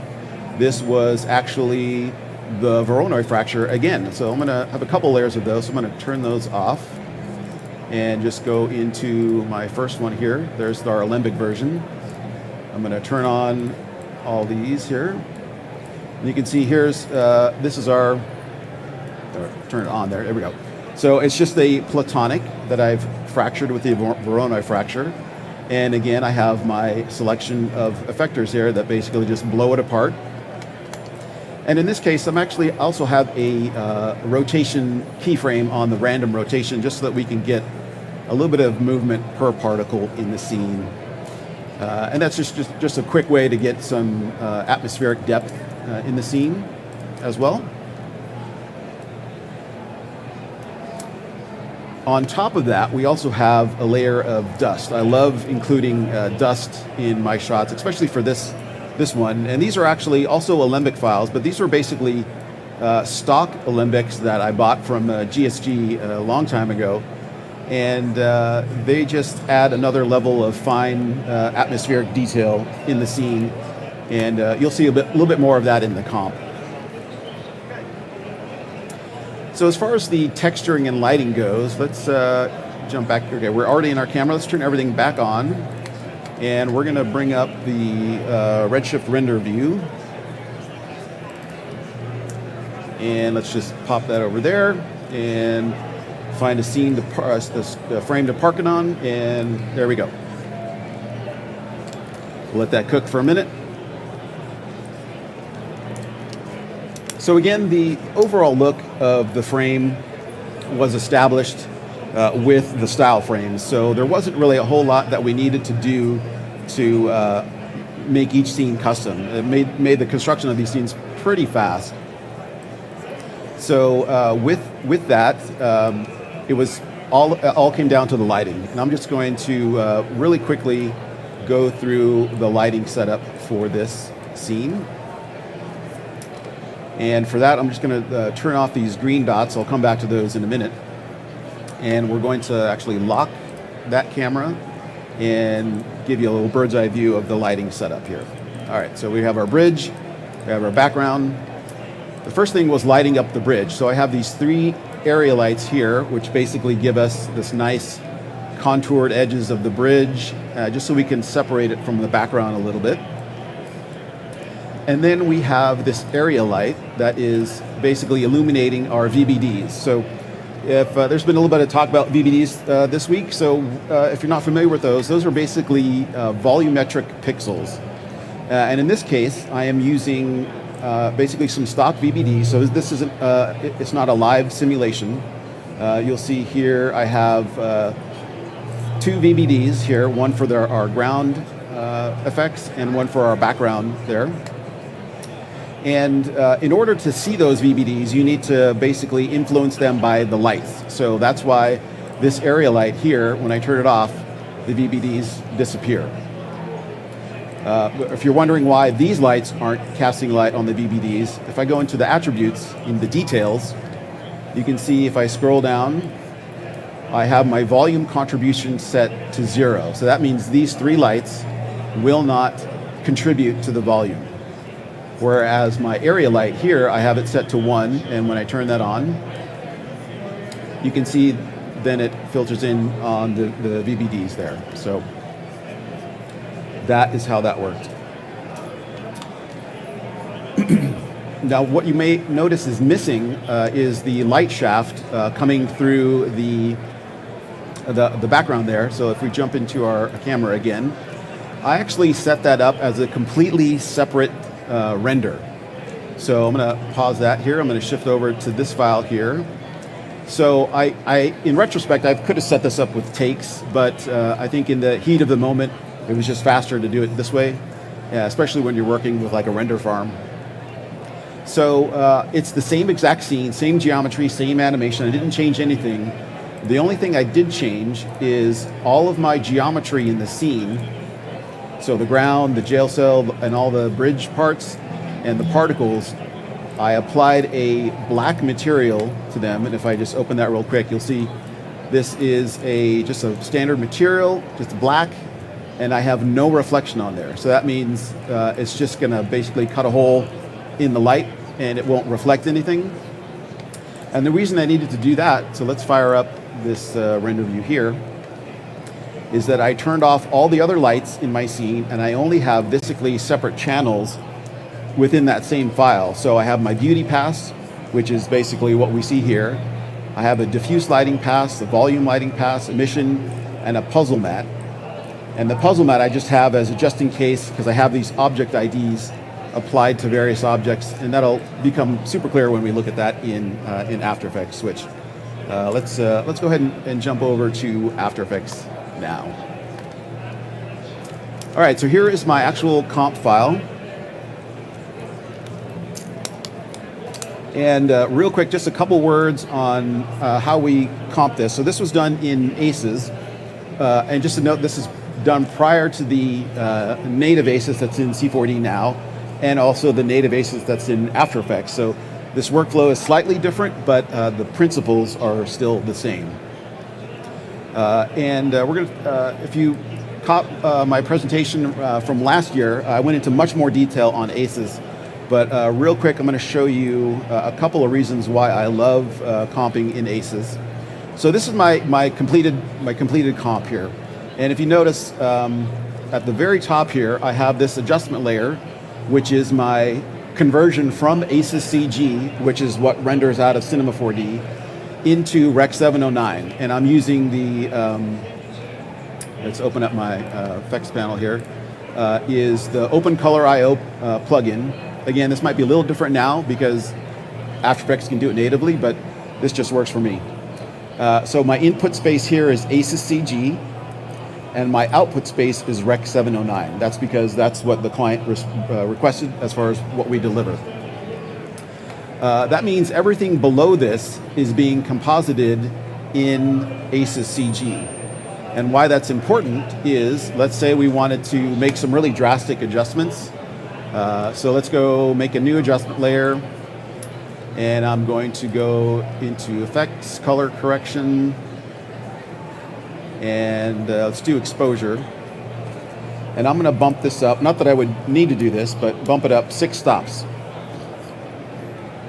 You can see we are really blowing out this image, and there's way overexposed. But you can see in my Lumetri scopes here, I'm nowhere near clipping this image. There's all this detail that's still there because of the ACES CG color space and I guess the forgiveness and the wide color gamut that we're working with here.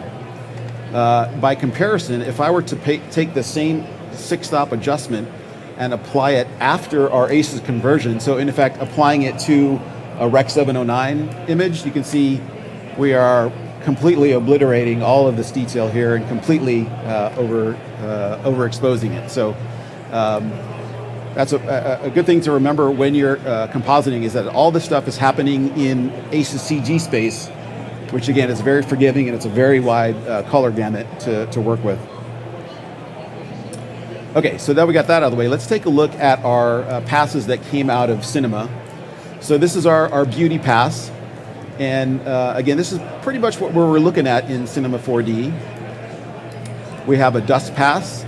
This has this was actually a separate pass that was rendered out because I wanted to be able to control how the dust looked in the composite. We have an emission pass, which I have these emissive materials that were the lights on the bridge because I wanted to be able to add a separate glow to those. We have our puzzle mat, which in this case I just have 3 layers. Red for the bridge, blue for the background, and green for the particles. And that was basically just in case I needed to do some specific adjustments to those layers. Here we have our light shaft as it's going through. And then we have our separate pass for the volume, and this was just in case I needed to adjust the volume in the comp as well. So let's take a look at how all of those fit together. So let's scroll up, and I'm actually going to turn off everything here, and we'll start from the bottom up. Okay, so here is my beauty pass. We saw what that looks like. And I can put my volume pass on top of that so that I can have control over that volume and really need to pump it up, because everyone knows you need to pump up the volume. We have our light shaft here, and again, this is a separate pass. It's on black, so if I add it on top of my layers, that's another thing in ACES, you need to use the add color mode. Now I have that light shaft correctly composited, and you can better see that towards the beginning of the shot there. So those were the basic 2D elements, but what I usually like to do is combine my 2D element or my 3D elements with practical elements as well. So I have a couple layers here of some lens-ish texture and some lens kind of orbs, and I think adding in practical elements on top of my CG elements just makes them feel a little bit more organic. And that's I really love combining elements in that way. I also have a couple layers of optical flares, because I don't think you're allowed to have a motion graphics project without lens flares. So that's it. And then once I have my basic composite together, then I'll start dialing in the look of the piece. And that usually starts by adjusting our exposure, because if I'm adding all these elements, sometimes the exposure gets a little out of whack. And then I'll usually defocus the image somehow, because a lot of the stuff, I mean, when you render something out of cinema, it can be super sharp, almost too much. So I'm going to just jump in here real quick to show some details. And for the purposes of today's demonstration, this might be a little harsh, but I just want to make sure we can see it on the screen here. So you can see these lines here are just way too perfect. So one of my standard tricks that I do on pretty much all my renders is applying some turbulent displacement. And it's, again, a little pronounced just for our demonstration purposes, but I have it set to, it's almost bare minimum, like it's at 20 with a size of like 4, and at an over 4K resolution, I think that worked out pretty well. But you can see it's just kind of what I call junks up the edges. It's really pronounced here, but if you go into other areas like here, it just kind of makes, it imparts a more organic quality to the images out of Cinema 4D. So with that, I'll usually add just some selective blurs in some place as well. Again, just to sort of push the image in a different direction. One of the key tools for doing that is Magic Bullet Looks. And we saw a couple people demo this, but Looks is definitely one of my favorite tools. It's definitely my go-to on every project. And it's basically a set of tools. You have all these tools available here that you can combine and rearrange and just twiddle around with to your heart's content. And in my case, I have some lens vignetting, some optical diffusion, some lens distortion, some haze and flare, some chromatic aberration, some pop, and some halation. And all of this is in the service of trying to impart some peculiarities that you might get if you actually photograph something. So while my work isn't necessarily photorealistic, I like to impart a somewhat photographic quality to the image. So it's all about subtly trying to degrade the image in a way that adds up to maybe that's something that's just more of a sum of the whole. So looks like I have a few more optical flares layers here, so we'll just put those back on. And then sometimes with looks, I'll break them out into different adjustment layers. So all of those tools were on one adjustment layer down here, but I have another layer here that's just my color LUT, because I wanted to be able to dial in that strength precisely. And just by adjusting the opacity of that adjustment layer, I can go from 0 to 100. That's probably too much. I think I settled on around 60. Okay, so once I had my image mostly in place, it's just a matter of fine-tuning it. So in this case, adding in some sharpness, adjusting the saturation, and here we're just getting into some fine color control so that I can match it up with all the other shots. Because I actually had all of these shots in one After Effects file as well. So I could bounce back and forth between them and make sure they were consistent. And in this case, I adjusted the exposure. And then one last step that's really important is because we're compositing so many different elements and they come from so many different sources. So there's, all my render passes out of Cinema plus the practical passes. They all might have their own grain structure in the footage themselves.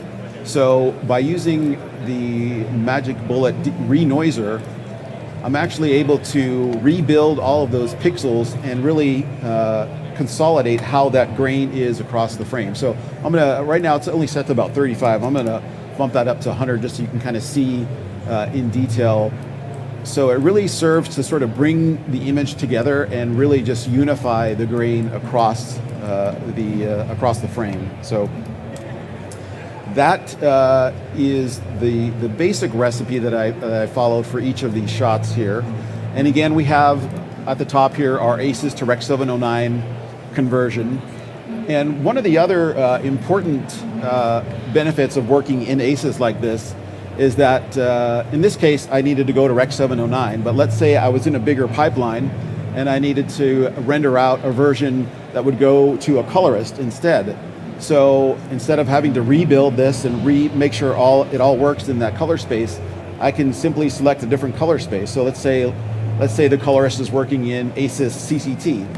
Well, now I am in the ACES CCT color space, and I would render out, a 32-bit source files for this, and would go right to the colorist, and they have all this color information to work with because this is more of a log format. But in our case, we were still going out to Rec. 709, so that answered that. All right, so that is pretty much how we comp that all together. And let's take another look at the final shot. And again, this was the original version of the shot. I much prefer it with the light in the background, but so we'll save this for the director's cut, I guess. So that was that. So hopefully you got a little bit out of hearing how I use Cinema 4D, Redshift, and Red Giant all together. They're definitely my go-to tools on a daily basis. It's pretty much the Maxon trifecta, as I call it. Thank you for sticking around with me and my presentation. I really enjoyed being able to share my process with you. So thank you to Matthias and Lily and the entire Maxon team. And yeah, if you want to reach out and say hello, you can do so at my website at www.botched.com, but under no circumstances should you inquire about any plastic surgery reality TV shows. So once again, I'm Gustav Felstrom with Botched Creative, and we'll see you next time. Oh, there we go. They're alive now. That's a good clap. That's a good clap. All right, everybody. Well, don't go anywhere. We still have more coming on. Thank you for being at our booth and making a presentation. Appreciate that so much. You guys had a good. Yeah. Wow, that was really good. That one right there was fantastic. All right, don't go anywhere. We have one more presentation for today. Some anatomy figures. Pretty amazing stuff done by Evolution with Andrew and Tan. So they'll be coming up next. So stay tuned, and thank you for coming by the booth, and we'll see you the rest of the show.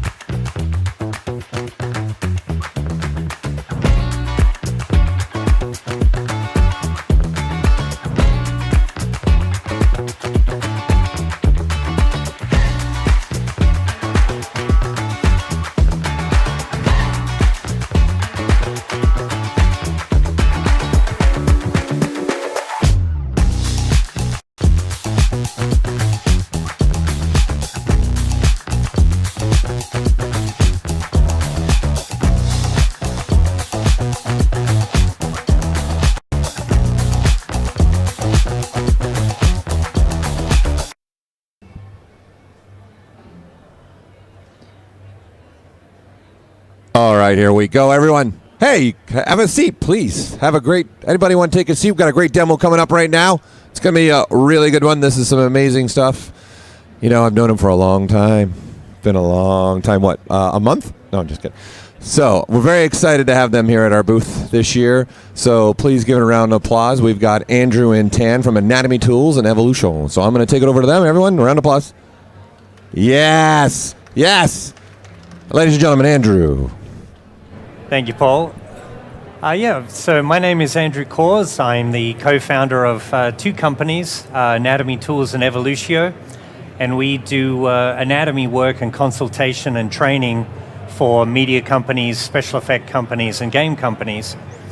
And today we're going to share how we use ZBrush as a design, animation, and a production tool, both in human assets and then also animal assets, both still and in motion.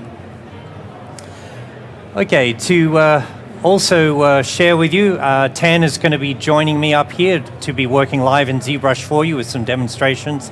And perhaps I'll just give you a little bit of my background to give you context. So if you're sort of new to ZBrush, I don't want you to sort of turn away or think it's not relevant. I really started as a graphic designer and then got into motion design.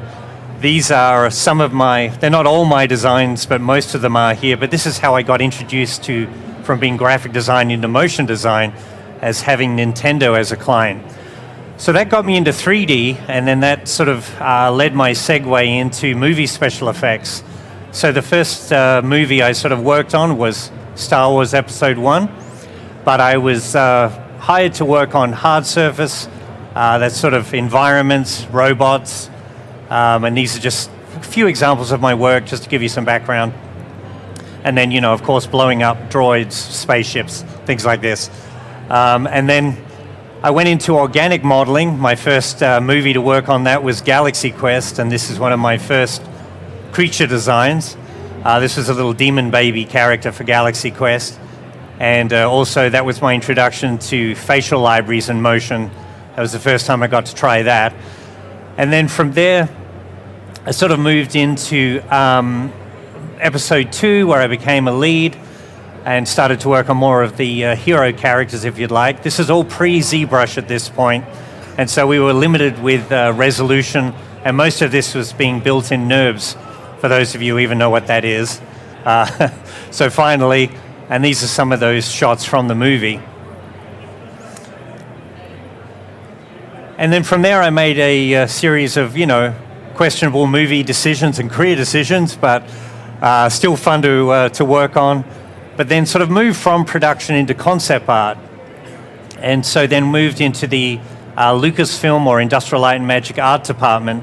And the first movie I got to work on in that role was Jurassic Park 4. This is quite a few years ago. This is a long time before the recent release. But I got to work with an amazing artist, Carlos Huante. This is one of his concept designs of sort of, dinosaurs meet human hybrid. But my job was to quickly realize these in 3D to show the director and kind of work interactively. But even back then, we were sort of still printing things out and then going to clay maquettes. So you see here I'm doing a clay maquette of that design, and this sort of how that looked. Sort of pre-ZBrush. I'm just giving you a premise of everything we used to do before ZBrush. But then came along ZBrush, and the first time we really used ZBrush at ILM for production was a movie called Pirates of the Caribbean. And this particular asset, Davy Jones, this guy had, 150 pieces of sea life on him. So just the technical challenge of trying to pull off these characters, ZBrush ended up being this magical tool that we added to our pipeline.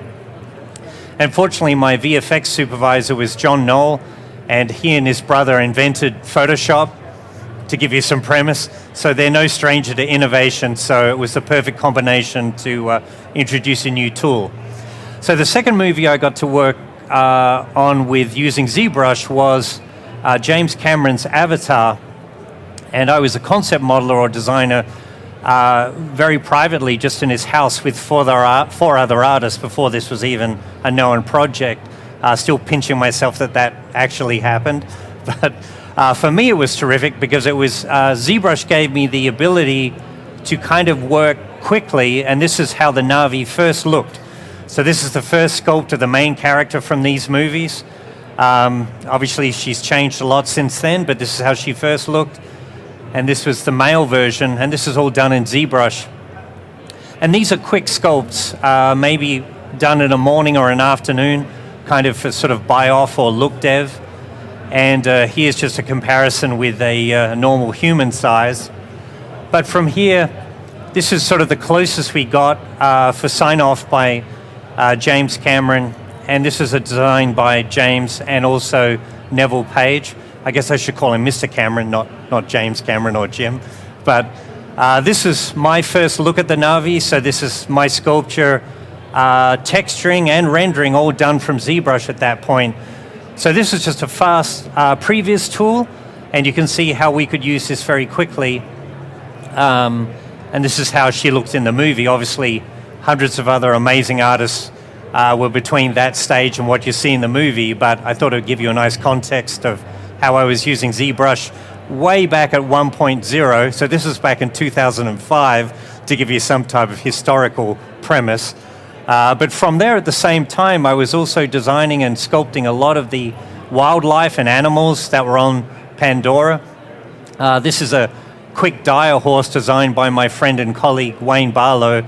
A lot of his character designs made it all the way through to the final film. But these were sort of throwaway concept ideas that we would just try. It helped to see them in 3D, and then for Mr. Cameron to come in and say, yes, I like it, I don't like it. So it's just a fast, creative tool. And this is really where I started to get into animal anatomy and anatomy a lot further. So from this movie, I decided, strangely enough, to quit special effects and then sort of go on to sort of quitting your dream job, per se, and going on to starting my own company. So launching my own company, it was anatomy tools, and I started with human anatomy, and ZBrush was the perfect tool for me to teach with and also make sort of products. So here you can see I'm teaching live at the Noman School of Visual Effects. And this is one of the first times where artists were actually sculpting live from models digitally versus traditional mediums, and ZBrush allowing us to do that. As a friend of mine, Yoni Baker, is the model here. But again, down at Noman, where we were hosting our workshops at the time. But from there, we also were doing product design. So here, I have a series of things that became physical products for people to learn human anatomy from.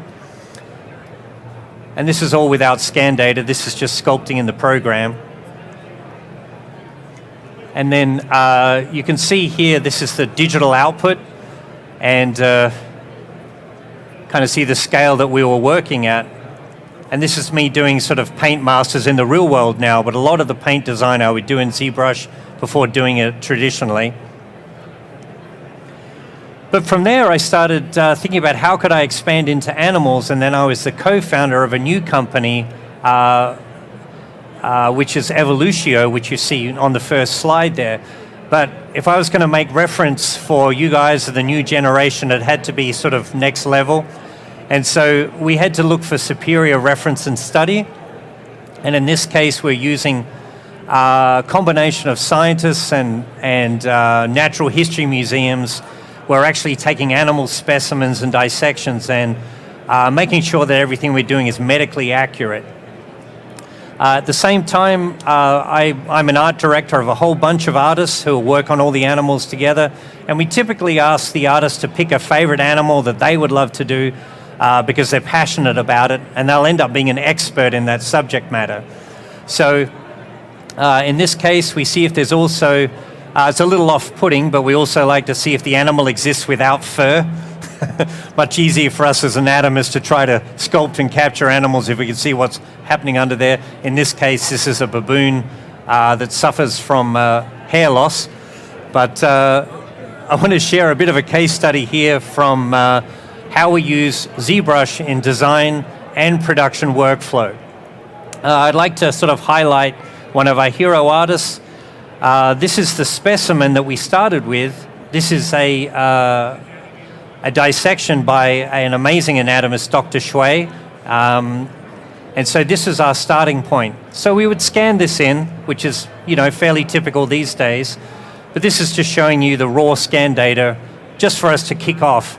But at the same time, the artist who basically we assigned to this animal, she's a bit of a rock star. This is Crystal Sayu, and she's let me record some of the behind the scenes while she and I are doing meetings together. And this is her just learning more about the animal here in ZBrush. And for those of you new to ZBrush, she's really just playing with the animal, getting to know the animal, which she has to become an expert on. And she's just playing around in both paint and sculpting of the gesture of this animal and trying to get into it, almost like studying the portrait of this animal, since we're going to represent it in the best way we think possible. So although she is super fast, this is sort of ZBrush's time-lapse mechanism, so she's not quite working this fast.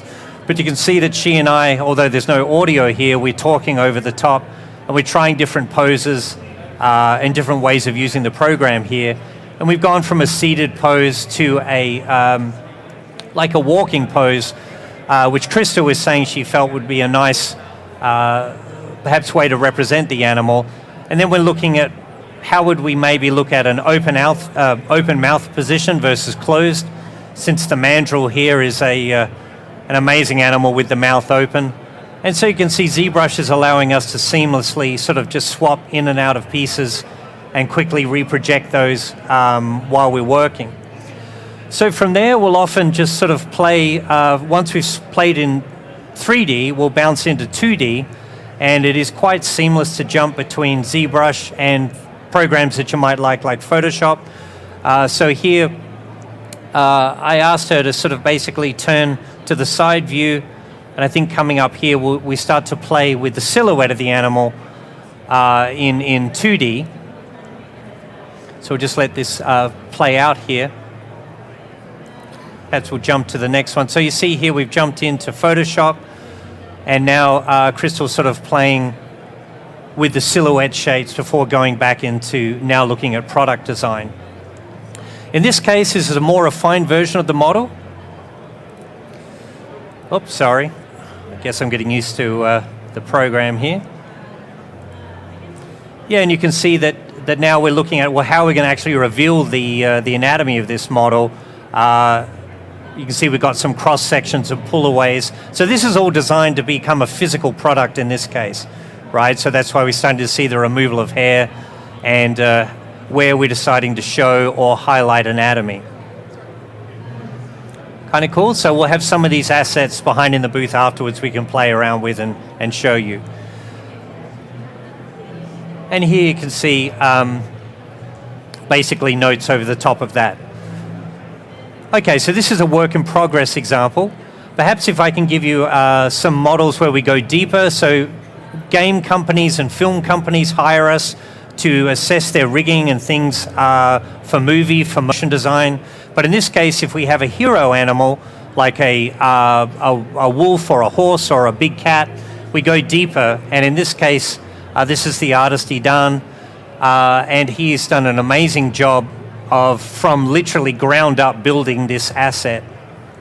And here we're back in the program ZBrush, and you can see that he's literally building from the animal's skeleton all the way up. And he's taken this all the way through into texturing, rendering, the fur, everything.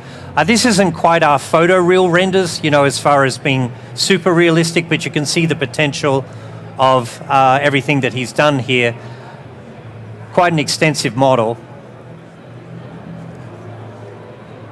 Down to deeper anatomy, not just superficial. And then how do we bring that to life in the real world? Well, again, we've talked about the 3D printing, but in this case, this is an asset that Tan, my colleague, is going to share in just a moment. But this is the 3D print, and this is me doing a paint job on the 3D print to kind of sign off on how this is going to look in mass production. So for those of you who are just digital artists or traditional artists, I definitely recommend having both skill sets in your back pocket. They feed each other, right? So if you haven't dabbled in traditional mediums, I encourage it. And if you're a traditional person, to dabble in digital also. Okay, so this is us designing the look of an asset digitally in this case, doing the paint job all digital. And this is a terrific horse that was sculpted by a colleague of mine again, Vaughan Smith, and here he is with the actual output of his asset. He looks pretty proud. He should be. It's a pretty amazing job. And you see we try to show deeper dissection as well as the more superficial. Okay, so again, if you're new to ZBrush, I highly encourage, remember I started as a graphic designer and here we all the way are through Lucasfilm into ZBrush, is if you open things, you might be a little intimidated by the amount of things you got to choose from, but even with the level of experience I have, I'm typically down to just a few brushes, right? That's really all I use for 90% of all the work we do. And in this case, something like this sculpture, I really just used one tool for 80% of the work. So I'd recommend you just pick a task you'd like to do, focus on that. ZBrush Central or Maxon or whatever is a great place just to try to learn about that, or YouTube.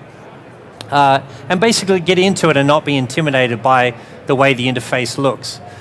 Okay, so the next movie I've got here is a nice introduction from my colleague Tan. This is a sculpture he did here of a dissected crocodile, and perhaps I'll just let him take over, and you guys can join us behind the booth here for any questions later. So thanks very much. Please welcome Tan. All right. Thank you, Andrew. I'm going to take over. Hello, everyone. My name is Tan B. So I'm currently working as a creature modeler at a company called Industrial Light and Magic. So I don't have that many photos or pictures to show, but if you guys are watching Mandalorian, the opening scene, there's another crocodile or alligator-ish creature. That's what I've done. So, all right, I will just continue the conversation about keeping it simple in ZBrush. All right, so I'm going to show you a few models, which is the asset that we create for the 3D printing process. In the particular case, we have the bear right here. So if you are interested, you can come over here and take a look at it. So in a way, right now, we really try to simplify all the muscle features, right, by using the tool of ZBrush. So I'm going to exaggerate it even more in today's demo by only using two brushes, right? The first brush, Andrew already mentioned, which is the Move tool. So this is the one I'm going to use as the primary tool to tweaking the shape. And then there's another tool built into the ZBrush for a long time. It's no longer by default in this brush panel anymore, but you can find it at the brush panel, right, under a light box. And if you go to the Insert IMM, and then we have this Insert Sphere. So basically, this is my foundation. Those two brushes allows me to do majority of my work, all right? And as Andrew already showed you that most of our asset, to make sure everything is mathematically accurate, we do have a set of skeleton underneath it, right? So let me show the skeleton just to make sure. There you go. All right. There are obviously a few while I was working on it. So today I'm gonna, in my demo, I'll just show you how do I blocking in, say, if I want to make a new arm, right? And then ZBrush has this very cool feature that you can take a screenshot of your existing model, or if you download 3D scan data online, so you can take a screenshot of it, say Shift+S, I'm making the screenshot, so I can use that as my reference, right? So now let me go back to the bones.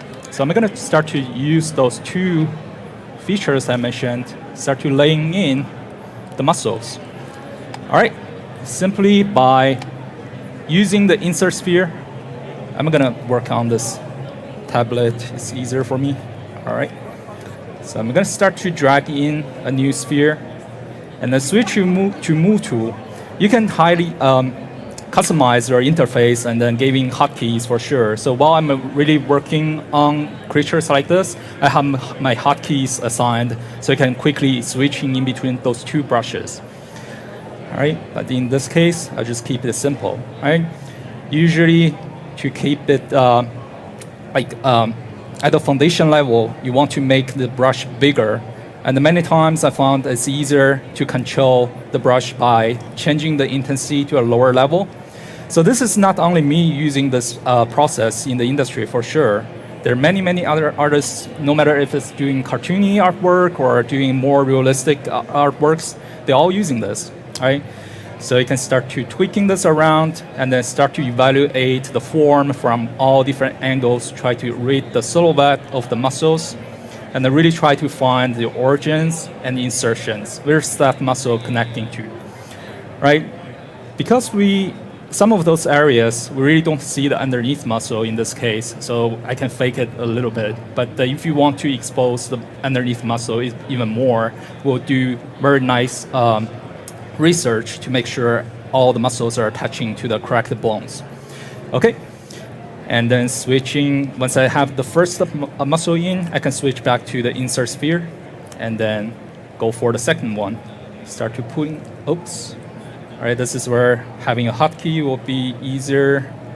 Let's go to the M, and looking for the move tool, and start to drag it around.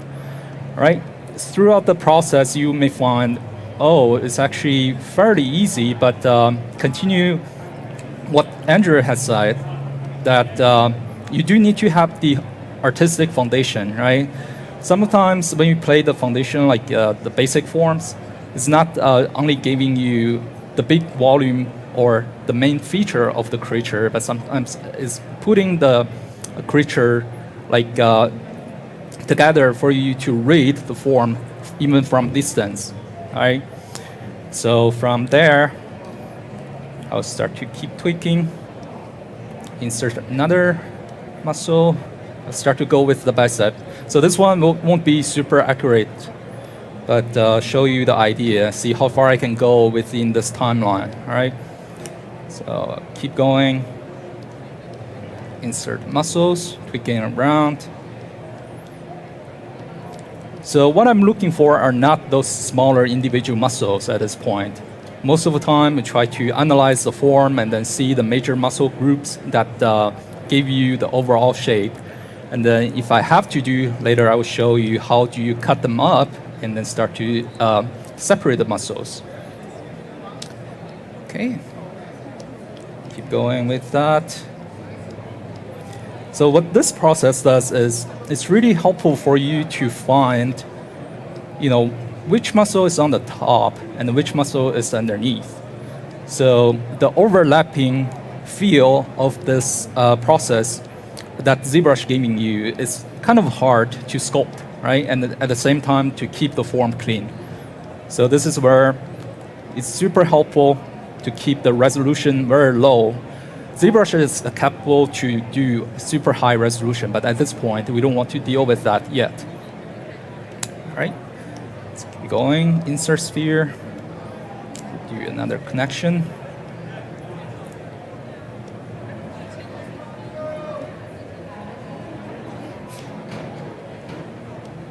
Okay, I'm gonna increase the intensity a little bit just so it goes a little faster. If any form I need to wrap around the bone, I'm going to push it. And this becomes a little stretchy, but I usually don't worry about it. As long as it gives me the silhouette, I'm totally fine with that, right? ZBrush also can, having the feature that you can either do the decimation or you can do the dynamesh, basically to erase all those stretchy points. Later I'll show you that. Okay. So as soon as this,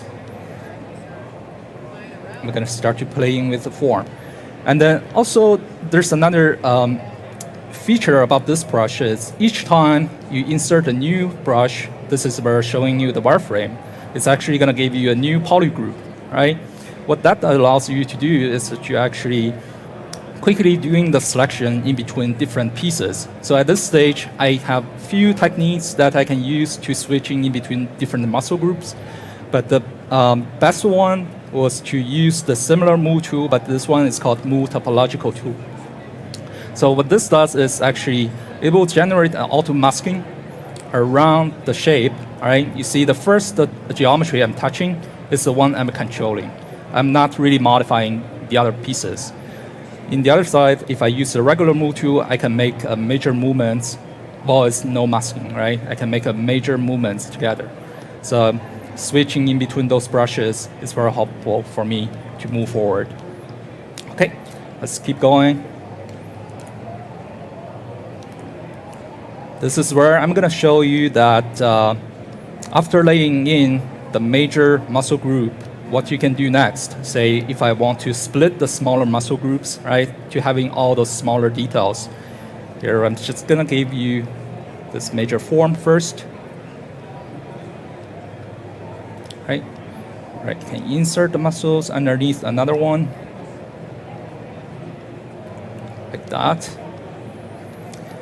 Okay, so from there, I can hold down my Control-Shift key to isolate this piece of muscle. Say I want to start to divide, making the divisions of different muscle groups, but they're still reading as a whole, right? So I can hold Control-Shift, click on this individual polygroup to hide the other pieces.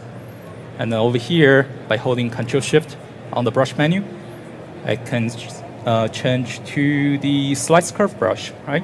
So this is where you can slicing and make new polygroups. Oops. Okay. By holding down the Alt key, you can bend the curve and to make whatever the cut you want. So the initial one didn't work very well, so let me redo it. All right, hold down Control, tap on the Alt key, so you can start to bending the curve and release, make a new polygroup. Okay, dragging, say those are the polygroups I need to have separate pieces. And then after that, I'm going to do use the feature I talked about, which is called the Dynamesh, which is one, removing the stretching, right, on the geometry. Two is to separate those new polygroups into new pieces. So it's just simply going to their geometry and they go for Dynamesh. And want to turn on a feature underneath the Dynamesh called groups. And I will go for that. Usually I just go by default and see what happens. And if I need to do any adjustments, I'll do that after. Okay, since this is giving me a lower resolution at this moment, but yeah, it's really depends on what you do. If you feel this is too low, you can always go back and just Control-Z and then do it again with a higher resolution. And the other thing I noticed that currently I have several muscle groups assigned a new polygroup, right? What I can do is to go to my polygroup panel, go to my polygroups, and then I can do an auto-group, right? Most of the time, we start with the model symmetrically, so it's easier for us to control both sides, and then we will make the pose change. But in this case, after I make a new auto-group, each individual piece will be assigned a new polygroup. So you can see they are all different colors, right? So from there, I can go back to my Dynamesh, geometry, Dynamesh, and then turn on the groups. And I will go for a slightly higher resolution, just double that, and Dynamesh. And then here, you can see this ZBrush will rearrange the polyframe for us, giving the evenly distributed plots for me to move forward, either subdivide or either to keep sculpting with the existing shape. It's much cleaner. All right. So from there, I can keep going with the Move Topological tool if I need to make any major movements. It's a very handy tool for me to move one muscle without affecting the other ones. And there are definitely a lot of demos to show you, how to use the ZBrush to sculpting high resolution details. But this is, to me, the key that to have your successful model, right? So you can literally see what's going on right here already, right? If this doesn't look correct, no matter how much more details you're adding, won't count, right? And then once for a while, I also use the feature over here under the material, which is also another default material called flat color, to rotate my model around and just to see the silhouette and try to read the curves to make sure that those are all working fine. Okay, let's go back to, all right. Here, I think I lost that initial cut, so I'm going to do that again, right? Because it was a little stretching, so I'll go over here, isolate that, and use my slice curve, cut it up. Hold down Alt key to follow the features. And from there, I'll use data mesh with polygroups again. This will give me the divisions. Right? I can quickly, instead of insert another sphere and then try to modify the topology, here I can quickly create a new shape and I can tweak it around. This will, following the original shape, at the same time, give the additional details to it. All right? So this is a simple introduction of this feature that we are using. We are relying on this feature. So hopefully that's a nice tip for you guys to start things using simple tools. All right? Don't make this too complex. Keep it simple and have fun with it. All right? Any questions? All right. So I'm gonna do the demo with Andrew on the back, or how do we do with the time? It's good. Okay. All right.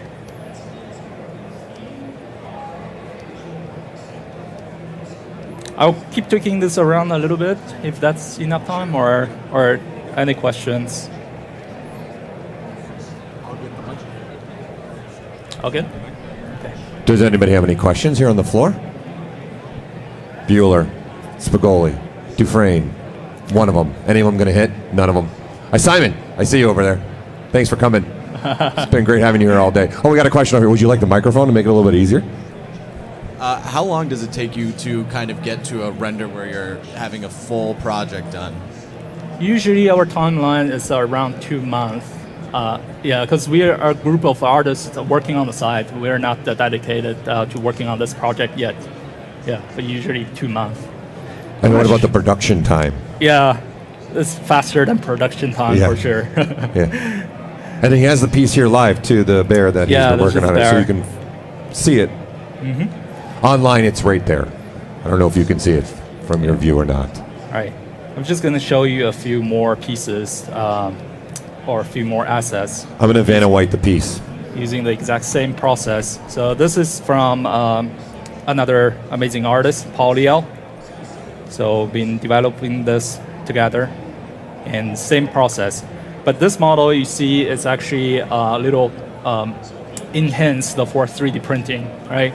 This is also where ZBrush can be handy for us to make the adjustments. Sometimes when we see the model looks good on the screen, it really doesn't mean that when we print it, it's looking nice. So sometimes we're losing a lot of the details. So here ZBrush having this newer features, and not new anymore, but it's amazing, which you can actually play with the resolution of the model. It's under deformation and then under the contrast, right? You can play with this slice bar. Let me see what happens here. I think this model is because I decimated quite a bit. What happens there, Paul? Right? Oh, I'm on a wrong subtool. My bad. My bad. Yeah, I'm on a wrong subtool, or I think we're sliding on that model. Okay, anyway, there's another one. All same process. Okay, let's see if this one we can use the enhance a little bit. Go for deformation and contract.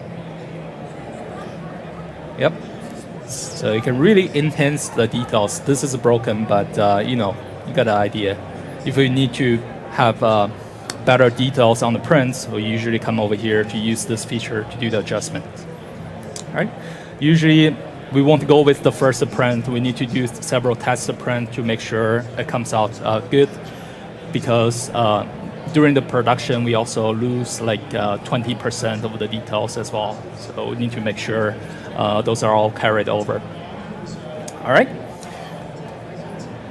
Okay, I don't know if there's any other questions or anything else. If no, Paul, you can take over.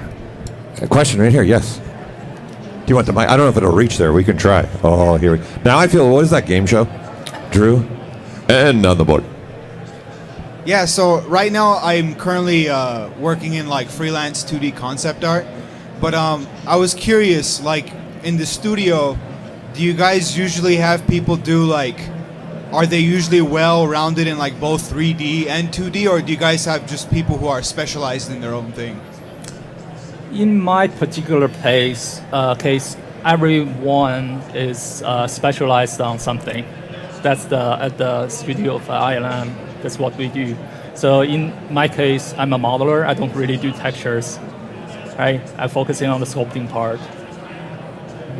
But it's all different. It's really dependent on the studio you're working on with. So when a 2D artist is like transitioning their work to the 3D artist, do you guys mainly like just look for like turnarounds, or like what do you guys usually look for? Do you guys look out for like fleshed out illustrations of like certain angles, or like how you guys usually work with the 2D artists? Myself is not really a 2D artist, but usually when we review the portfolio, no matter it's 2D or 3D, we try to read the rhythm of your image. And then usually I would recommend to do something that is based on something realistic, that people, first of view, can understand what it is, right? So many students, I also teach at the Academy of Art. A lot of my students come up with creature design from their mind. They do whatever they want, but when they put that into the portfolio, people don't understand it. So if you can, say, build your portfolio at the beginning to based on something realistic, that will be more appreciated by people interview with you. Cool. All right. All right, I think that's it. Everyone, Anatomy Tools and Evolution, we got Andrew and Tan, and they'll be here at the booth. Round of applause, please. Thank you. Thanks for coming. Thank you, guys. They'll be here still at the back of the booth as well. What do you got there, Lynn?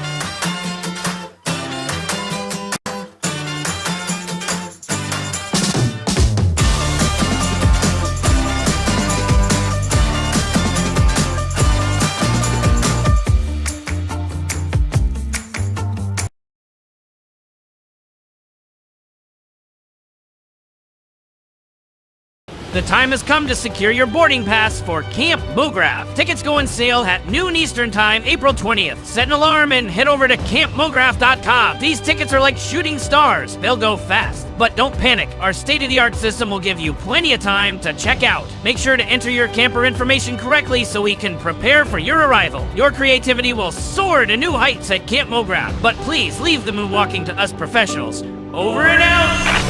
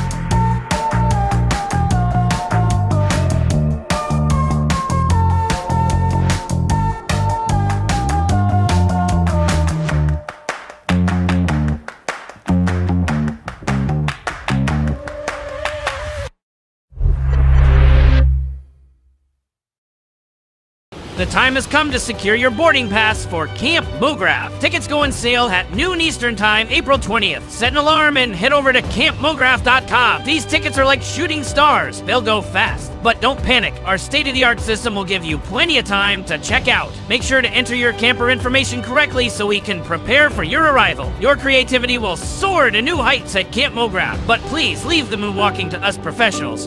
Over and out!